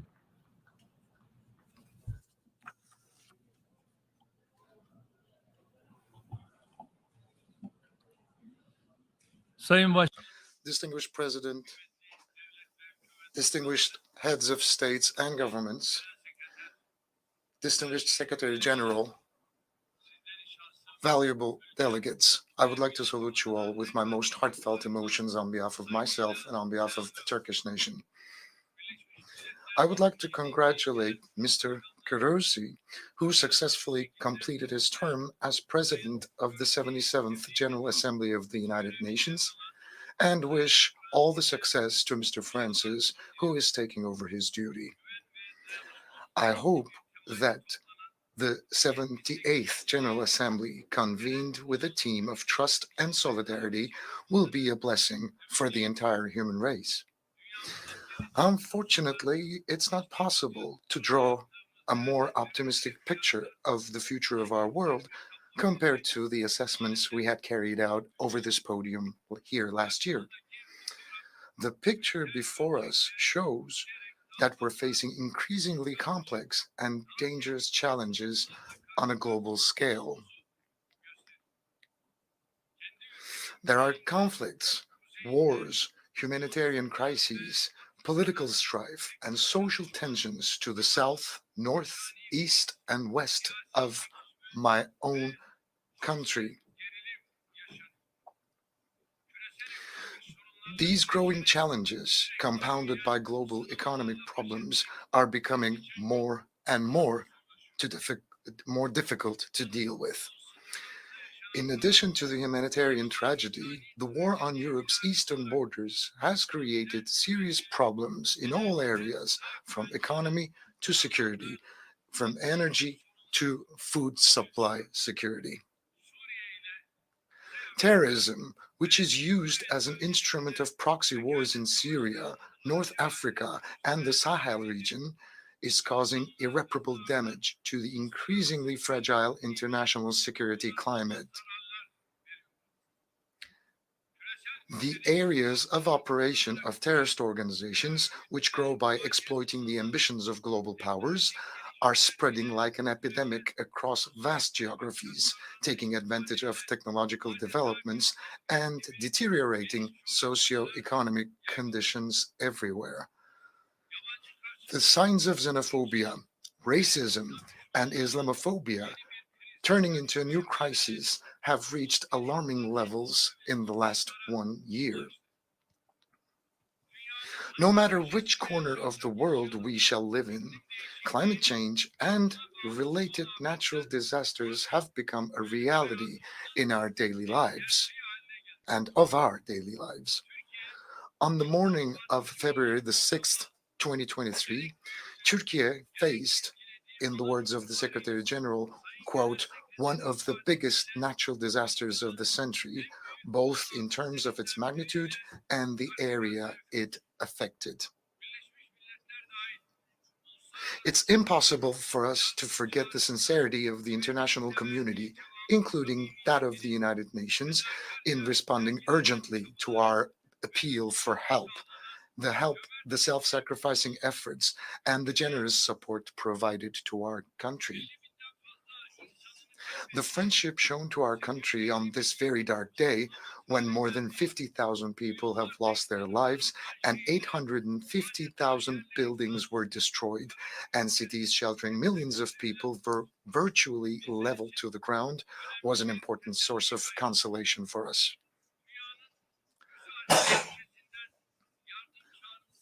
We have friends from all across the globe, from 100 countries. I would like to thank you sincerely for the helping hand you have so generously extended to us. Our efforts are underway in an uninterrupted fashion in order to reconstruct our destroyed cities and the buildings in there. And a few days ago, Libya, with which we have strong historical ties, was subjected to heavy destruction and significant loss of life caused by storms and floods. Following the disaster, Turkey immediately mobilized to help Libya, where 12,000 people have lost their lives and thousands are still unaccounted for. Within the first phase, we've sent 3 vessels and 3 planes, along with 567 personnel, relief personnel, hundreds of vehicles, and thousands of tons of food, shelter, and sanitary supplies. Our non-governmental organizations are also participating in the relief efforts in that region with their own means and their capabilities. As a country that stands by the side of the victimized and oppressed people, wherever they might be in the world, we haven't and we will not leave our Libyan brothers and sisters alone. And the friendly countries hopefully will be mobilized in order to extend a helping hand to Libya. And I would like to wish an expeditious recovery to our Moroccan brothers and sisters who were hit by a very strong earthquake, just like the one we had recently experienced.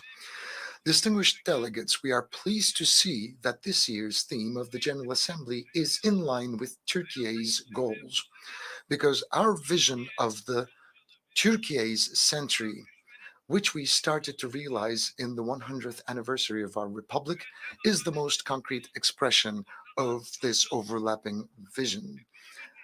A vision that eliminates global injustices, addressing economic inequalities, and producing peace, security, stability, and prosperity. Effective, inclusive, that embraces humanity. In short, it's our call for the establishment of an international system for the benefit of entire humanity. And this vision is finding more and more resonance. We agree with the distinguished Secretary General, Mr. Guterres' recent observation, whereby he stated that the institutions established after the Second World War no longer reflect today's world. This statement expresses our call for the world is bigger than 5. The Security Council has ceased to be the guarantor of world security and has become a battleground for the political strategies of only 5 countries. We consider the recent events taking place in Cyprus as a manifestation of this hollowed out institutional structure that doesn't inspire justice and trust anymore. As a country that has pioneered numerous initiatives to strengthen peace and stability, we attach great importance to Mr. Guterres' call for a new agenda for peace. With this understanding, since the beginning of the Russian-Ukrainian war, we have been endeavoring to keep both our Russian and Ukrainian friends around the table with a thesis that war will have no winners and peace will have no losers. We will step up our efforts to end the war through diplomacy and dialogue on the basis of Ukraine's independence and territorial integrity. With the Black Sea Initiative, which we had launched together with the United Nations, we have prevented the threat of a global hunger crisis by ensuring the delivery of 33 million tons of grain through the Black Sea to the global markets. However, the failure to implement this agreement in all its elements has left the world facing a new crisis. This initiative had been extended 3 times, in part with my efforts.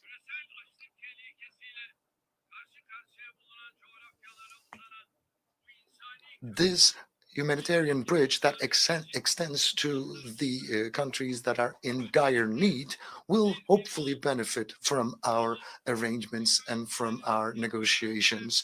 We have a new plan whereby another 1 million tons of grain will be released to the countries in dire need around the world.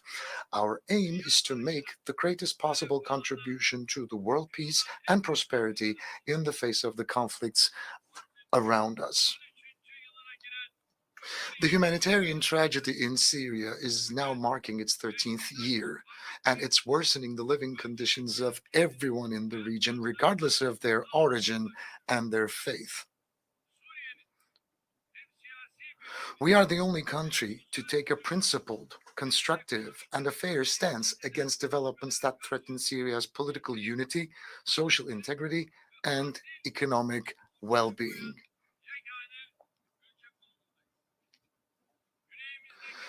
It's becoming increasingly important to end the crisis in the south with a comprehensive, lasting, and a sustainable solution which meets the legitimate expectations of the people.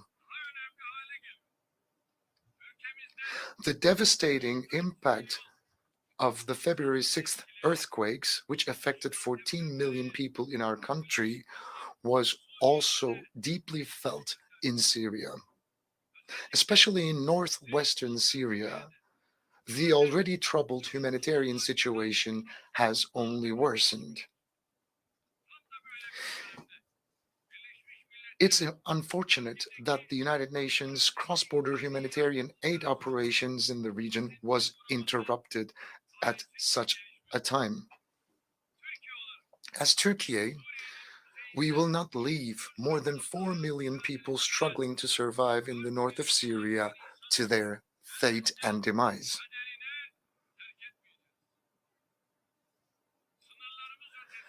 As the construction of the settlements we lead beyond our borders are completed, we will continue to encourage the return of the refugees in our country to these settlements. However, the biggest threat to Syria's territorial integrity and political unity is the support given to terrorist organizations guided by the powers that have designs on this country. The Syrian people are overwhelmed by the PKK-PYD terrorist organizations and the radical groups organized on the basis of sectarian divisions, and on the other hand, different groups have reached the point where it is no longer unbearable for the people. As a matter of fact, various consequences of this have started to emerge recently. Iraq, another neighbor, is also making sincere efforts to overcome the internal and external challenges it faces. We act with an understanding that strengthens Iraq's political unity, territorial integrity, and reconstruction efforts, and we do not discriminate between the constituent elements of the country. As the countries of the region, the path to development will be established so that the regional integration will be ensured. The games of those who cling to the Daesh excuse every time they're in trouble in the region have now been all but exposed. As the leader of a country that has actually fought the biggest battle against Daesh, inflicted the biggest losses on this organization, and knows the realities in front of and behind the problem, I want to speak very clearly and frankly. We are sick and tired of the hypocrisy of those who use Daesh and similar organizations as a front to their own political and economic interests in the Middle East, North Africa, and Sahel, but especially in Syria and Iraq. We're tired. The threat in these regions is not only confined to Daesh. The real threat is the terrorist organizations, paramilitary groups, mercenaries, and local elements that are used and that are being nurtured as tools of proxy wars. And whoever pays the highest price will use these elements. Despite this reality, countries that continue to work with terrorist organizations for their own political and economic interests have no right to complain about terrorism and its problems as an extension. In such a world, no one is safe, whether they live right next to a conflict zone or far away on a land surrounded by oceans. Nobody can be safe. That's why we say that under the auspices of the United Nations, we must rapidly restructure the institutions charged with ensuring the security, peace, and prosperity of the world. We must build a global governance architecture that is capable of representing all origins, beliefs, and cultures in the world with its geography and demographies. In conclusion, we say once again with all of our hearts, the world is bigger than five, and a fairer world is possible.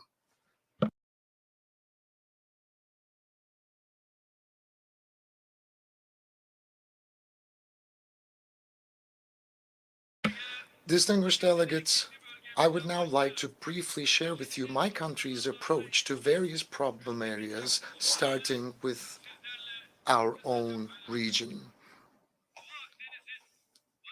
The transformation of the Eastern Mediterranean into a sovereign region of peace, prosperity, and stability will only be possible if the rights and the law of all parties are respected.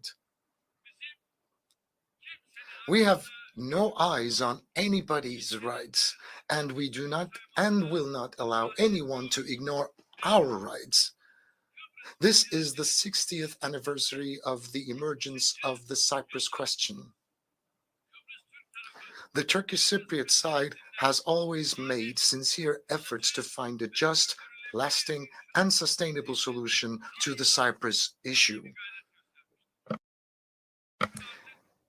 It is a widely accepted fact that this solution can no longer be realized on the basis of the federation model.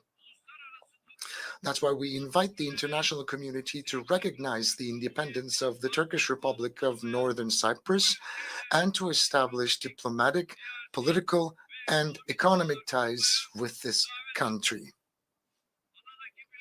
We also expect the United Nations peacekeeping force on the island to observe meticulously the impartiality it is obliged to display. We do not want this already discredited force to face another loss of credibility in Cyprus.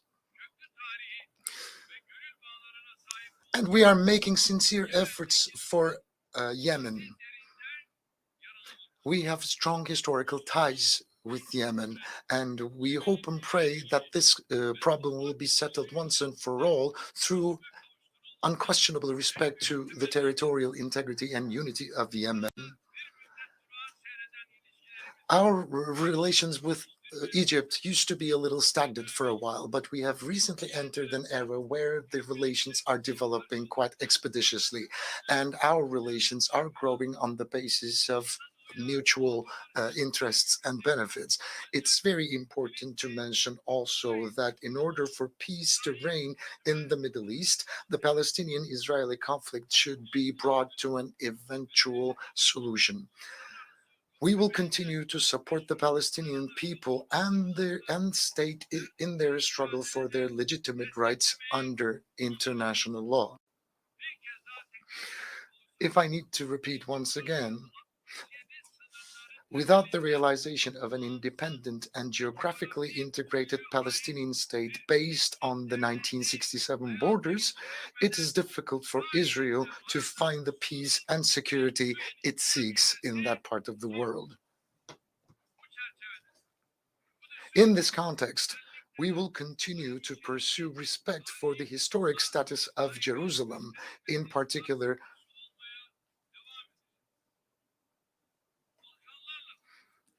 we have strong political, economic, and humanitarian ties with the Balkans, going back in history, and we are working hard on bilateral, regional, and international platforms to ensure stability in this critical region of Europe and to resolve the disputes through dialogue. We actively support the processes. We actively support the process for the normalization of relations between Kosovo and Serbia, which have been strained recently.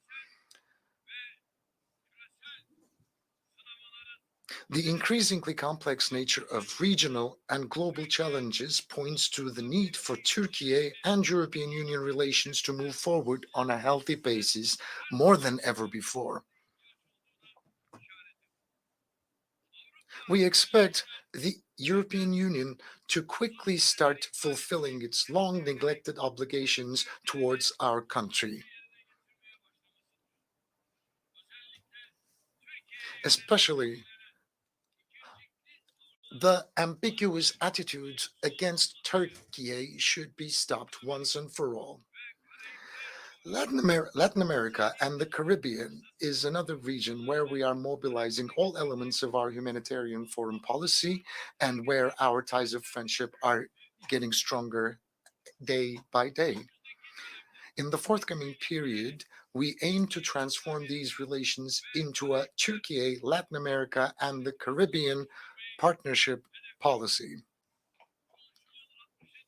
On the 60th anniversary of its establishment, the African Union is a monumental symbol of the continent taking its destiny into its own hands and standing up.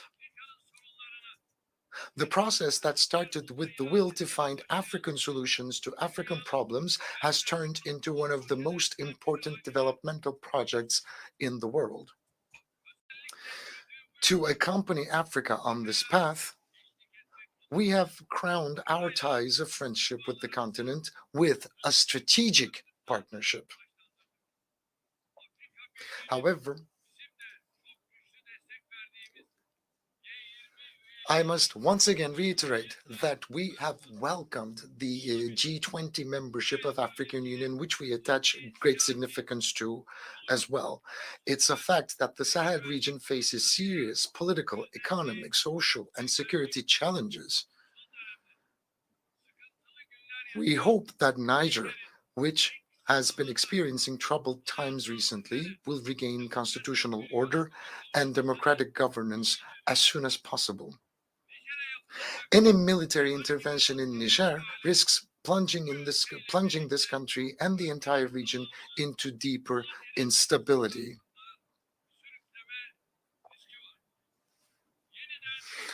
Our Asia Anew initiative has become a symbol of our will to further advance our relations with Asia, our ancestral homeland, on the basis of mutual benefit and common priorities. We have a historic opportunity to build peace, tranquility, cooperation in the South Caucasus. To seize this opportunity fully, we have launched a process with Armenia aiming at good neighborly relations and a full normalization. In the same spirit, we have supported the negotiations between Azerbaijan and Armenia from the very beginning. However, Armenia is not taking the utmost opportunity of this historical chance. We expect a comprehensive peace agreement to be signed between the two countries as soon as possible, and promises to be quickly fulfilled, especially the opening of the Zangezur corridor. And Karabakh is the territory of Azerbaijan. Any other status imposed will never be accepted.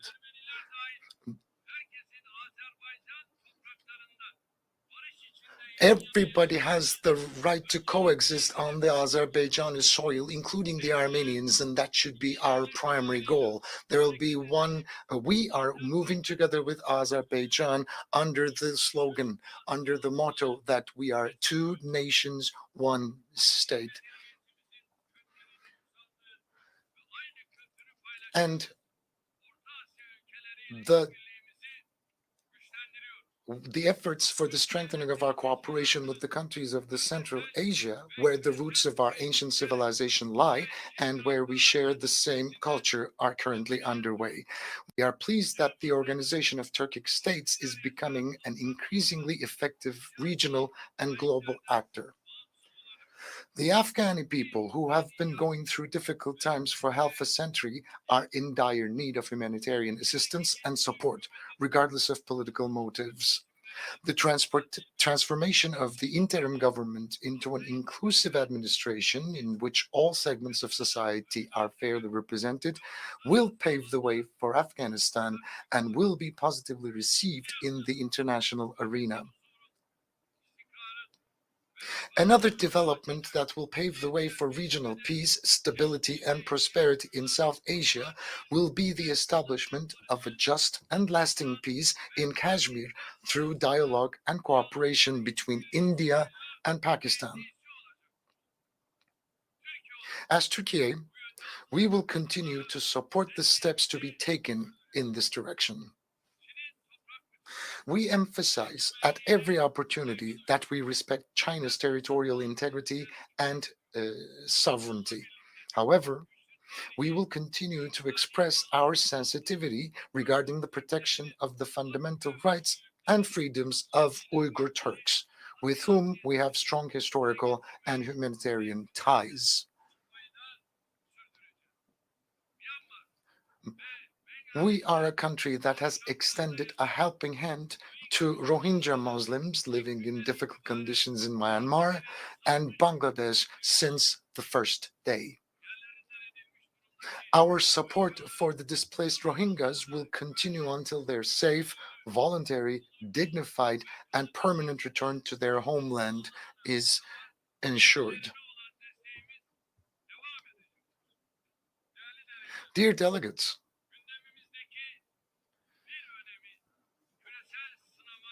our goal of continuously improving relations with our neighbors as well as with our friends in more distant geographies is essential manifestation of our quest to respond more effectively to global challenges. And energy supply security is an important issue in the global agenda, and we have carried out significant investments in the last 2 decades in order to depend on our own means. Energy should no longer be used as an instrument of hostility, but energy should be a vessel for solidarity and cooperation. So within this framework, from the Black Sea to the Balkans, from the Caucasia to many different parts of the world, we have always prioritized cooperation and solidarity.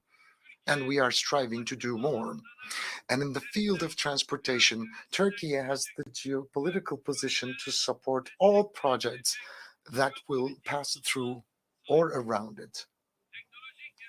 Technological innovations should be seen as an opportunity to solve global and regional challenges, not as a trump card to increase competitiveness.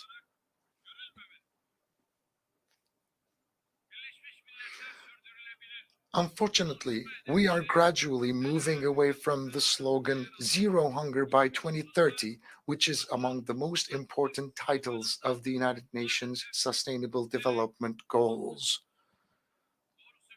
In fact, we find it difficult to accept hunger as an issue, as an unsolved problem here in the 21st century.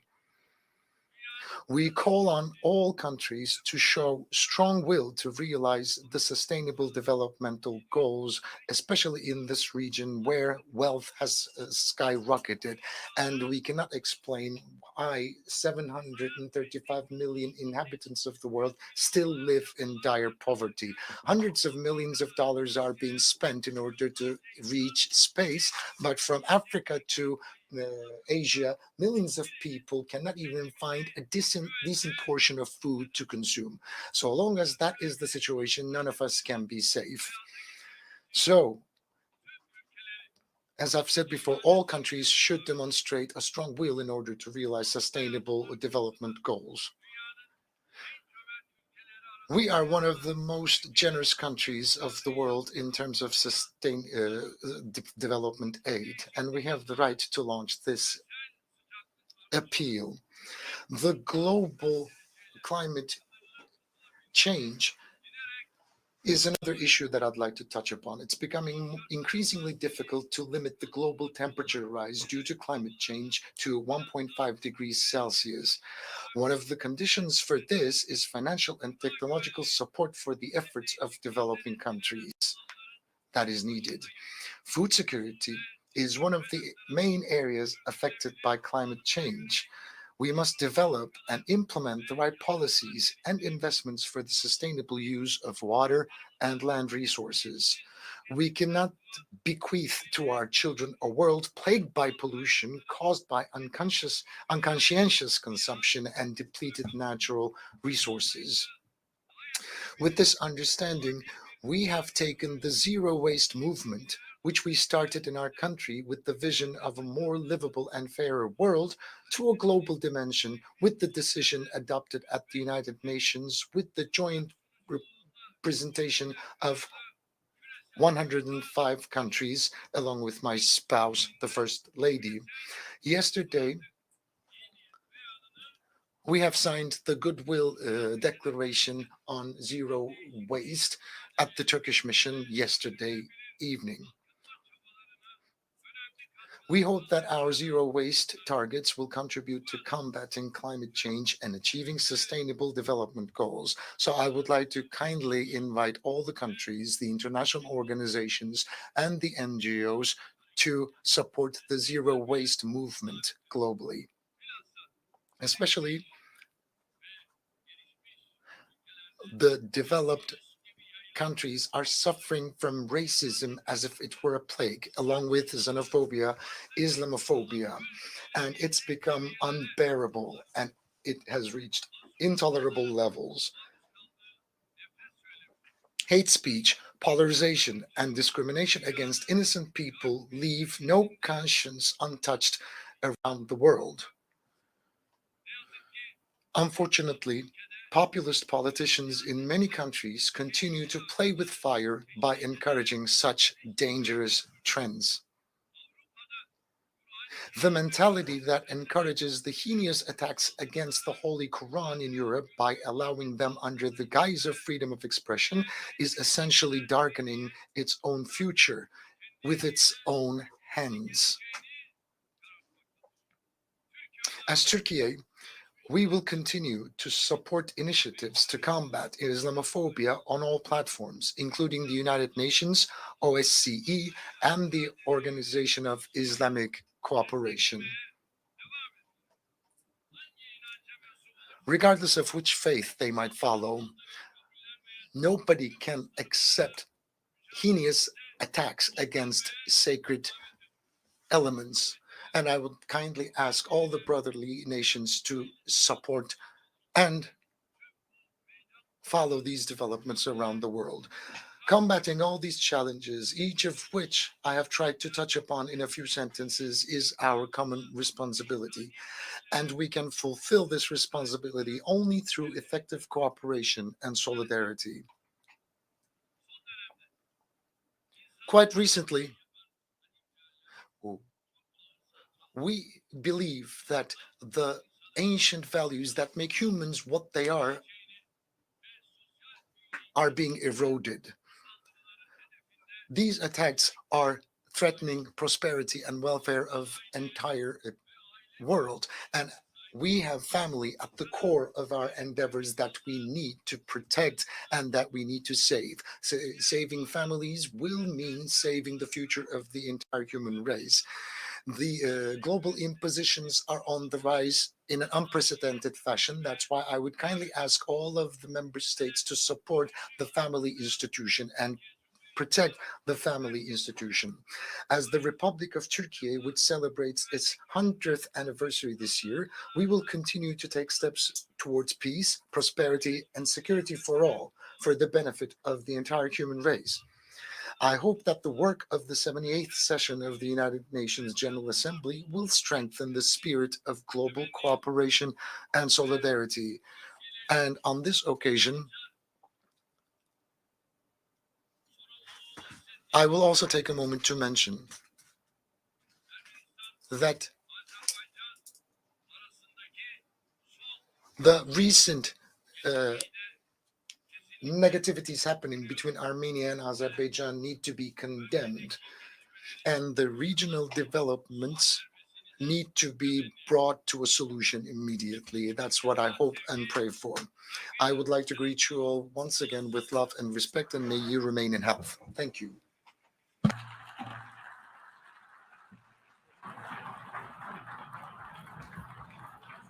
On behalf of the Assembly, I wish to thank the President of the Republic of Turkey for the statement just made, and I request protocol to escort His Excellency.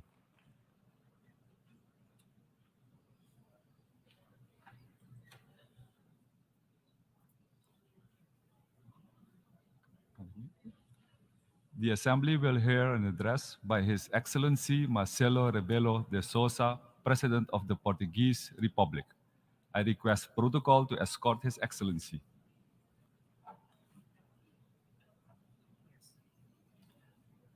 On behalf of the General Assembly, I have the honor to welcome His Excellency Marcelo Rebelo de Sousa, President of the Portuguese Republic, and to invite him to address the Assembly.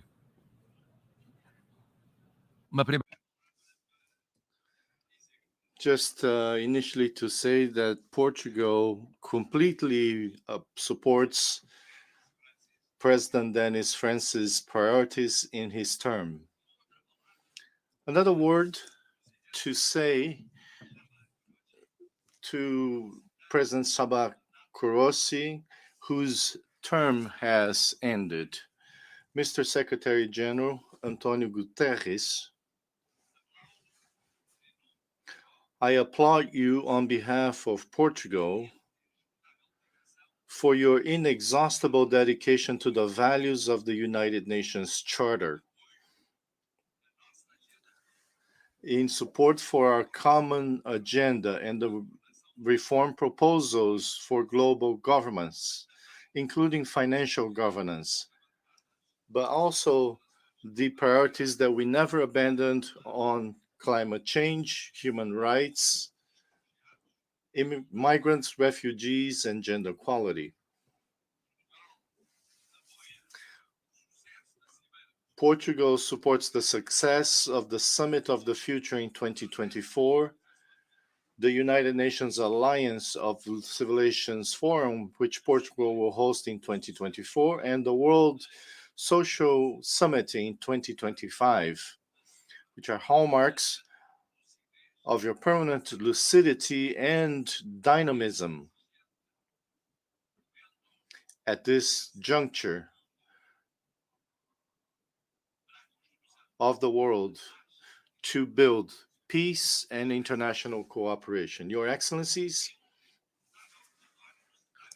we heard the report from the Secretary General of the United Nations. We also heard Presidents Lula da Silva and Joe Biden.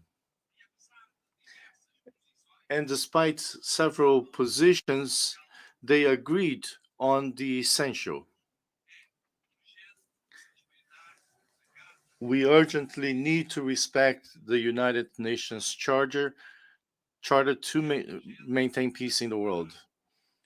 We need to accelerate the fight against climate change to fulfill the objectives of the Agenda 2030 to protect oceans and biodiversity and to guarantee peace and institutional reform.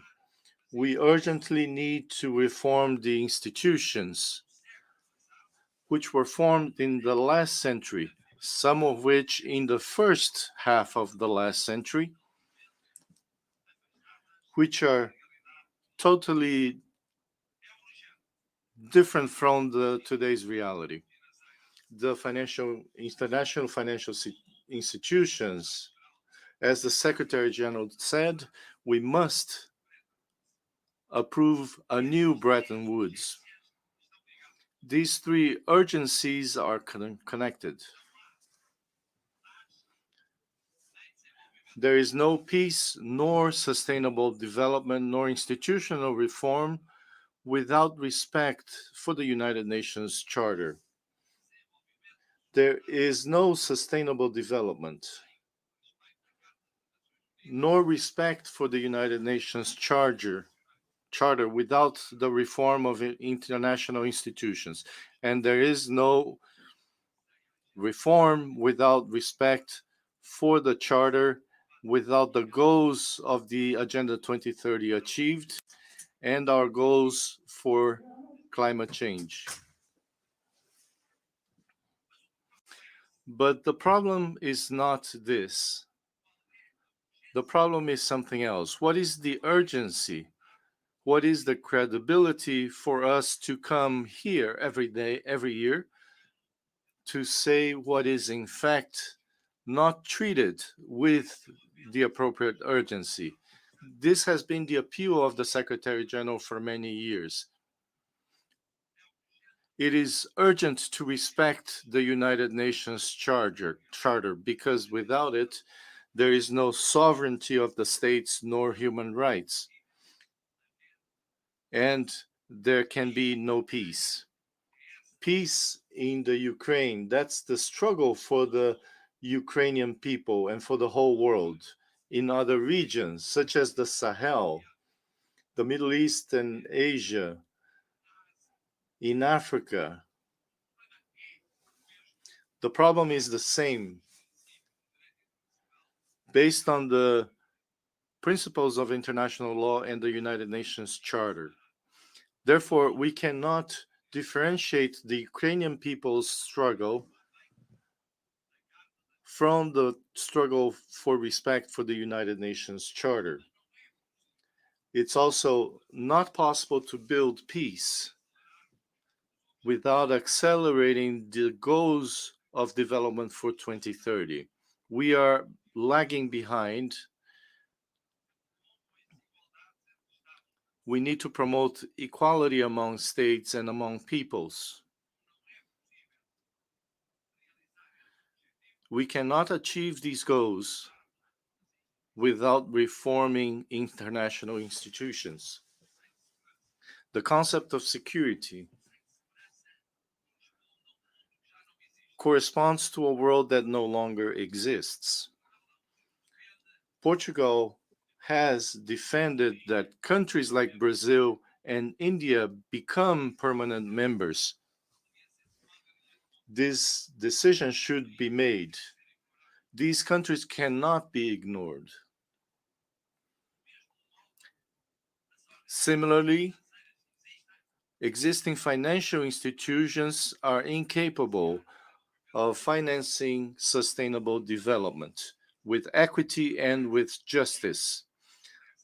The richer have preference over the poorer nations. And the three urgencies are connected, and they continue to be connected year after year. Portugal defends the respect for the United Nations Charter. Portugal defends the acceleration of the struggle against climate change, trying to move forward in decarbonization, in promoting clean energy, in promoting the ocean, in protecting the oceans and biodiversity, in defending the reform of institutions in the United Nations and the international financial institutions. We will not cease to support the Secretary General of the United Nations because it's easy to come here every year and to make the same promises and never deliver on those promises, not to contribute to peace, not respecting international law and the United Nations Charter, not contributing to justice and sustainable development, delaying the sustainable development goals by 2030, to promise a new world governance with concrete solutions for institutional reform, talking about financing for those that need it without giving examples of such financing. Portugal just signed with Cabo Verde a country that is part of the world of 300 million Portuguese-speaking persons.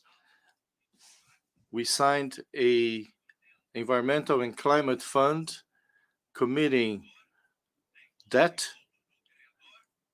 to the economic development, sustainable of Cabo Verde. This should happen systematically because existing debt and converted into sustainable development. Our goal and that of other countries that speak Portuguese. Mr. President, Mr. Secretary General, Excellencies, year after year, we lose time. Time has come for us to deliver on respect for international law, on building peace. It is time to deliver on international cooperation, on the correction of world inequalities, on climate change, on the reform of the United Nations. It is time to deliver on the reform of international financial institutions. Without this, there is no possible multilateralism. There is no lasting cooperation and no peace throughout the world. Every day we lose is another day of inequality, selfishness, conflict, war. Every day we gain is another day of justice, development, and peace. I hope that 1 year from now we can meet again and that we can say there is more peace than war, there is more justice than injustice, there is more equality than inequality, there is more climate action than climate inaction. There is more reform of the United Nations. There is more reform of the financial institutions. If that is so, it will be worth our while. Otherwise, we will continue to hear all the same people, very influential, who promise things that do not deliver. We realize why nations, people believe less and less on the people who govern them. Thank you. On behalf of the Assembly, I wish to thank the President of the Portuguese Republic for the statement just made, and I request protocol to escort His Excellency.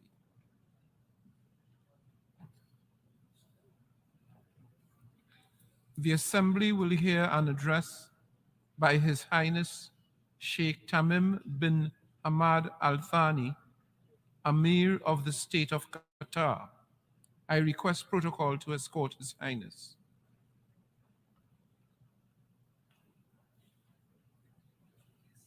On behalf of the General Assembly, I have the honor to welcome His Highness Sheikh Tamim bin Hamad Al Thani, Amir of the State of Qatar, and to invite him to address the Assembly.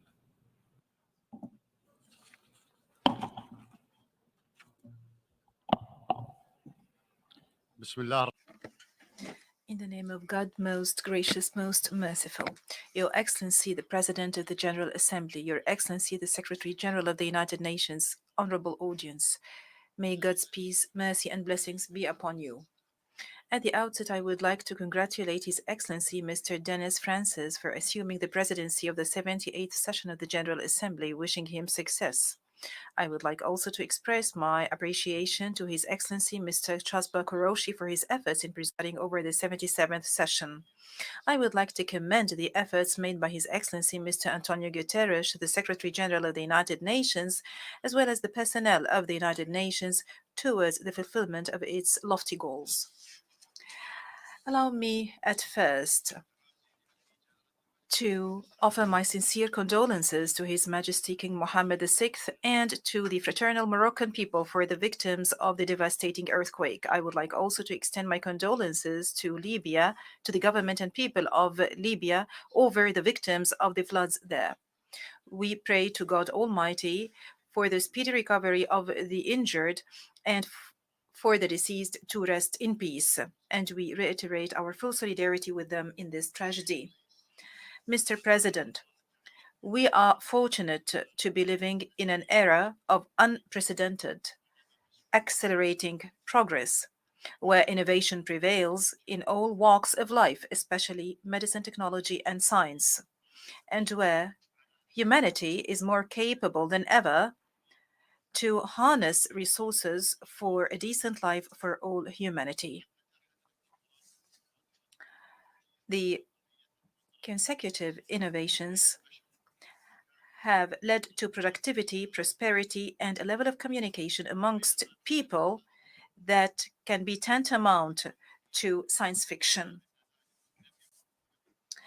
This development has enabled us to achieve a lot of our wishes. However, this came with a cost for the people and the planet.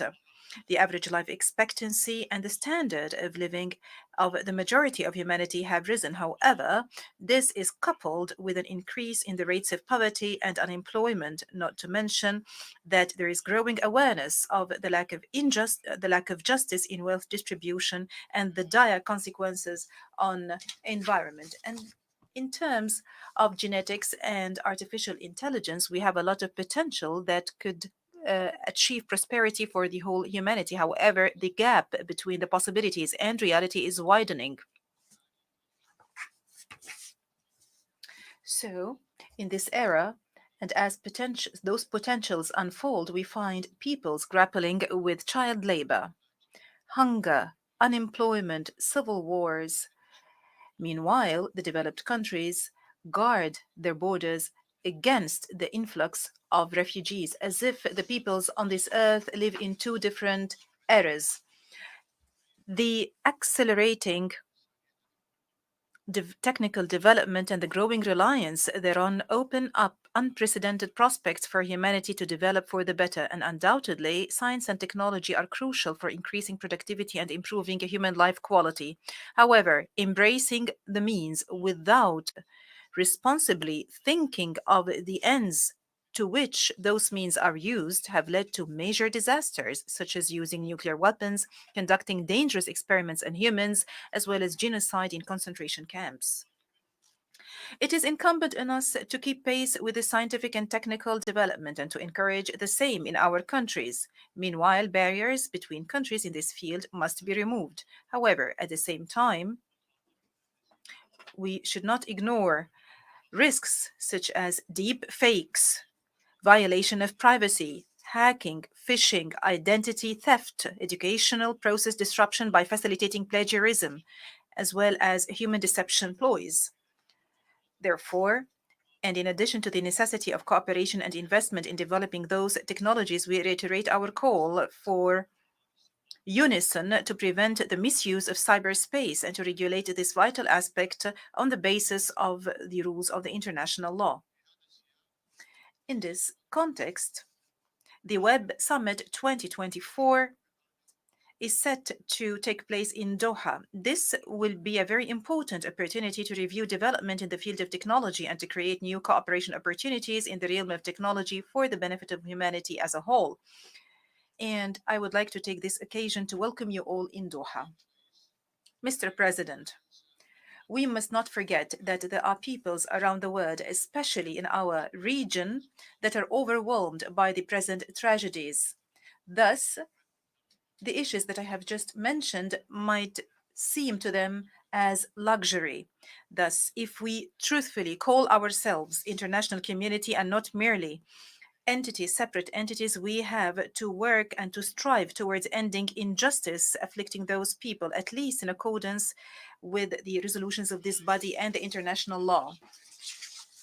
It is unacceptable for the Palestinian people to continue to languish under the yoke and the intransigence of the Israeli occupation and the rejection by consecutive Israeli governments of any just political solution according to international legitimacy. It is conspicuous to all that the inaction by the international organization to take procedures against the occupation has given Israel the opportunity, and it continues to give Israel the opportunities to undermine the pillars of the two-state solution to the extent that the occupation has become tantamount to a brazen and conspicuous apartheid system in the 21st century. This has been very conspicuous to the extent that even some of Israel's friends have noticed that. Israel also responds to Arab peace and normalization initiatives with more nationalist and ultra-Orthodox intransigence and extremism that is reflected in government coalitions and further settlement expansion. In addition to the Judaization of Jerusalem, attacks on the holy sites, and using heavy-handed and draconian measures against the people in Gaza.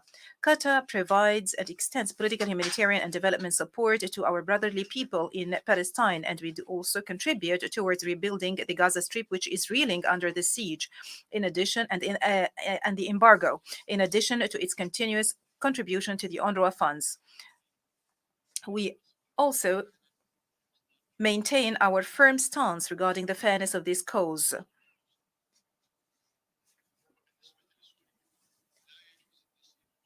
As for Syria, it is unacceptable to condone the injustice sustained by the fraternal people of Syria as destiny.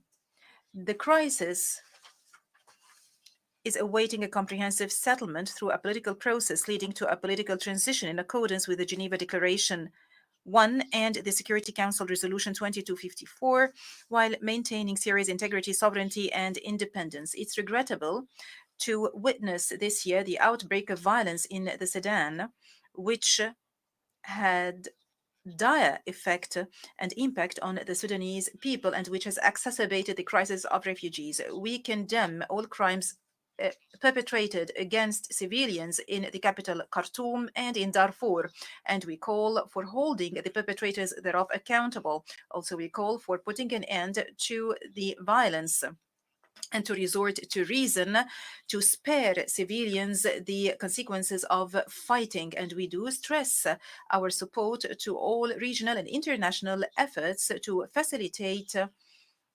ceasefire and dialogue between all political powers in the Sudan for the future of the Sudan. And in fraternal Lebanon,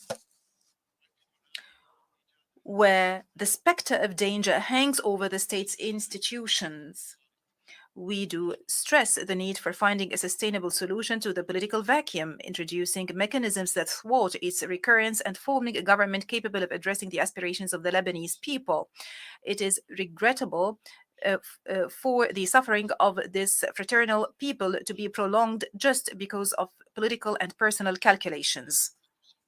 And in Yemen, we call for settling the crisis according to the National Dialogue, the Gulf Initiative, and the relevant Security Council resolutions. And when it comes to Libya, we do stress our unwavering support for the endeavors of the Special Representative of the Secretary General and the head of the United Nations Support Mission in Libya. We do support his efforts to achieve tangible results to resolve the Libyan crisis. It is clear that solution in all fraternal countries that I have mentioned lies in consensus on the rule of law, state, and citizenship. Regarding the situation in Afghanistan, we continue to coordinate international efforts and facilitating dialogue with the United Nations and the countries concerned, in addition to the caretaker government of Afghanistan, to ensure compliance to the Doha Agreement, to avoid the recurrence of past mistakes and to prevent Afghanistan from spiraling into a difficult to manage humanitarian crisis or becoming a safe haven for terrorist individuals and groups. We also have to work to ensure that the Afghan people receive the needed international support and assistance and enjoy human rights, particularly minority rights and women's rights to education and work.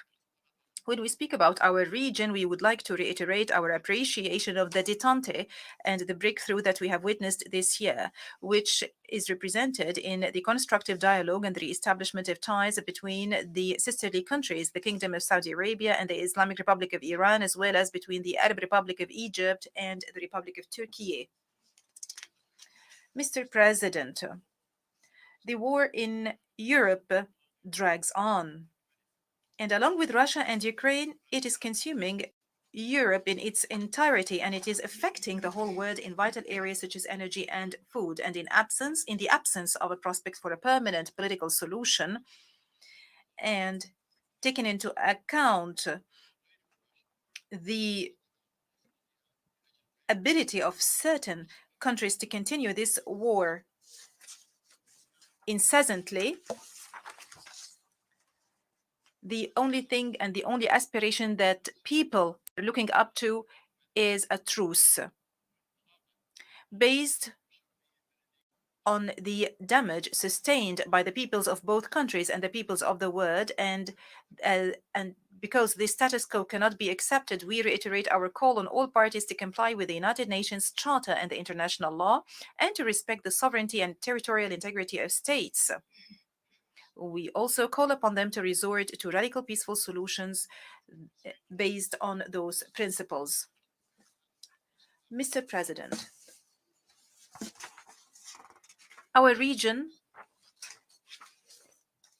is blessed with tremendous potentials and opportunities, and our peoples are tolerant, humane, peace-loving, and talented. During the 2022 World Cup in Qatar,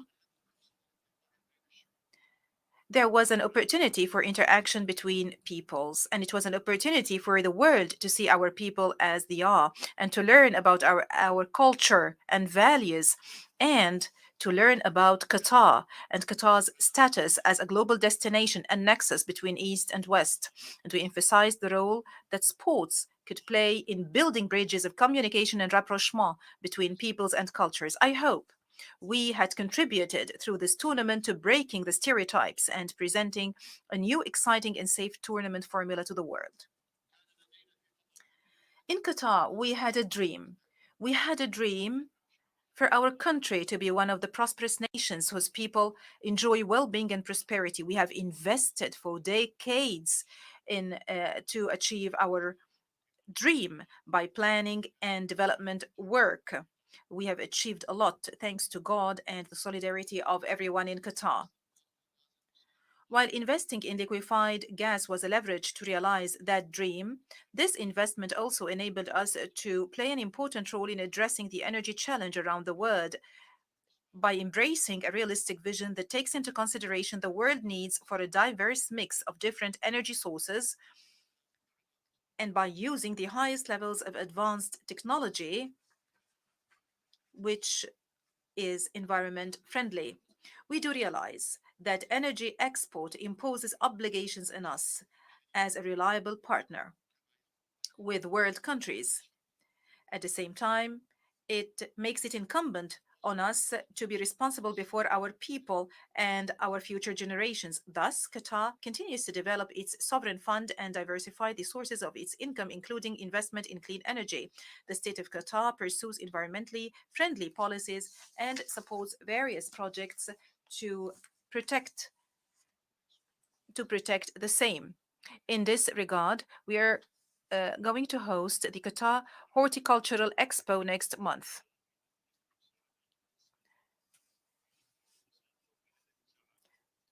The state of Qatar responsibly works towards strengthening its role in providing humanitarian aid and mediation efforts and to resolve conflicts that affect the world.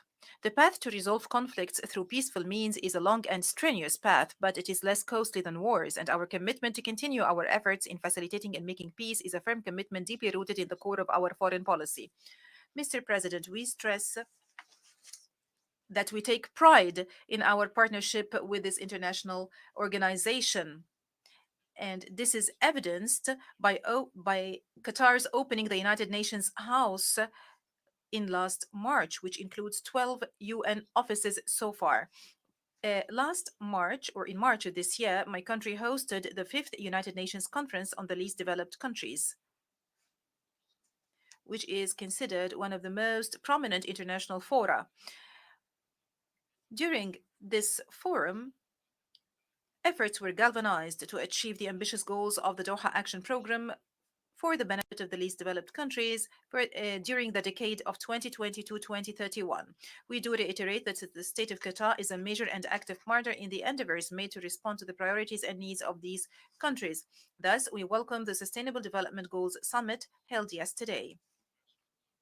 We are also pleased to announce that the state of Qatar is once again undertaking a leading role in major debates under the umbrella of the United Nations, most recent of which is our collaboration with Ireland to facilitate government negotiations on the political declaration adopted by the Sustainable Development Goals Summit yesterday. We believe that cooperation in those areas contributes to hedge against the waves of refugees, which have become a real problem for Europe as well as for neighboring African and Asian countries. Allow me at this point to stress the importance of combating racism and the campaigns of enticement against entire peoples, religions, and civilizations. And on this occasion, I would like to tell my Muslim brethren that we should not fall prey to any idiot or mentally sick person who occurs to provoke us by burning the Quran. And the Quran says, God Almighty says in the Quran, embrace forgiveness and enjoin what is right and turn away from the ignorant. At the same time, I would like to tell all those who justify those ugly and hideous acts as freedom of expression, I would like to tell them that comprising the sanctity of others deliberately should not be seen as an example of the freedom of expression. In conclusion, it is incumbent on all leaders to empower their peoples and to enable their peoples to live in peace and security and to look forward to a better future for their posterity. There are obstacles at the level of the international community, mainly represented in the failure to subject contradictions and competition between major countries on certain issues to the minimum binding principles owing to the variations in governance systems. These issues, which concern all of humanity, include climate change, environmental matters in general, poverty, and the blatant injustice represented by occupation, racism, and war crimes. This is the consensus or the unanimity that should take place in this international organization, in order not to be overwhelmed by details and to safeguard the future of entire peoples from loss due to the unwillingness of those countries to cooperate in implementing international law. And peace be upon you. On behalf of the Assembly, I wish to thank the Emir of the State of Qatar for the statement just made, and I request protocol to escort His Highness.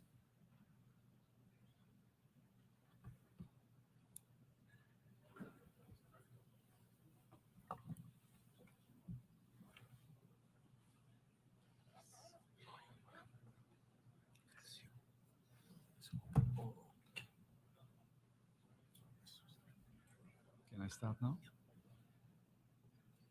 The Assembly will hear an address of His Excellency Matamela Cyril Ramaphosa, President of the Republic of South Africa. I request protocol to escort His Excellency. On behalf of the General Assembly, I have the honor to welcome His Excellency Matamela Cyril Ramaphosa, President of the Republic of South Africa, and to invite him to address the Assembly. President of the 78th session of the UN General Assembly, the United Nations Secretary General, Mr. Antonio Guterres, Excellencies, heads of state and government, ministers, and ladies and gentlemen.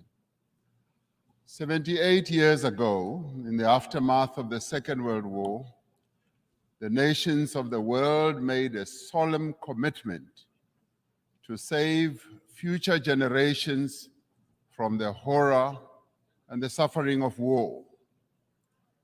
Through the United Nations Charter, these nations accepted a shared mandate to foster peace and promote fundamental human rights, to promote social progress, and to ensure that there's a better standard of life for all. And yet, as we gather here, much of humanity is confronted by war and conflict, by want and hunger, by disease and environmental damage and disaster. Solidarity and trust between states is being eroded. Inequality, poverty, and unemployment are deepening across many nations in the world. In these conditions, and in the wake of a devastating global pandemic, the achievement of the Sustainable Development Goals seem increasingly remote. At the moment when every human effort should be directed towards the realization of Agenda 2030, our attention and our energies have once again been diverted by the scourge of war. But these woes, these divisions, these seemingly intractable troubles can and must be overcome. Over millennia, the human race has demonstrated an enormous capacity for resilience, for an ability to resolve problems, for adaptation, innovation, compassion, and solidarity. At this moment, we are all called upon to reaffirm these essential qualities that define our common humanity. These qualities must be evident in how we work together as a global community and as nations of the world to end war and conflict. South Africa has consistently advocated for dialogue, for negotiation and diplomacy to prevent and end conflict and achieve lasting peace. It has committed itself as a country to the promotion of human rights, human dignity, justice, democracy, and to the adherence of international law. From the experience of our own journey, from the evil system of apartheid, which was declared a crime against humanity by this very organization, to democracy, we value the importance of engaging all parties to conflicts to achieve peaceful, just, and enduring solutions.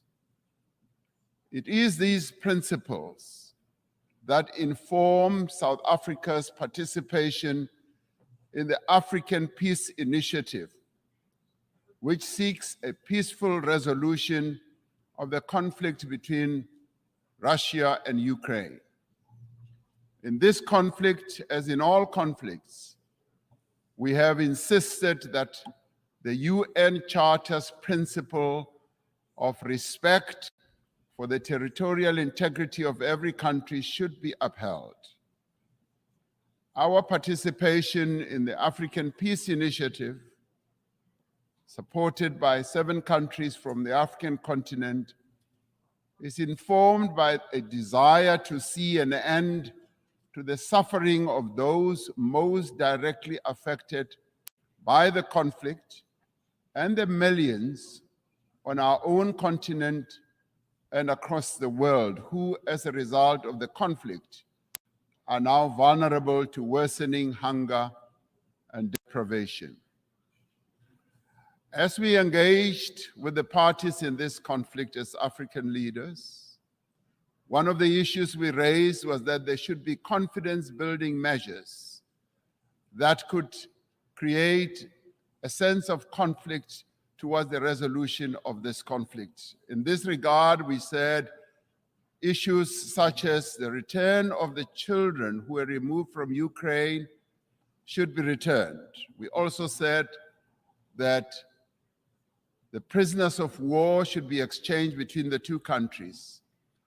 I've just held a meeting with President Zelensky, who says that in part, some of our efforts are bearing fruit as the children are now being returned and the prisoners are also being exchanged. But then we said we need to see this happening on a much faster pace.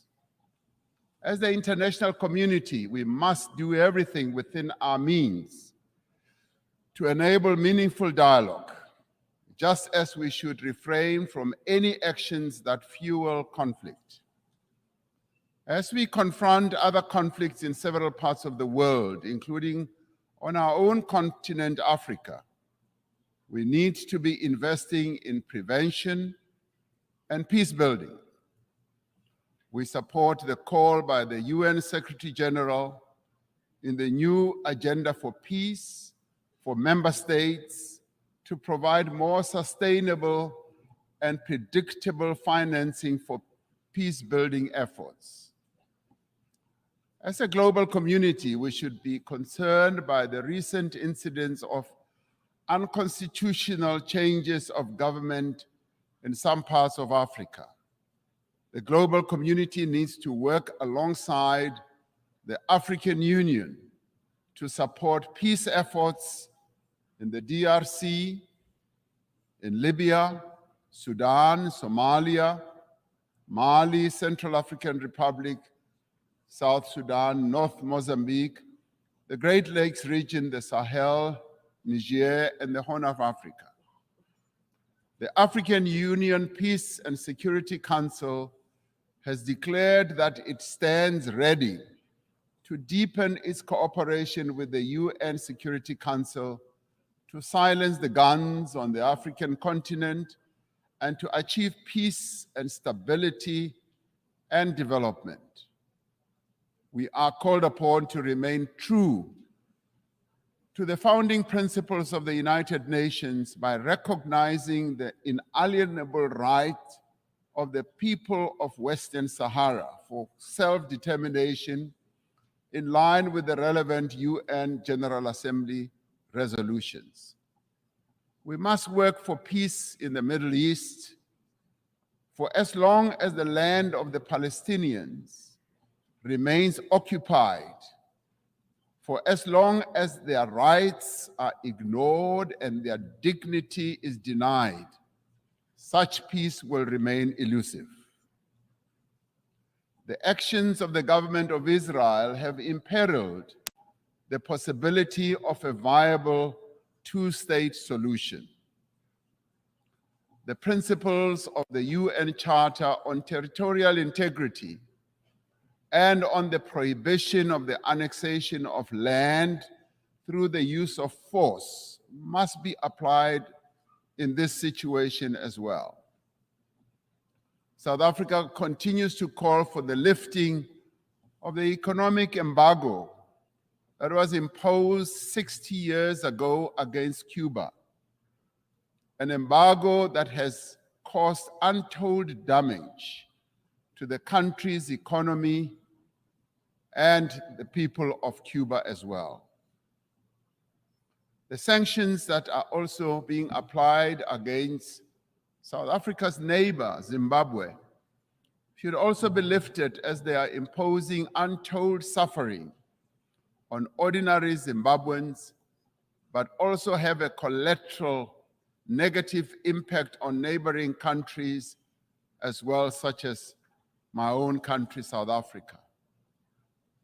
As many people around the world are confronted by hunger and want, the essential human qualities of cooperation and solidarity must be evident in the actions that we take to bridge the divide between the wealthy and the poor. We must summon the necessary will and resolve to regain the momentum towards the achievement of the 2030 agenda. This means that we must address the fundamental developmental challenges that have long characterized as well our unequal world. To address the developmental challenges that face many people in the world, we are required to focus on targeted investment, on technology transfer, capacity building support, especially in key areas such as supporting industrialization, building infrastructure, ensuring that agriculture investment takes place, ensuring that there is investment in water, energy, education, and health. This also requires predictable and sustainable financial support, including supportive trade policies from the international community. We call on the partners of the wealthier countries to meet the financial commitments they have made. It is a matter of great concern to us from the global south that these wealthier countries in the global north have failed to meet the undertakings they made to provide $100 billion a year for developing economies to take climate action. This must be changed, and the money must be made available in the interest of development. We support the proposals outlined in the Secretary General's Sustainable Development Goals stimulus. In particular, we support the call to tackle debt and debt distress that many countries, particularly in the global south, are burdened by. And we support the call to massively scale up affordable long-term financing to $500 billion a year and to expand contingency financing to countries that are in need. It is a grave indictment on this international community that we can spend so much money on war. And in fact, trillions are being spent on war, but we cannot support action that needs to be taken to meet the basic needs of billions of people in the world, needs such as addressing hunger, health, empowering women, and making sure that there is development in countries that are vulnerable. The achievement of the Sustainable Development Goals depends fundamentally on the empowerment of women in all spheres of life.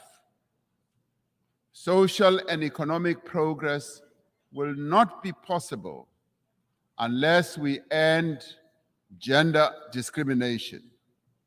We must ensure that there is equal access for women to healthcare, education, as well as economic opportunities. We must pay particular attention to the provision of adequate health services to every woman, child, and adolescent. By doing so, we will fundamentally improve the health and well-being of all. The empowerment of women must be central to the actions we now take towards the realization of Agenda 2030. The women of the world need empowerment. They have a right to empowerment. They have a right also to participate equally in decision-making structures of all institutions in the world. I am proud that in South Africa, 50% of the members of the cabinet of South Africa are women. And today I'm accompanied by an all-women delegation to this United Nations General Assembly. It should be a matter of concern to us all that the majority of people who are sitting in this assembly are men. The question we have to ask, where are the women of the world? The women of the world have a right to be here to represent the views of women across the world.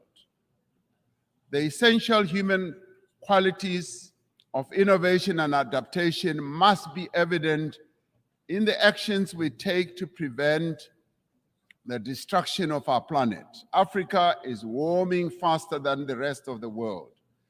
We are told that the 20 climate hotspots in the world that we have, we find 17 of them in Africa.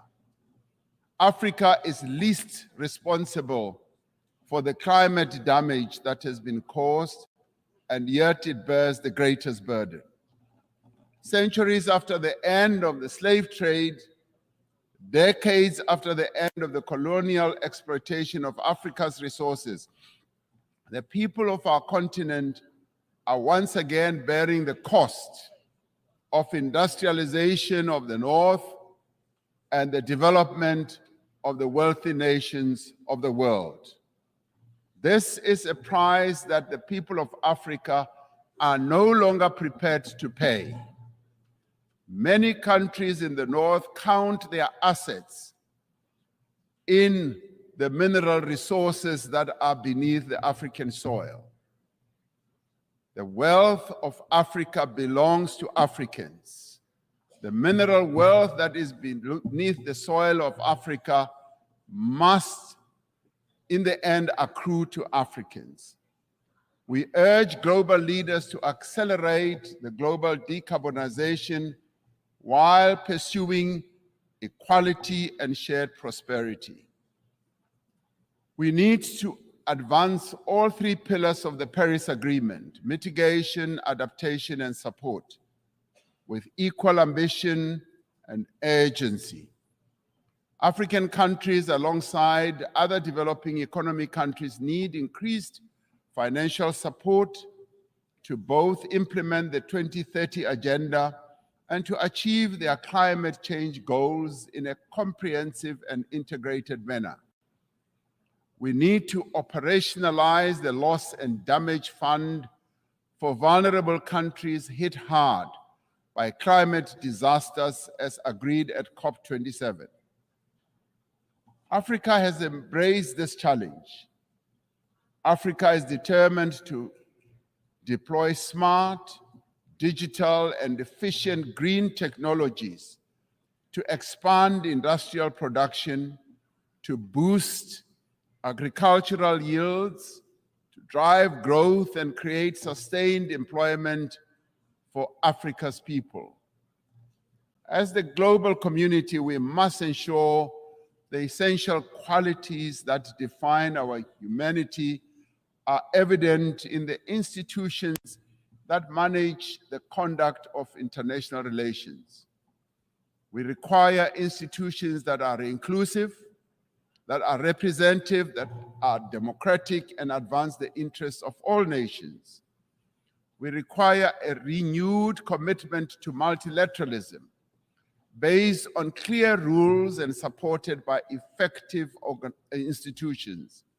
This is the moment to proceed with the reform of the United Nations Security Council, to give meaning to the principle of the sovereign equality of nations, and to enable the Council to respond more effectively to current geopolitical realities. We are pleased that the common African position on the reform of the Security Council is increasingly enjoying wide support. This process must move to text-based negotiations, creating an opportunity for convergence between member states. The recently held BRICS summit in Johannesburg also affirmed the view that the United Nations Security Council should be reformed and should ensure that those who are not represented, that is, nations that are not represented, are also represented. We must ensure that the voice of the African continent and the Global South is strengthened in the United Nations and broader multilateral system. All the peoples represented here in this United Nations had their origins in Africa. In Africa, they developed the tools and capabilities to spread across the world and achieved remarkable feats of development and progress. And all this was due to the skills and the talent that originated from the African continent. Despite its history, despite the legacy of exploitation, colonialism, and subjugation, despite the ongoing challenge of conflict and instability, Africa is determined and ready to regain its position as a site of human progress. The era of African development has arrived.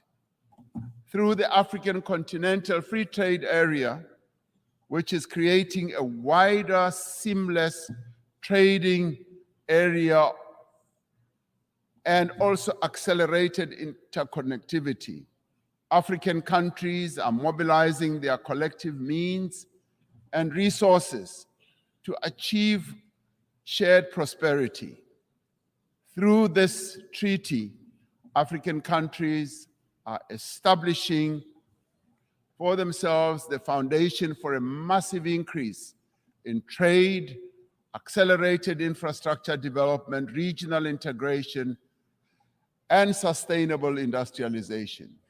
As the global community, we have the means and we have the desire to confront and overcome enormous challenges that face humanity today.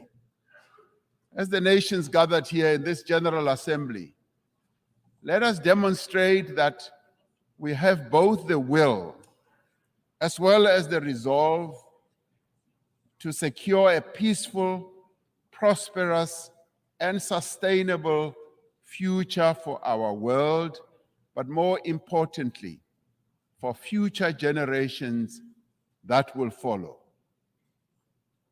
leaving no one behind. That is the duty that we all now have. I thank you.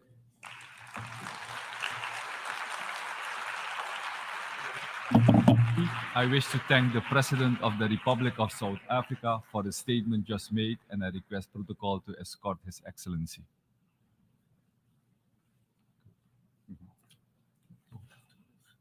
Sorry. The Assembly will hear an address by His Excellency Serdar Bir Dima Mahamadov, President of Turkmenistan.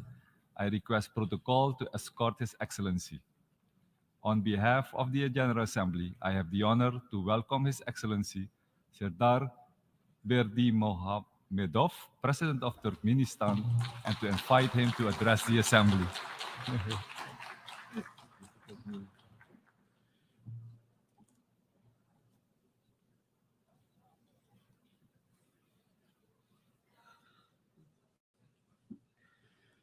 Dear heads and members of delegations, ladies and gentlemen, first of all, I would like to congratulate you with the opening of the 78th session of the General Assembly of the United Nations and wish you the productive work. I would like to congratulate Dennis Francis with his election as the President of the General Assembly of the United Nations. Today, high responsibility should unite all member states of the United Nations. Each of them should and has the means to significantly contribute to the tackling of the tasks of the UN. Current world faces very serious challenges out of multiple reasons. All of them, despite their difference in appearance, influence the course of the interstate relations in a greater or lesser extent, and often negatively influence the implementation of agreed plans and programs on key areas of the global agenda. This, in turn, may lead to the blurring of the very foundation of global security as a principle of the UN, which should not be allowed. Out of this, Turkmenistan over several years firmly and persistently upholds the principle of unity, of security, and its integrity. We are convinced that military and political security should not be considered separately from economic, ecological, energy, transport, food, biological, and information security. None of those mentioned areas cannot be secondary or irrelevant, and their solution cannot be postponed. I think that the main challenge of the UN is to provide the integral approach to the security challenge, mobilize the current experience, competence, ideas, and initiatives of the member states in a constructive manner, and step back from the short-term gains and advantages to attain truly crucial goals which will provide lasting peace, security, and development in the long term. This could only be achieved collectively and with UN in the main role. Amid the discussions on the role of the UN in the current world and suggestions to reform, it is a fact that there is no alternative to the UN. From the day of its development, UN stands as the only universal and legitimate organization responsible for peacekeeping and providing global and comprehensive security and stable modern structure of the interstate relations. This is the principal position of Turkmenistan. And for this reason, we have to consistently and persistently make use of the potential of global organization, its political, diplomatic tools, and moral authority in order to make balanced, non-ideological assessment of current events and tendencies, and to overcome the distrust and confrontational tensions in the world politics, and try to indicate the perspectives to compromise and to consider mutual interests. It is only possible under the auspices of UN in an open and genuine dialogue. We are aware that achieving this kind of dialogue will not be easy. However, it is necessary. On this regard, Turkmenistan proposes to begin discussing the opportunities of the development of the strategy of global security based on the principles of the Charter of the UN and universal standards of international law, considering the current realities and tendencies of global development. In our opinion, such strategy should reflect the existence of new risk factors, which appeared recently, along with traditional risk factors. Also, we consider it necessary to include a number of areas of the UN into it, in particular, preventive diplomacy as the instrument to prevent and diffuse conflicts, usage of the potential of neutrality for peaceful and political diplomatic settlement of disputes and contradictions, recovery of the structure of trustful dialogue based on the decisions of the General Assembly of the UN, and declaring 2021 as the International Year of Peace and Trust, and 2023 as the International Year of Dialogue as guarantee of peace. Time confirmed the relevance of these resolutions in current situations. In order to achieve global and comprehensive security, Turkmenistan emanates from the necessity of giving a pronounced regional context to the work of the UN. We conclude that such approach aims to contribute sufficient specificity and to increase its functionality and effectiveness. I am convinced that the time has come to launch an inclusive, full format and systematic dialogue between Central Asia and UN. Turkmenistan respectfully invites partners to its initiations. On this regard, our country is taking the initiative to create, under the auspices of UN, format of the Conference on Security in Central Asia and bordering areas. Goal of the conference is the development of approaches and decisions aimed in aligning and synchronizing the efforts of the Central Asian states and global community, international organizations, financial and economic institutions to provide stable, conflict-free development of the region. We express our readiness to host the first conference in Ashgabat in 2024.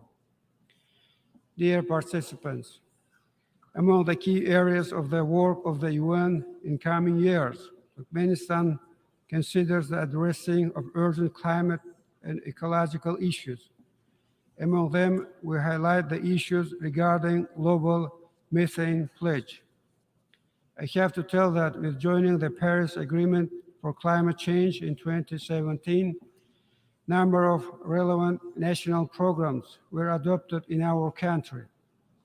National events are being held aimed at reducing and eliminating negative effects of methane emissions into the atmosphere.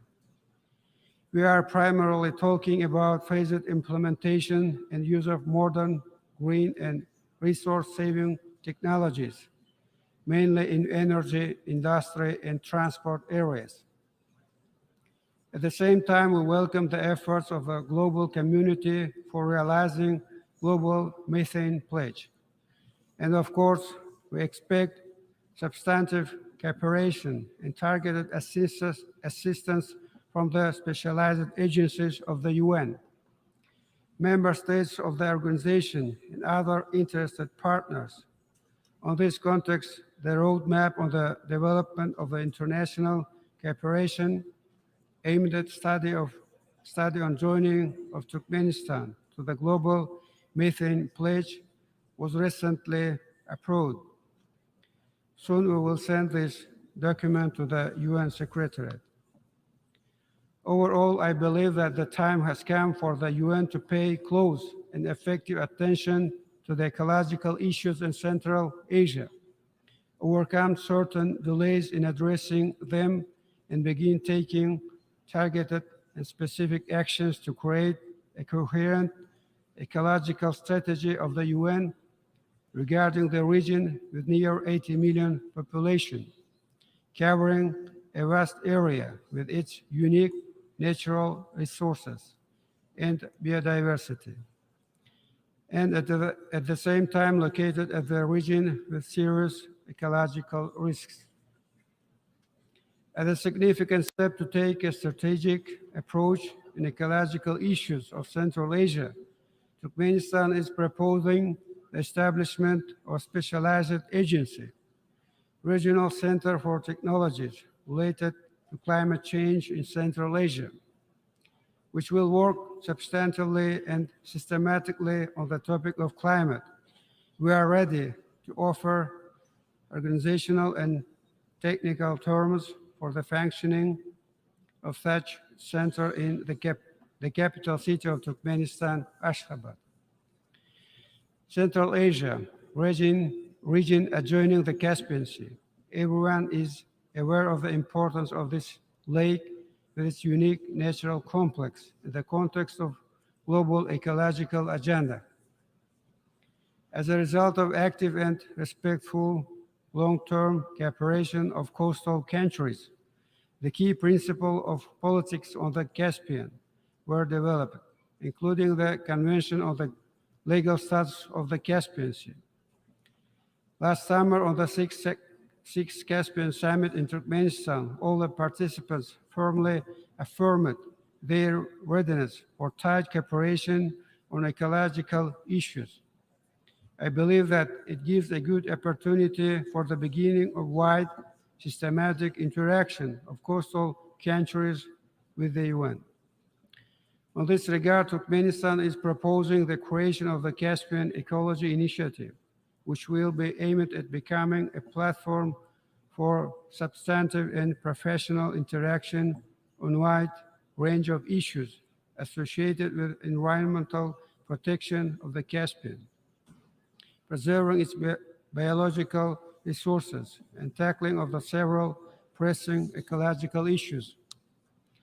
We think that the realization of this initiative should be done with the tight cooperation with the UN, its agencies and institutions. Dear participants, as a responsible member state of the UN, Turkmenistan clearly formulates and implements its own approaches and actions by defining the priorities which will make a tangible contribution and serve for the benefit of global goals, facilitating their early achievement. Among those priorities, we highlight the realization of SDGs in transport area,